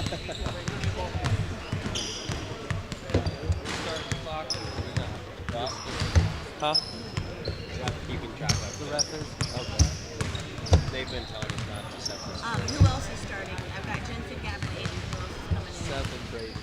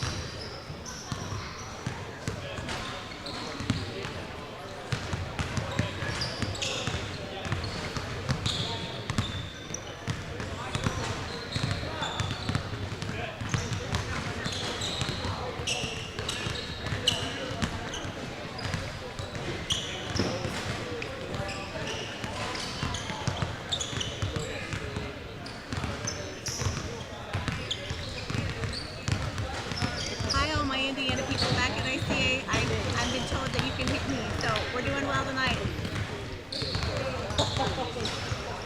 Whirlwind starting in the third quarter. This half will be Jensen, Seth, Gavin, Aiden, and Braden. Well, we start the third quarter. The Whirlwind.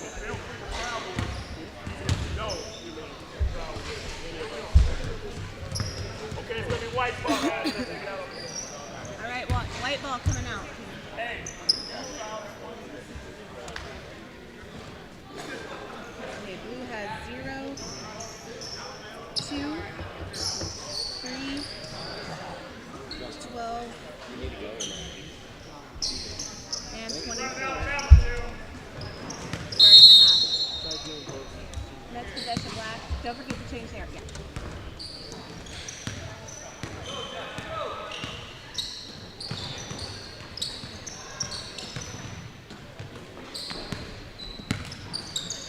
Gavin, Braden, 22 for 3. Oh, no good. Rebound, 3. Ooh, ooh, ooh.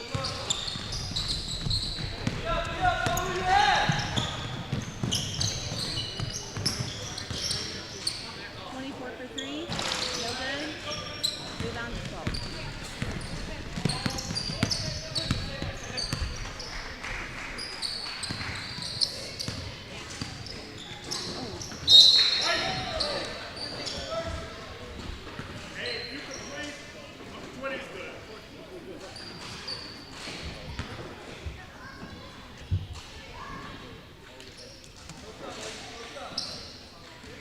Are you doing both of them now? Good deal. Yeah, I get you. 13 for 2, no good. We got that. 13 for 2.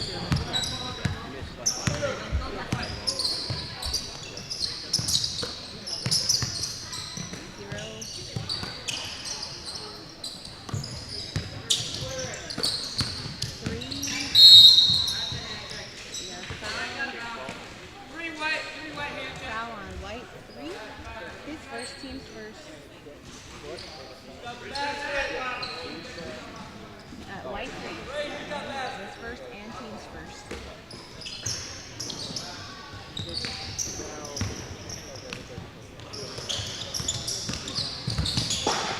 2 for 2, nope.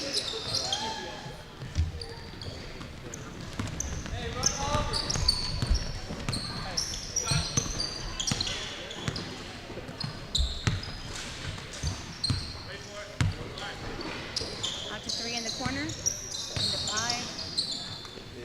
12 for 3. Nope. No. There's no score yet. And we got a 3-pointer. Nope. By 0, no good. Who's that checking in? I can't see your numbers. Then there's the second one. We'll get them.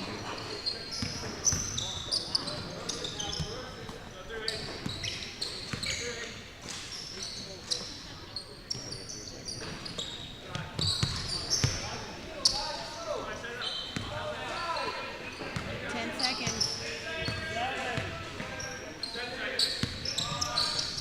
3 for 3. No.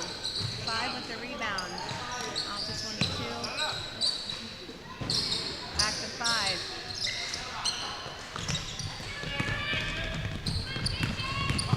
0 for 2 and it's good.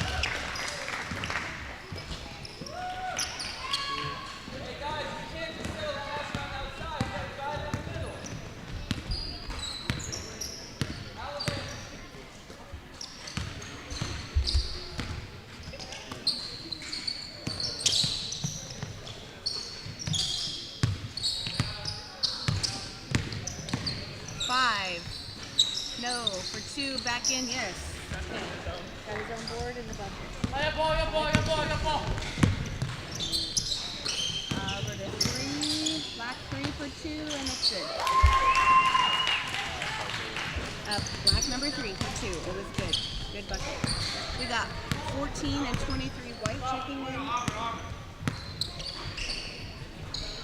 And we got 24 checking in.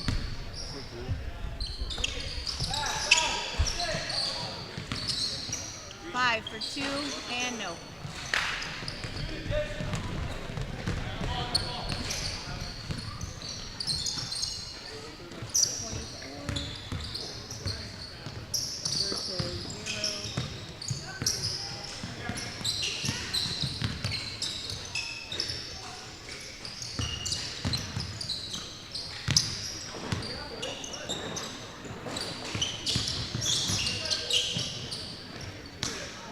Deflected by 5.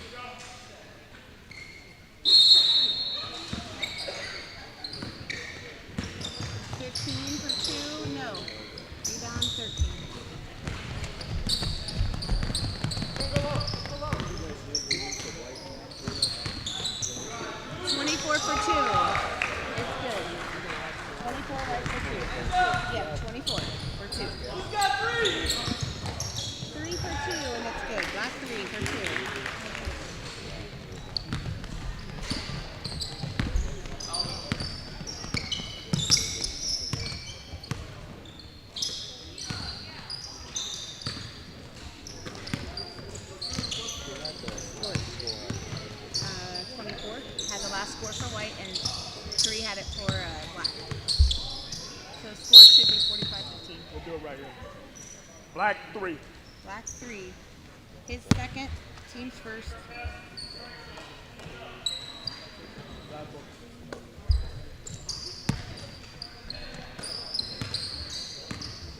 Off to 23.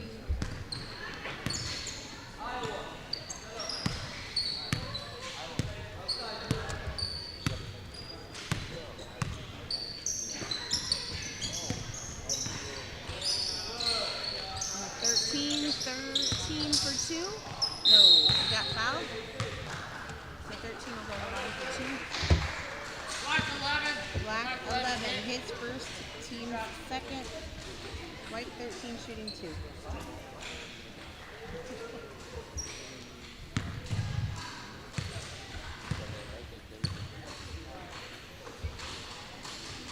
First one's good.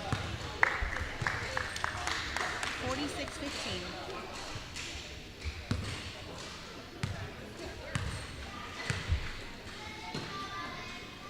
And second one, good. 47-15.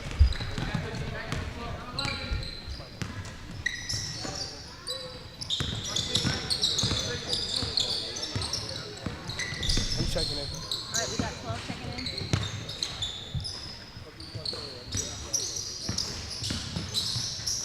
And 3 for 2.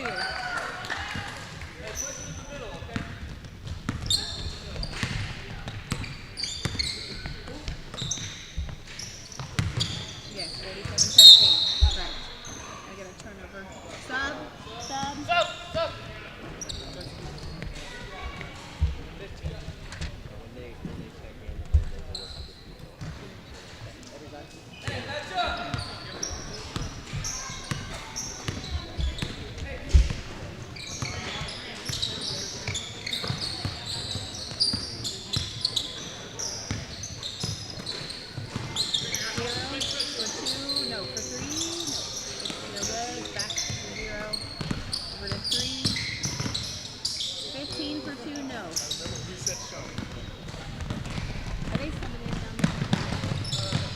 Okay, 14, no good. Good rebound. 12 for 3, and it's good.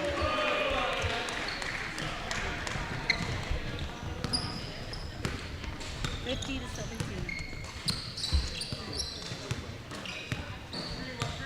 We got white 10 checking in. No shot. There was no make. White 14. White 14. Team second. 1 and 24 back in for black.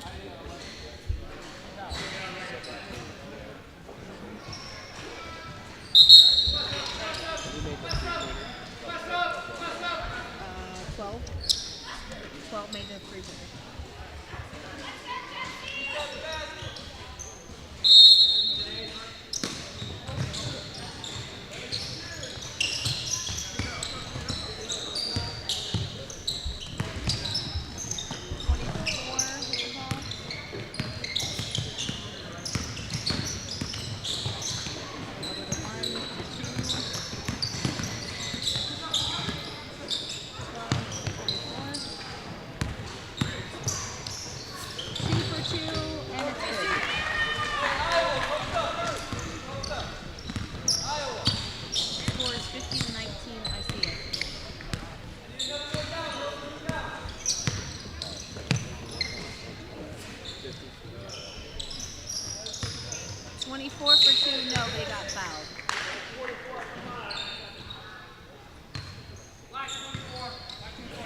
Black 24 hits first, team's third.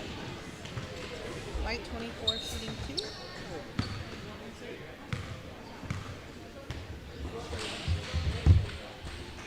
First one, no good.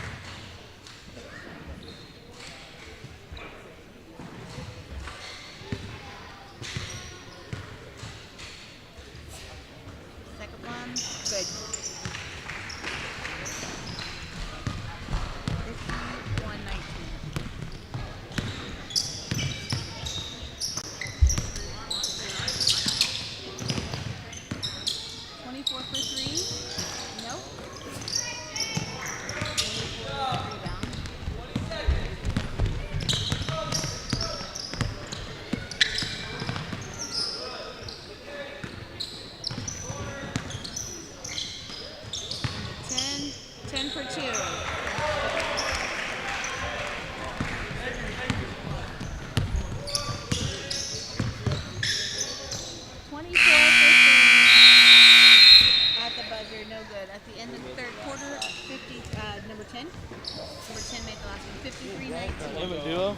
checking in fourth quarter. We've got 1, 2, 3, and 13.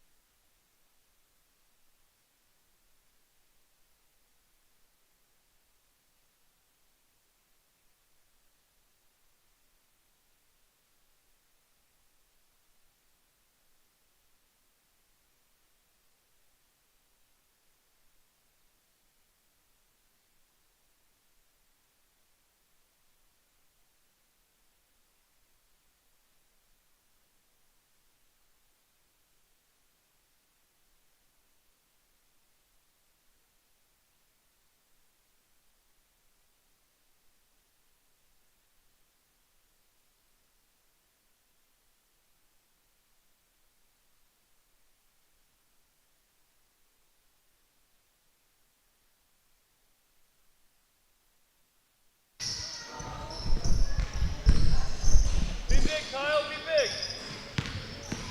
Back door.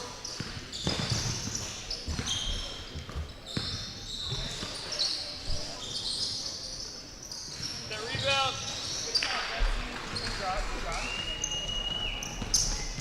Be a 5, Kyle, be a 5.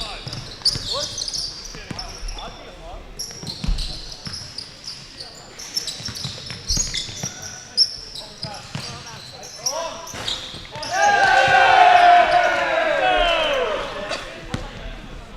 He's so mad at himself.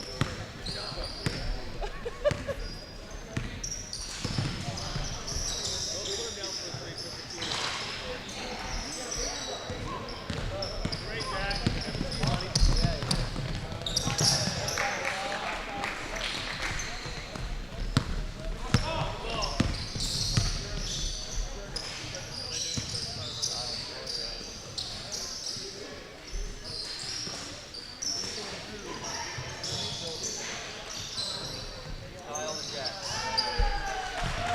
Hey, we're in 2-3 zone.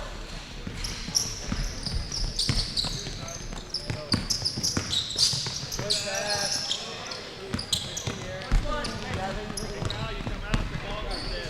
Yeah, you got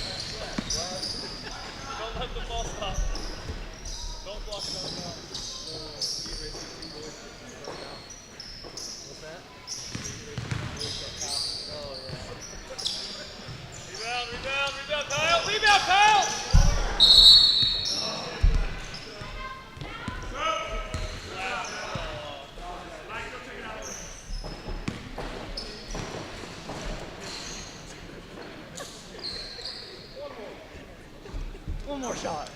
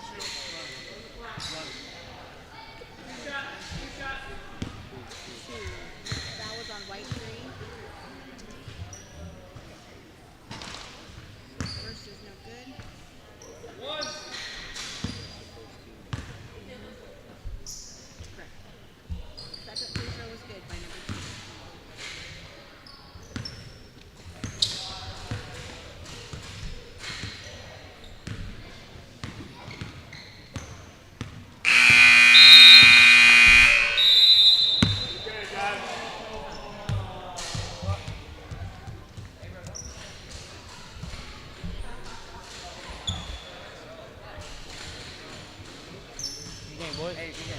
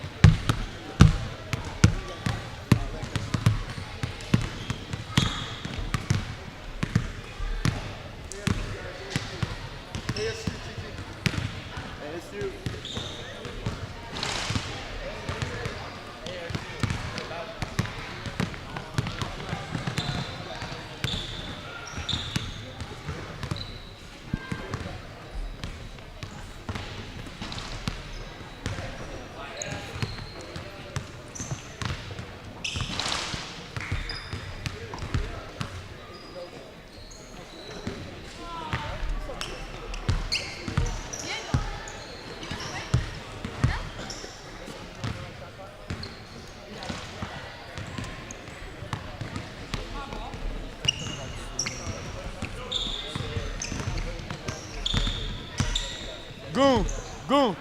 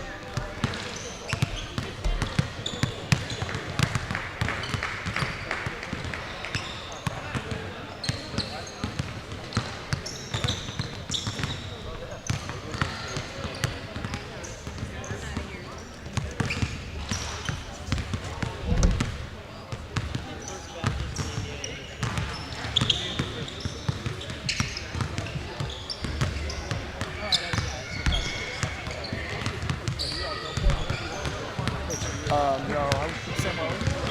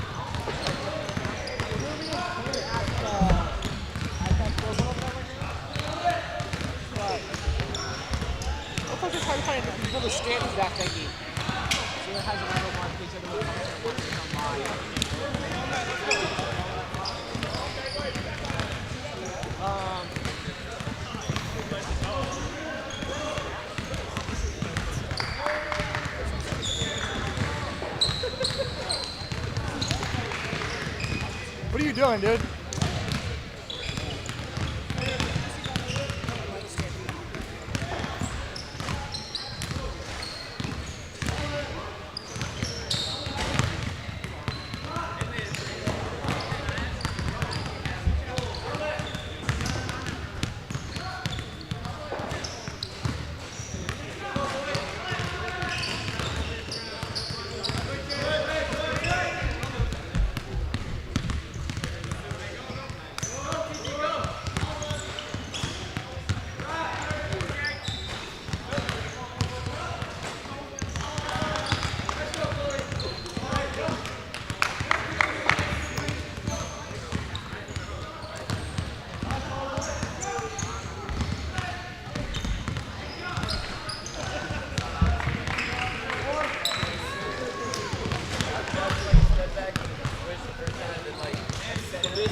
Give it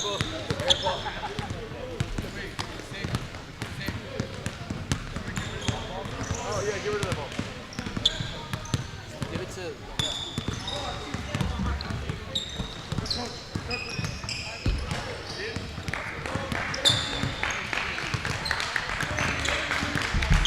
Oh, this is just on this cool to like this way.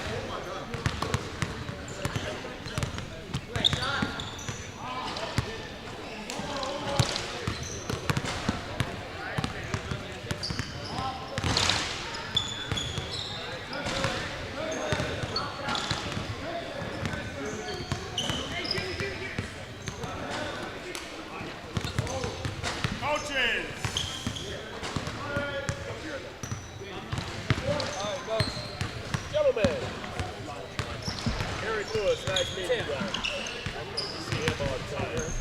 He's not new. We know him. Okay, not you guys. Okay, we met your leader. I think you well behaved. Probably correct. There you go. You guys know the body. Let's show all the way down. Out on the court. I'm going to call a timeout. I'll be looking for the court.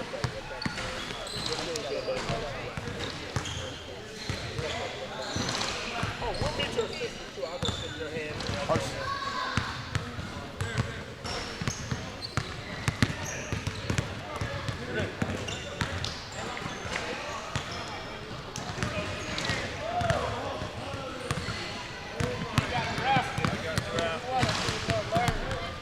That's what it is. We're old.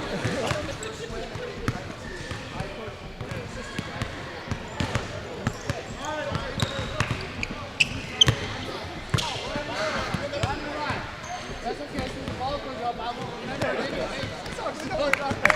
Sit down, Ryan. Put on the whole phone. You're the other one. Okay. Man's done it before. Oh, you think? You're our official book?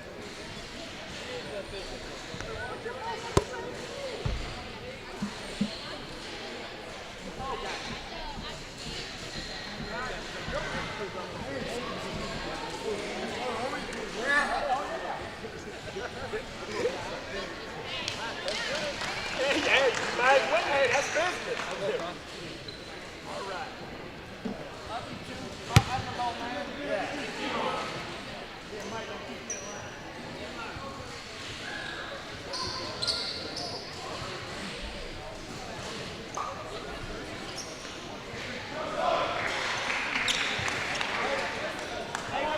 All right, thank you for joining in to our broadcast here from the West Coast Baptist College Tip-Off Tournament. We're about to see a game here between the Lancaster Baptist Eagles and the Newport Christian School. See both these teams coming off a win today here in the second round now. Get to the starting lineups here in a second, but we've got Newport Christian coming off their victory against Calvary, Pennsylvania earlier in this tournament, and then Lancaster coming off a win versus Liberty of Las Vegas. So two teams coming off a win. See how they respond. Just a little bit of tiredness, a little bit of difficulty here in the second round. Every round gets a little tougher as you face better competition. So we're looking for a good one, folks. Looks like the starting five for Newport Christian. We've got number 2, Caleb Azunza. Number 15, Maddox Snook. And here's Newport off of the tip with the ball. Also for the starting line, we've got number 4, Elijah Azucena. And there we go. There goes Camel Benitez, another starter, number 11 for Newport with the first bucket of the game. Early offense here, and now Lancaster has the ball.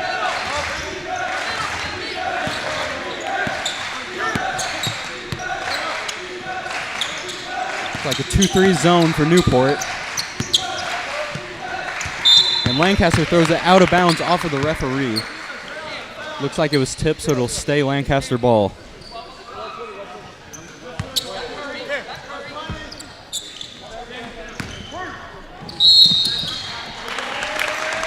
And Curry Fang with the turnover. Be Newport basketball again. Newport starting off this game well. Got a score and a defensive stop early.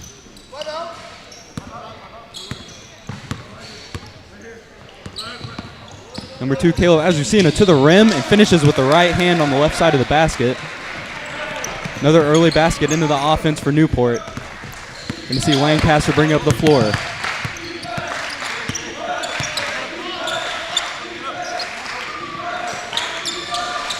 Ball staying up close to the top of the key area, not seeing a whole lot of movement inside or into the corners. See if Lancaster can get the ball inside a little bit here on this possession.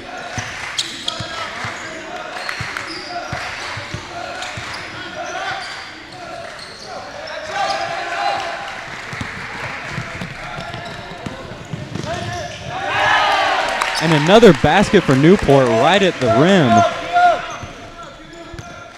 And that one was number 4, Elijah Azucena. Seen these two brothers start off hot. Step back three. No good. Offensive rebound for Lancaster. Number 30, Curry Fang with the ball. Drives left. Tries to kick it out. Gives it to the corner. Baseline drive. Nice kick out to the wing. Inside to number 5. Moses Jimenez. And he turns it over. I'm sorry. That would be Austin Yarbrough with the turnover. So we got timeout Lancaster. Newport is off to a hot start on both sides of the ball here. Getting three baskets right at the rim. Getting some stops, making it hard on Lancaster on offense. See what the coaches try to run coming out of this timeout. We'll see you then.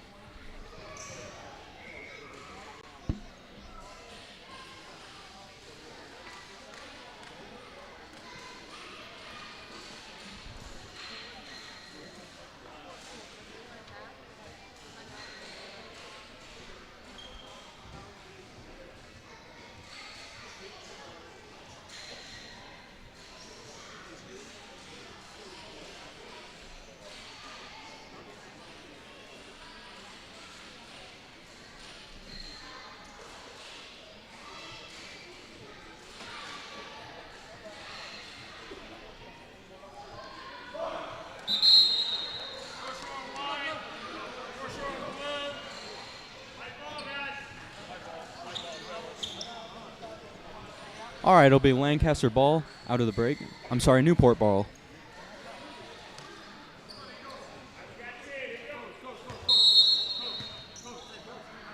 Looks like number 3, Jeremiah Oregon to inbound to number 11, Camel Benitez. See some man-to-man defense.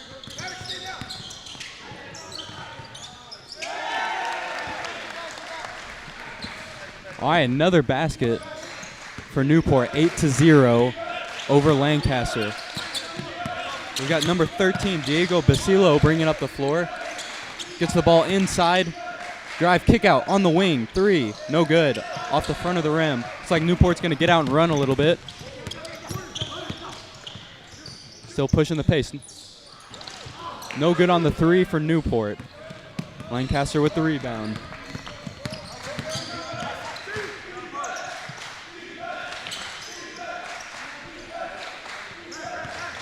Ball in the corner. Looks like Newport's trying to trap a little bit off of that 2-3 zone. Ball to the wing. Curry Fang drives left. Ooh.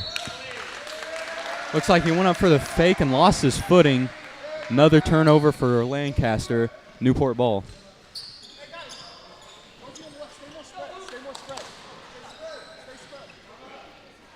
See the Seahawks just dominating this game on both sides of the ball. Unforced turnovers like that are going to kill you if you're Lancaster.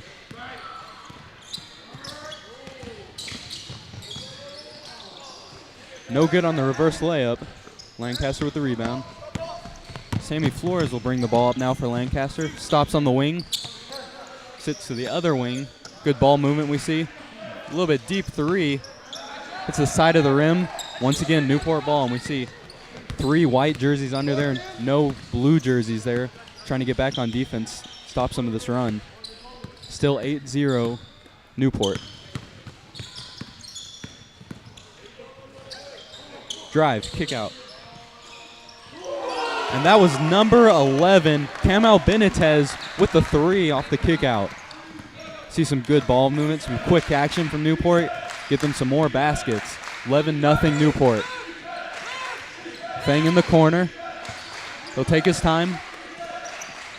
Almost lost the ball off the swing there.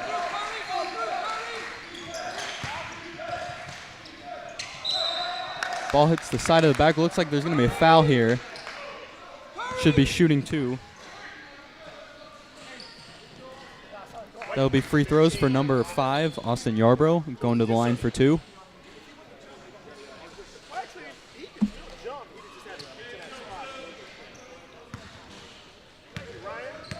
First free throw for Yarbrough. And it's good. Off a few bounces off the rim and in. Love to see that. Maybe get some of your players going, slow the game down with these free throws here for Lancaster. And the second free throw is good for Yarbrough. So Lancaster is now on the board, still 2-11 with the Newport Seahawks winning. Pick and roll, mid-range jumper, and that is no good. Just bounces off the rim, didn't quite get the right touch. Lancaster's gonna push off the break. Curry Fang goes to the basket and misses.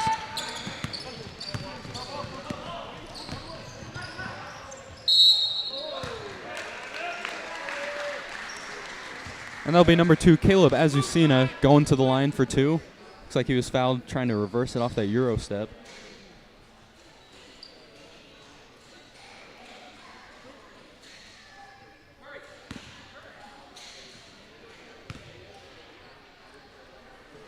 The first free throw is good for Caleb Azucena.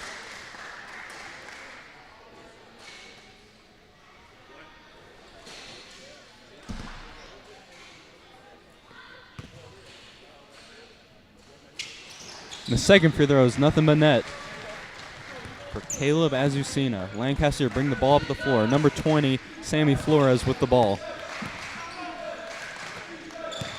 Working the ball up close to the top once again for Lancaster. Gets it to the corner, back to Flores. The ball not getting inside the three-point line very much for Lancaster, and they try it there. Just nobody around. Turnover for Lancaster. And to the basket with the inside hand. Nice finish there once again from Azucena.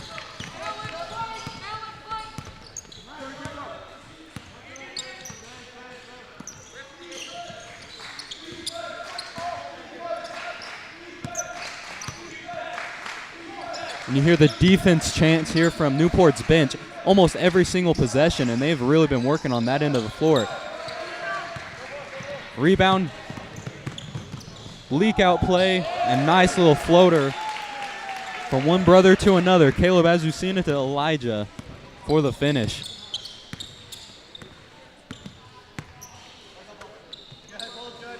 Lancaster having some trouble here on offense. Wing 3 doesn't get the bounce. Looks like we got a foul going the other way for Newport. 17-2, the Newport Seahawks are just dominating Lancaster here in this game.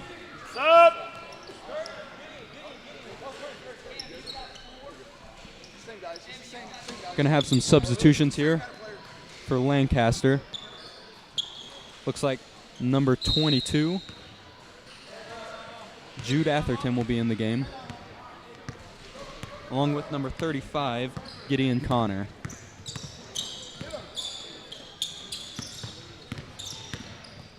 Drive left from Azucena, kicks to his brother in the corner for 3 is good. And Newport just hitting everything right now, inside, outside, on the break, in the half court. Their offense is looking really good. See if Lancaster can match. Flores takes a baseline, hits the rim, backside rebound. And Newport outrunning again. Kamal Benitez going to the basket there. He missed it. Looks like he'll get 2 free throws at the line. Took a little bit of contact on that shot.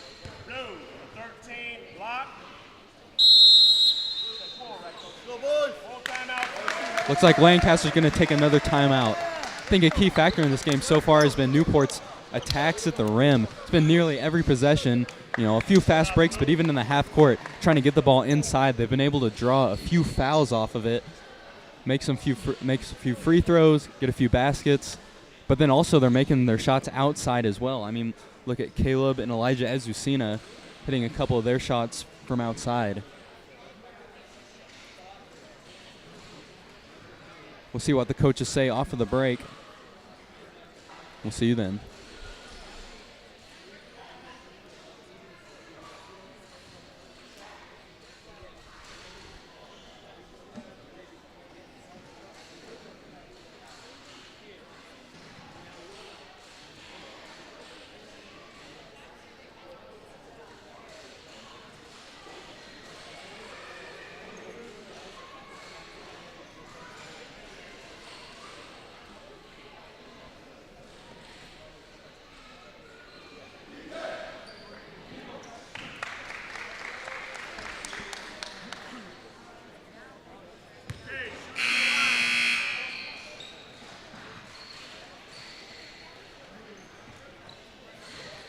back from the timeout.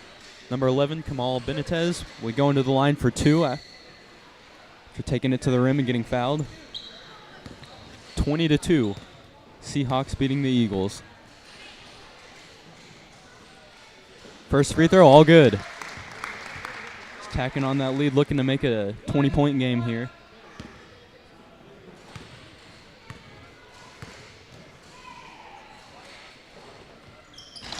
Second free throw, gets the bounce, goes in, pushes the lead to 20. See how Lancaster can respond.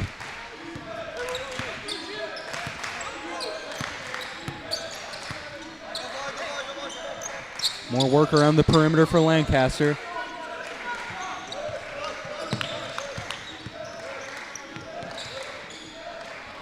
The shot from the mid-range is good. And that was number 13, Diego Basilio. With that finish, that was a tough shot inside. Gonna want to see more of that from some of Lancaster's players. Have about 45 seconds left in this first quarter. Number 11, Benitez for 3. It's good. Nothing but net. Just lighting it up from all 3 levels. Lancaster has the ball, 30 seconds left. Looks like about a 1 second difference between shot and game clock. Passing around the perimeter for Lancaster. Atherton. Oh, almost jumped the pass there for Azucena. Or Azucena, I'm sorry. Looks like we've got a foul here. Going to stop the clock with 14.9 seconds left. Lancaster have the ball under the basket. See what action they run. Try to get an open shot to finish off this first period.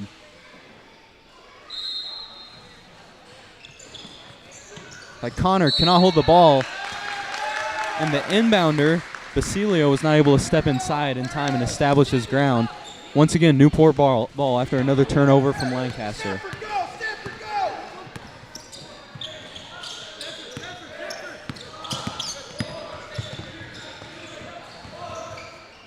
At the buzzer is good. What a way to end the half for number 2, Caleb Azucena. That's characteristic of the entire first period. Just shot after shot going in. Looks like Newport's on top of their game, especially from the Azucena brothers. Got the second quarter coming up soon. Hang in there.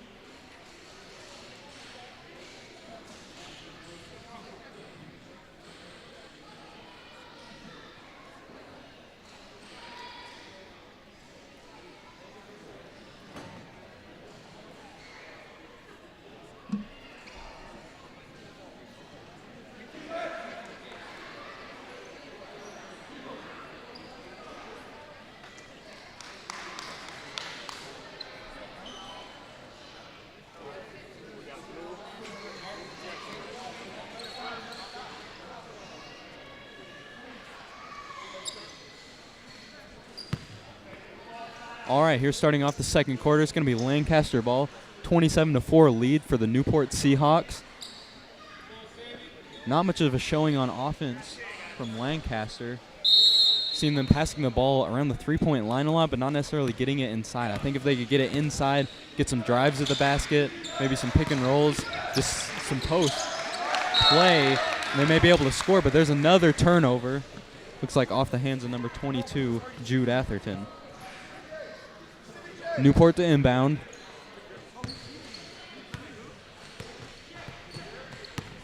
Number 2, Azucena to bring the ball up the floor.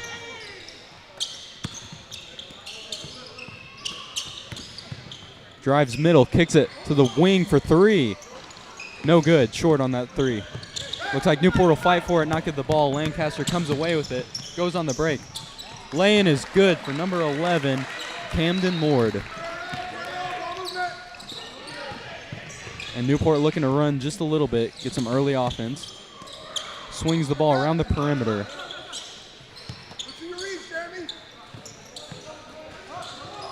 Corner 3. No good. Like number 20, Sammy Flores, to bring the ball up the floor for Lancaster. And for a pick and roll, offensive foul, illegal screen from number 35, Gideon Connor. Looks like he just didn't quite get set in time, or at least that's what the ref saw. Looks like Flores would have had a good look off of either a mid-range or get to the basket off that screen. But it'll be Newport ball.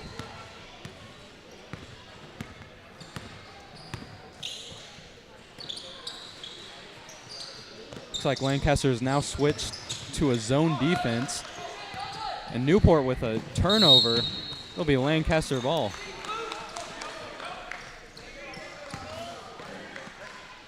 Kind of an anomaly here for this first half of Newport. Haven't turned the ball over much.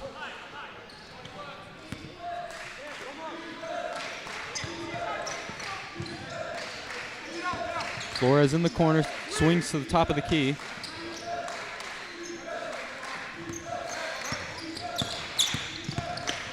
Drive inside all the way to the basket. Looks like somebody got their hands on it. It'll be out of bounds, staying on this side of the floor, Lancaster ball. Looks like Lancaster to run a stack play at the inbound. Going to go to the safety man. Try to kick it back out to the corner, but number 2, Azucena with the ball, and the left-handed finish on the break. Newport has been capitalizing on turnovers, trying to get a little bit of running in, get to the basket before the defense can set up. Flores with the ball. Got a man in the middle inside that they're looking to feed now. The cutter goes to the corner, and they're swinging the ball around a little bit more now.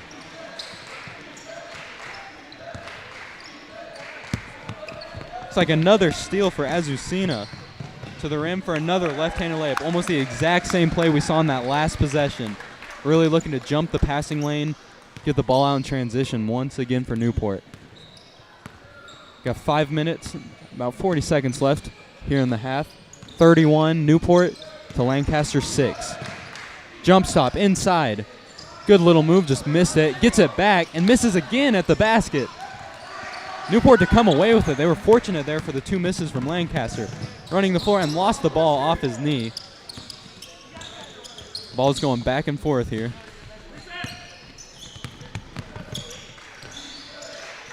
Wing 3. That's no good. A little bit long for number 11, number 11, Camden Mord. And another layup inside for Newport's number 11, Kamal Benitez. Lancaster nearly turns it over. Gets the ball inside. Kind of a desperation move once he got the ball inside. Able to draw the foul. He'll be going to the line for 2. White 11, block. That foul will be on number 11, Benitez. Just his first foul of the game. And a much-needed free throw there for Lancaster. See if he can go 2 for 2 from the line, get himself going a little bit. Try to start some on offense for these Eagles that are down early.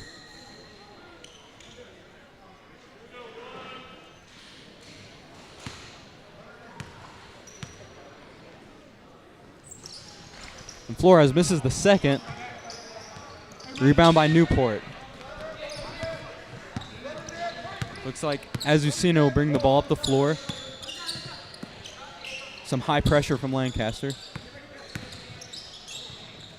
Kick to the wing. And that 3 will be way short. Lancaster on the break. Curry Fang to the basket, no good. Tried to get to his strong hand there, but still missed. Azucena dribbles inside, spins, kicks it out for 3. And short again for Benitez. He's airballed 2 in a row. Flores for 3. No good. Offensive rebound. Looks like he may have stepped out of bounds there on that rebound. Great effort on the offensive end for number 5, Austin Yarbrough, to get that rebound, but just stepped out of bounds, ran out of room on the court.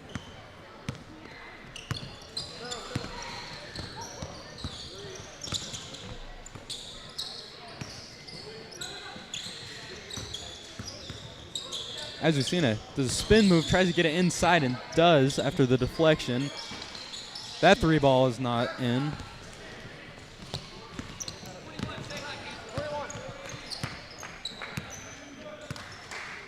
It's like Basilio will bring it up the floor for Lancaster. Number 14, Peyton Langley, has checked into the game for Lancaster. Out there with the guards on the perimeter. Tipped by Azucena. Out of bounds, stay here.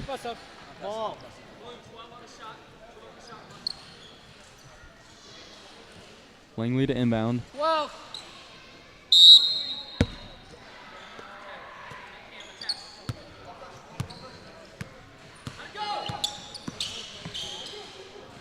A wing 3, and that's good for number 11, Camden Ward. He's got a couple of looks early, capitalizes on that open 3, hits it from the wing. Drive from Newport. Got the ball inside out, swinging the ball around. Corner 3, no good. Missed on that one. Rebound by Lancaster, and we've got a foul. Going to slow down the ball. Lancaster going to get into their offensive set in the half court here.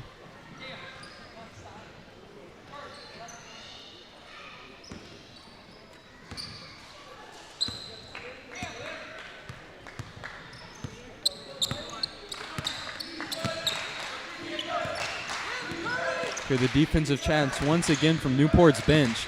Really been pressuring, keeping the ball outside, and another steal at the top of the key for Azucena. Finishes with the right hand this time.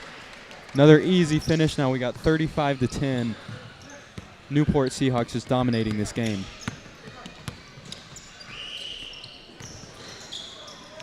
They've hit a few jump shots and a few free throws, but most of the attacks have been right at the basket. And another steal. It's about his 4th or 5th of the game for Azucena. Kicks out to his brother on the wing for 3, and that bounces in and out. Lancaster up the floor. Not able to finish on the break, and we've got a foul here 90 feet from the other basket. Looks like Yarbrough, after that move, made a little bit of contact on number 23, Joseph Kilanita, for Newport. And it'll be Newport basketball once again.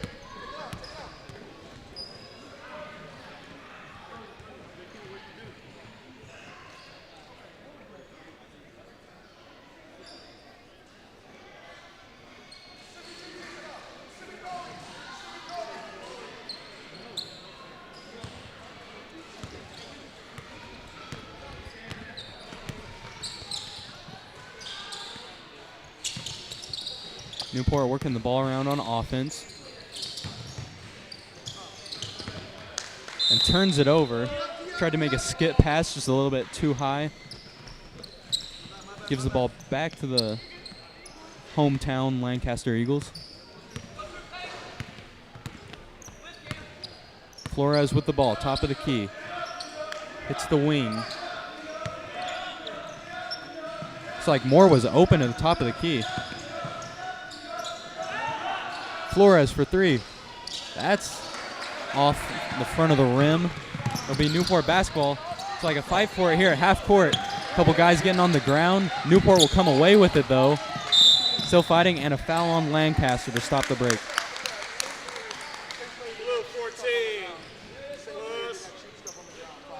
About 1 minute and 19 seconds left in the half. 35 Newport, Lancaster 10. Looks like Lancaster will take another timeout. Now if we look here at the trends of this game, it's been Lancaster on the offensive end been able to make a few free throws.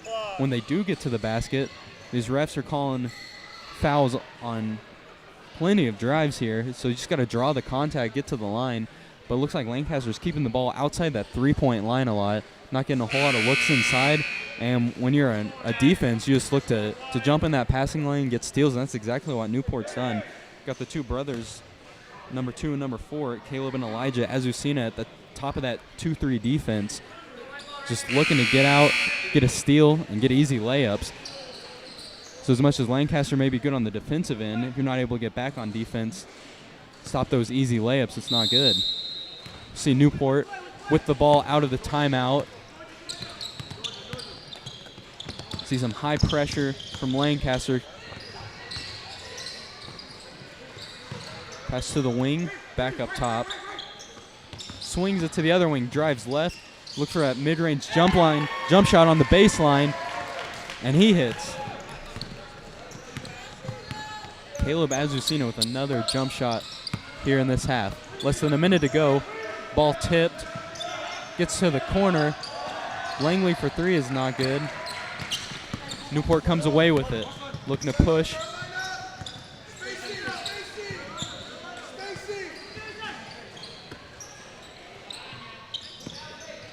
Ball inside the free throw line. Backdoor pass. Up fake, but not able to finish. For number 22, Nick Garcelle on Newport. Flores drives down the lane. Looks like they're going to call a foul.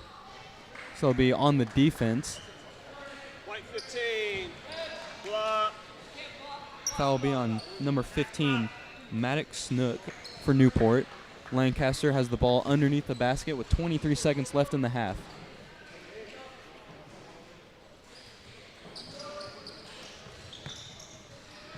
Hits the corner. Flores a drive middle. Kicks it out. Three-pointer. No good. Another missed three-pointer. They were knocking down their threes. This game might be closer. Azucena, high pick and roll. Drives, kicks it out to the wing for three. And that's good. Second left in the half. Looks like Newport to finish off both quarters with nearly a buzzer-beating jump shot. That's the momentum you want to carry into half, especially when you're up 40-10. So we see Newport just coming out hot, hitting just about everything they're putting up here. Lancaster struggling on the offensive end, not getting much to go. Once again, Newport Seahawks 40, Lancaster Baptist Eagles 10. We'll be coming to you soon for a little bit of a halftime report and getting back to you at the second half. See you then.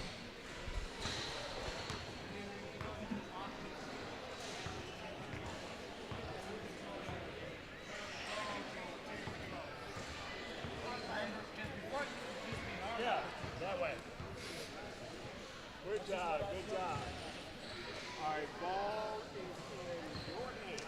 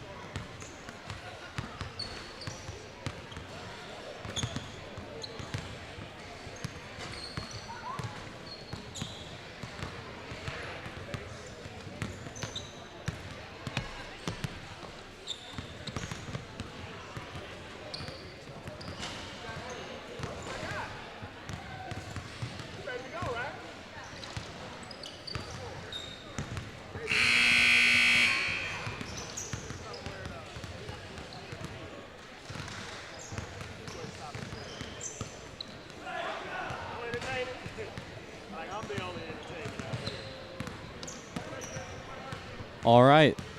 Welcome back, and thank you for joining us here at the West Coast Baptist College tip-off tournament. We're seeing the Lancaster Baptist Eagles face off the Newport Christian Seahawks. Saw a few themes here in this first half. A lot of fast break points for Newport, especially for number 2, Caleb Azucena, not only finishing at the basket, also hitting some of his threes. Just an all-around game, finishing some free throws as well. Newport's just been getting the ball inside time after time, drawing fouls, just scoring again and again. And that's not what we've seen from Lancaster. Lancaster struggling just a little bit here on the offensive end. Been turning the ball over, not able to get the ball inside too much. Nevertheless, 40-10 lead for Newport. Looks like they'll have the ball coming out of the break. See what these coaches drew up for Newport to sustain the lead and for Lancaster to overcome it. And Elijah Azucena will have the ball for Newport to start off the half. See some early pressure from Lancaster, a double team. Newport will bring the ball around, drive inside, kick back out to the wing.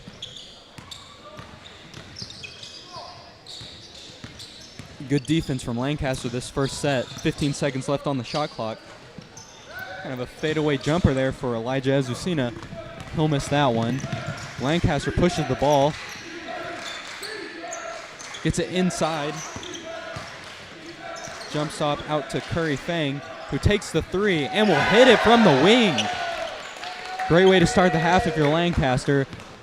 Great defense to get the stop and then hit a three on the other end. It's exactly what you want to see. Some more high trapping there from Lancaster. Gets it to the corner for three. Way off on that one. Lancaster to rebound. 2-on-1 off the break. Ball batted around. Gets it back inside. Curry Fang will slow it down, give it to Danny Flores, who drives right and finishes with the right at the basket. Another quick bucket for Lancaster. It's an exciting start here for the hometown Lancaster Baptist Eagles. And they'll keep the pressure up on defense. Ball inside, back door, nobody covering. But he'll miss on the layup. Newport nearly rebounded it. Looks like it was knocked out of bounds from Lancaster. Fighting for the ball there. Not quite able to secure the rebound for either team. But it'll be Newport ball. Kind of an awkward place to inbound there in the corner.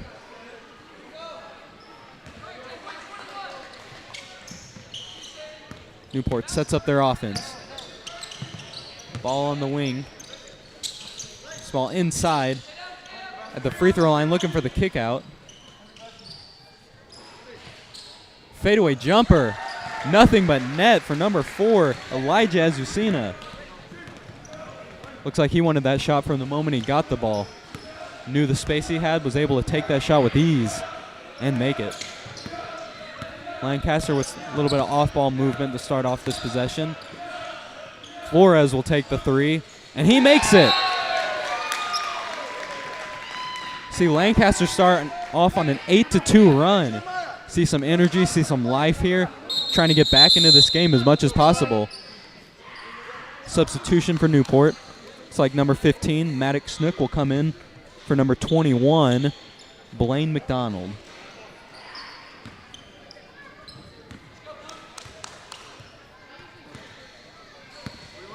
Newport looking to resume what they started in the first half, but it's been all Lancaster so far for the first few minutes of this quarter.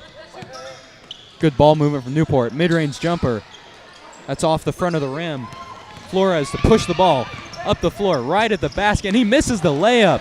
An easy one, but he just hit it right off the backboard a little too hard. Newport fortunate there to miss an easy basket. Azucena kicks it out. Over to the corner for three. That's off, but long rebound goes back to Azucena, who will hit this time on the three. That missed rebound really hurt the Eagles there. Not able to get the ball, not able to stop that three-pointer. Might be able to get Azucena going again and cool off this Lancaster team that started off so hot. Newport with the ball again, off the missed three from Lancaster.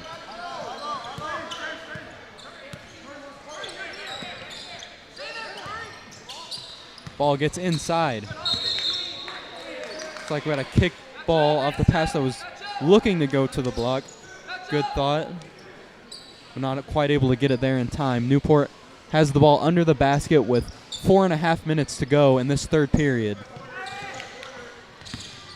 And they have a controlling lead, 45-18.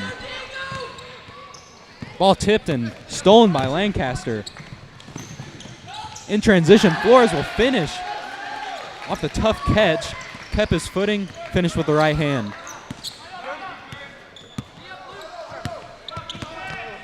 As we've seen the drive, tries to get the ball inside, stolen again from Lancaster. Flores to the basket with the left, finishes and one. Lancaster's going on quite the run to start off this half. Still got quite a ways to climb back into this game. What have I told you all season? What is a smart player? Tough and one for Flores. Looking to go for a traditional three-point play on the free throw. Take it out. Why run with them all the way and then try to get the ball by the basket and give their other chance to call it? Just follow right there and make him take it out. Smart basketball. And Flores will make the free throw to complete the three-point play. And Newport really looking to get back into this half. Still with a large lead. Not really looking too great. Backdoor pass, the layup. Not able to be finished from number 15. Getting to the basket again is Flores, but he misses this time. Newport running a little bit on the break. LBS was able to get back on defense fairly quickly. Got a drive kick to the corner for three, and way off hits the backboard on that one. Nice little Euro step and a pass inside to number 15. Maddox Snook will finish, but that play was completely created from number 11, Kamal Benitez, off the drive.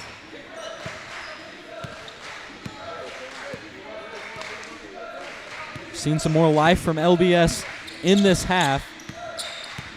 See what they can get going in the half court. Turnover right at the top of the key. Kick out 4-3. Azucena, that's off. Rattles in and out.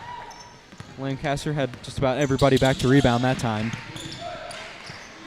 And the ball, Lancaster's losing it. Looks like they may have been bailed out with a foul there. Not able to hold on to the ball. Foul will be on number 11, Benitez. Looks like we got a timeout here.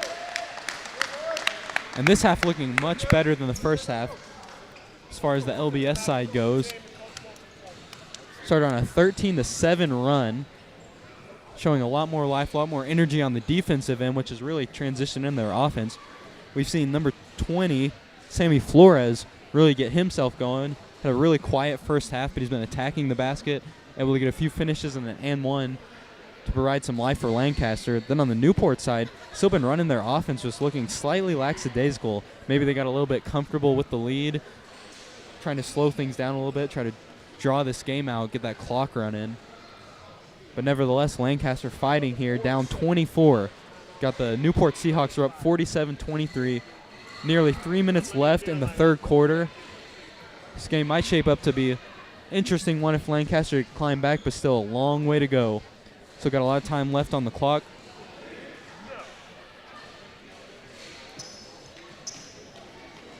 Looks like Newport was trying to shore up some things. Started off wrong in this half. Lancaster trying to keep going what they had going to start off this half. If nothing else, if you're Lancaster, if you can carry this on, even if you still lose this game, get some momentum going into that maybe consolation side of the bracket. But it's not over yet, folks. Still have a lot of basketball left to see here from Newport and Lancaster. Newport back in that 2-3 zone that they started with. Offensive foul. Looks like an illegal screen on number 11. Camden Moore looked like he was holding on one of those screens that he set. Quick turnover, and it's back in Newport's hands.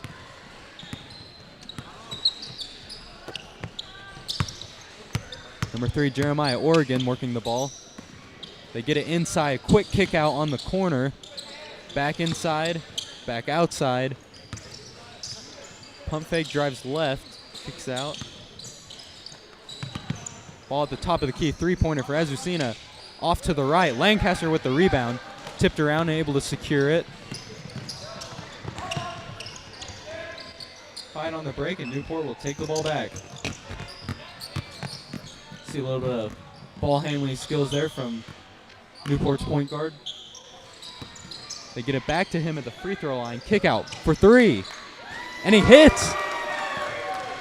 It's a three for number 3, Jeremiah Oregon. Some of these Newport boys can shoot the ball quite well. See if Lancaster can match.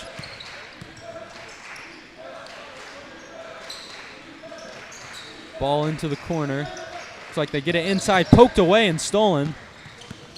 Not looking to run on the break for Newport. Going to slow it down a little bit. Backdoor pass. And looks like number 15, Maddox Snook, just hanging out there on the block. Nobody covering backdoor, gets an easy look. Draws the foul, going to the line for 2.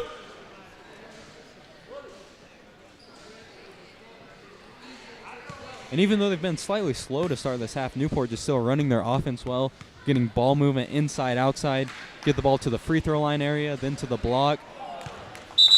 They've got a lot of different options they're going for here against the Lancaster zone, really taking advantage of it. First free throw is no good for Snook. We'll try to split the pair with the second free throw.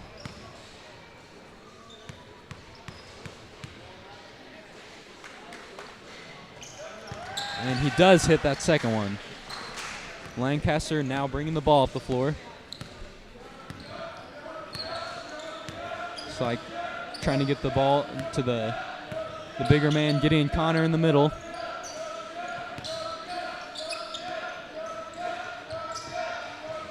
Connor posting up. Ball poked away. We'll stay on this side of the floor. Langley inbounding. Gets the ball in to number 13, Basilio. Swinging the ball around the three-point line. Langley with a pass just right into the hands of Azucena. They'll slow it down. A steal from Langley. It's like he's got an open basket and finishes off the break. Leak out play and gets the steal and the finish. Defense into offense. Newport working the ball now, trying to set up their offense with 25 seconds to go in this quarter.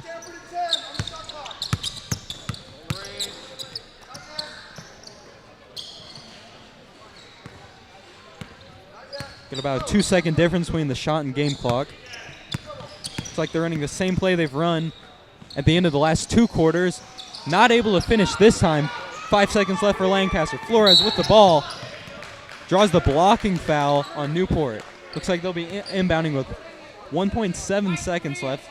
It's more than enough time to get a shot off. Even enough time to take maybe 1 or 2 dribbles for Lancaster. Yeah, he just didn't give him the 1 step.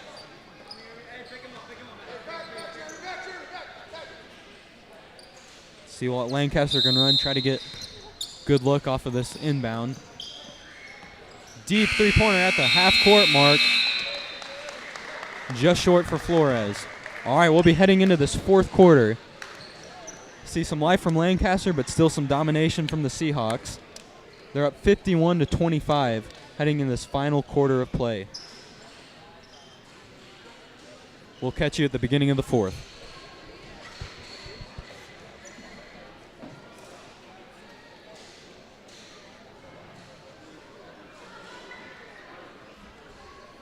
Yes, sir. How could I help you?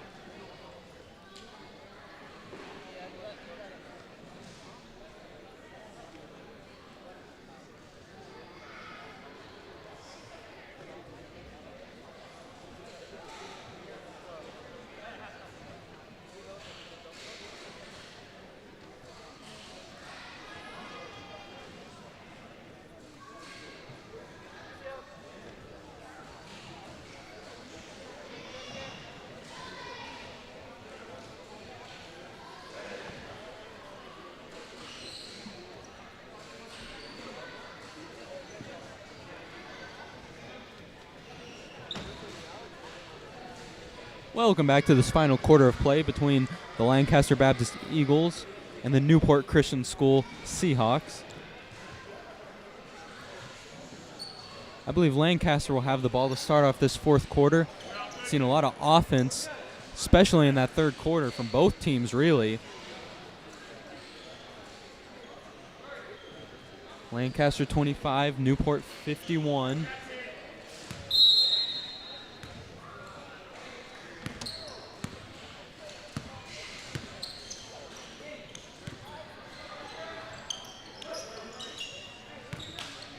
Ball in the corner for Lancaster. Step back and one jump shot for number 11, Camden Mord. Looks like he gave it a little bit of a pump fake. Took about one dribble into the three-point line, step back, nails it, and draws the foul.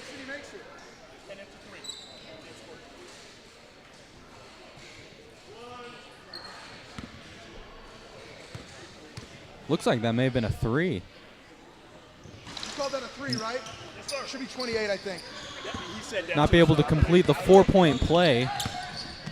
Still an important basket for Lancaster early in this quarter. Newport gets the ball inside, kicks it back out on the wing. Drives to the elbow. Back out for Newport.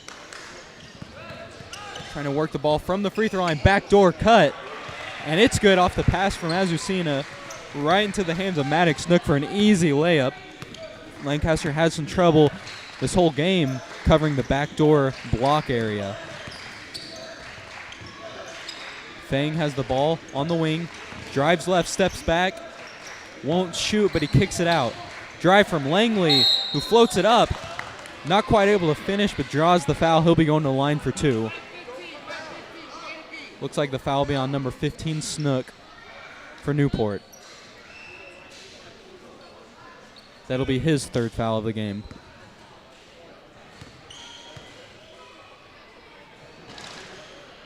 First shot rattles in for Langley. He'll get one more at the line.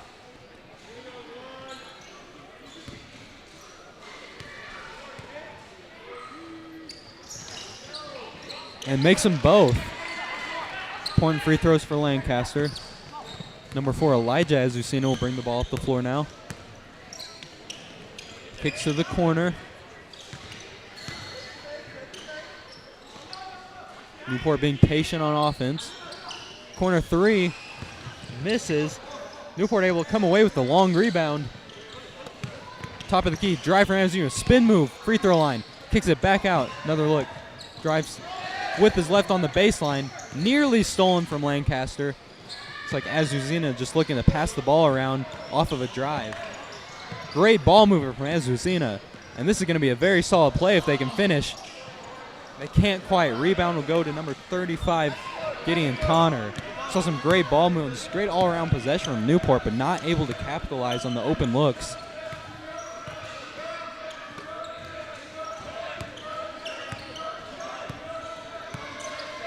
(53-30). Newport still in the lead. That jump shot is no good.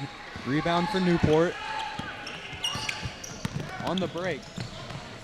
And a lay-in draws the foul. Looks like Benitez will be going to the line.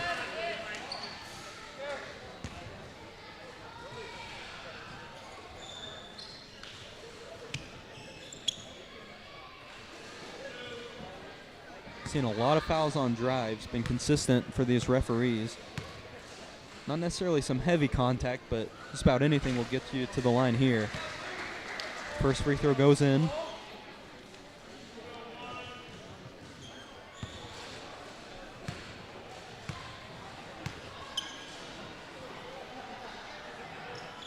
And Benitez will miss the second. Offensive rebound putback. And once again, another foul. A little bit of a flexing action there from number 15. Maddox Snook off the offensive rebound. Still not quite a lot of contact on some of these plays. Nonetheless, getting to the line for both teams. And he'll make the first. See if he can finish the second. 6 minutes left to go in this fourth quarter of play. Newport 55, make that 56. Just 30 points on the board from Lancaster. Ball swung to the corner. Number 11 has about the slot area and just gives it up. Not looking to run and run up the score any for Newport.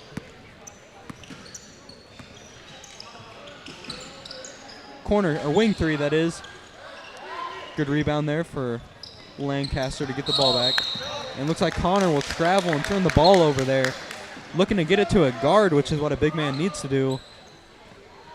But the pressure from Newport kind of blocks some of those passing lanes, causing him to move unexpectedly with his feet. Corner three, Azucena, no good. Rebound Lancaster.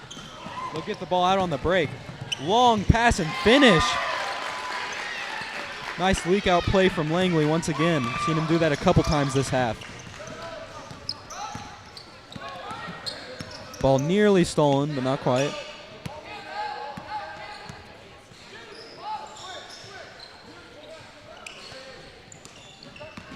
Woo. Nice pass inside from Azucena. Once again to Snook. Every time they get the ball to him about the free throw line area, it looks like all eyes are on him because he's scored probably the majority of the points for Newport, but he's always looking to pass, especially that backdoor area, getting a lot of cuts, a lot of good open looks. Bang, no good. Offensive rebound. Putback wasn't good either, but draws the foul. This is where I wish we got some instant replay from that last pass.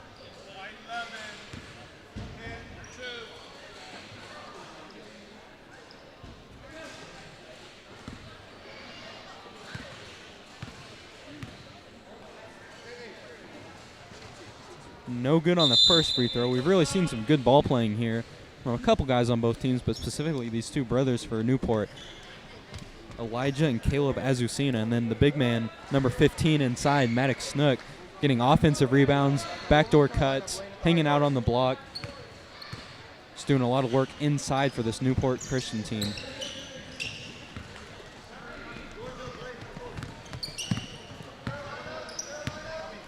Newport looking to run some offense here, maybe get some of these bench players some points close to the end of this game. Nearly stolen from Langley. Not able to hold on to it, though. Just knocks it out of bounds.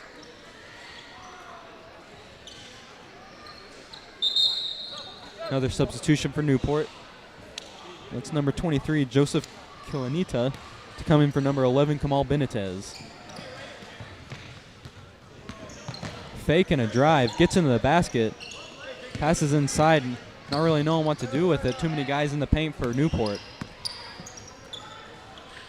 Number 1, Flaherty, to come into the game for the first time for Newport.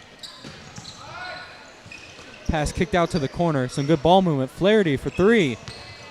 Didn't hit anything there. We saw an offensive rebound. Looks like a shot clock violation. Newport, not aware of the clock, will turn it over.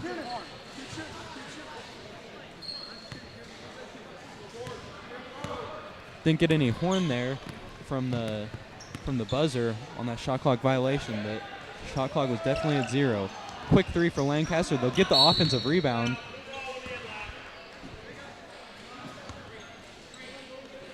Number 22, Jude Atherton, with a nice offensive rebound, able to draw the foul. Lancaster's going to inbound under their own basket.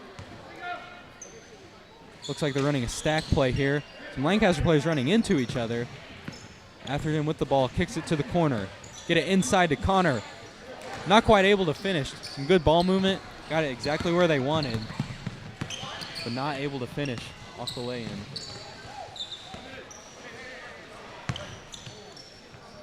And that three-pointer will not go in for Newport. That was number 23, Kilanita. Fang to the basket, no good.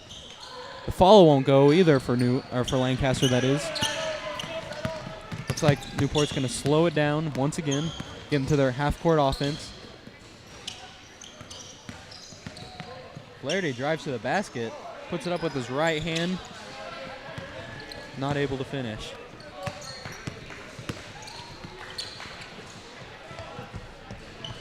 And that three-pointer will go in for Cameron Mord. He's done some work in that corner tonight. And a couple of step back threes, even an and one three. And that one also goes in for him. A few bright spots here, despite the big deficit for Lancaster. Three-pointer from the wing. That's off. Rebound bounces around. Looks like Lancaster will come up with it.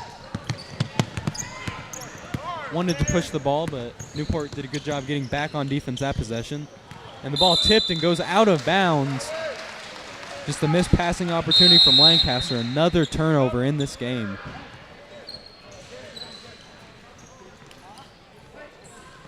Number 13, Azur Wills, will check into the game for Newport.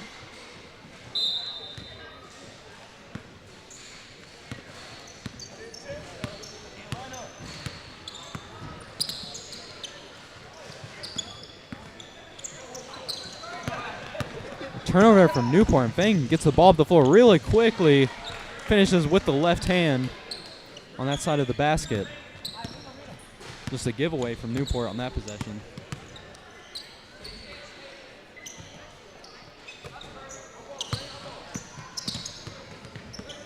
And another steal from Curry Fang. He's looking to go to the basket with the left hand once again, not able to finish this time. Lancaster looking a little bit like lightning out there, not able to strike in the same place twice. That three-pointer, way short. Out of bounds, Lancaster ball.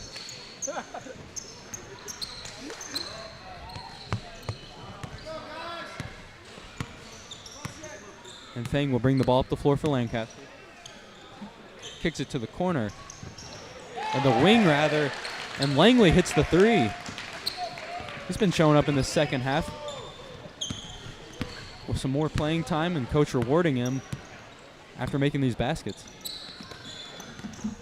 Newport drives to the left. Kick out.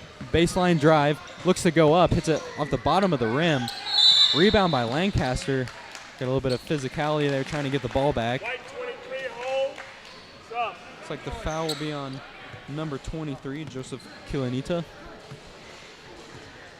And Lancaster will get the ball back. We've got 1 minute to go in this game. The Newport Seahawks are up 58-40 on the Eagles. Looks like we got a timeout here, most likely the final one of the game. Coach is trying to get a few subs in, give some final remarks before closing out this day of basketball.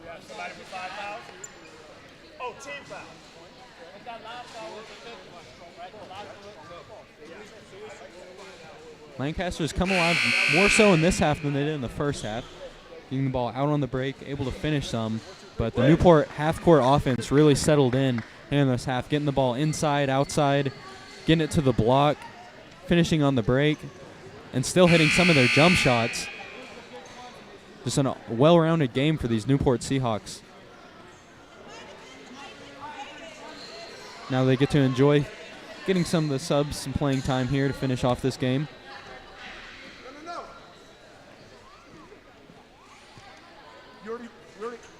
We already passed the ball in.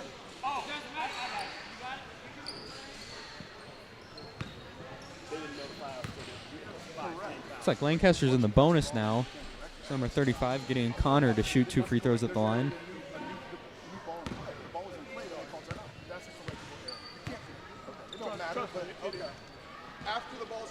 First shot no good. Connor going to try to split the pair on the second free throw.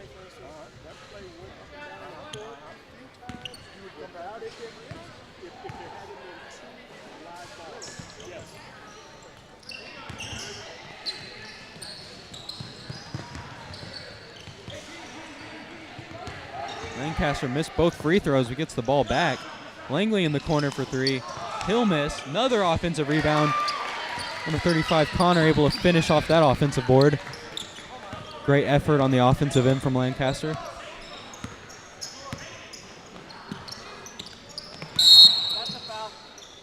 Blue 35 push. That'll be a foul with 30 seconds left in the game. Newport basketball. Looks like the shot clock will be off. Here we go. So they'll most likely just dribble the game out here.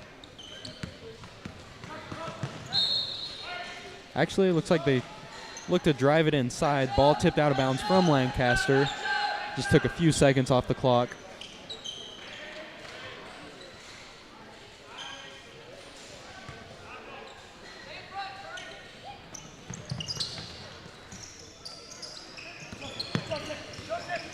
Newport with the ball. Number 1, Flaherty. Dribbles on the wing. Goes inside.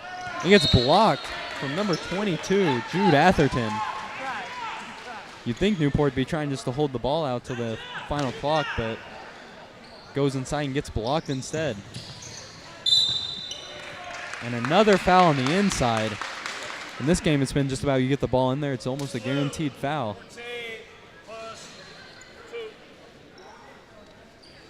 Looks like number 13, Azur Wills, going to the line for 2.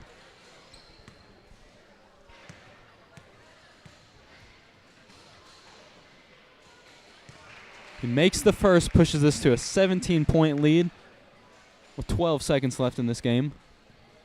Lancaster made a great push at the beginning of this half. Looked really good, but just that deficit was too big to overcome. Second free throw also good for Newport. Lancaster looking to make one final play, maybe carry some momentum going into the next game. Langley for 3. A little bit off on that one.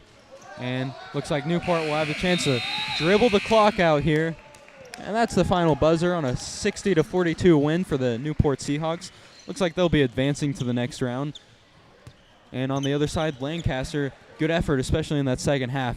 But they'll be moving on to the consolation side of the bracket.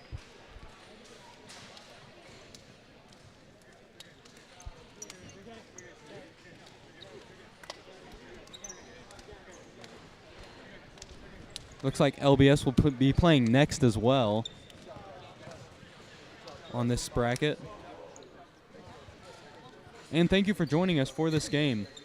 Saw an overall well-ran game, especially from the Azucena brothers for Newport. Lancaster Baptist playing well in that second half, but just too much to overcome. Thank you for joining us, and stay in tune for the next game of this tip-off tournament. Thank you for watching.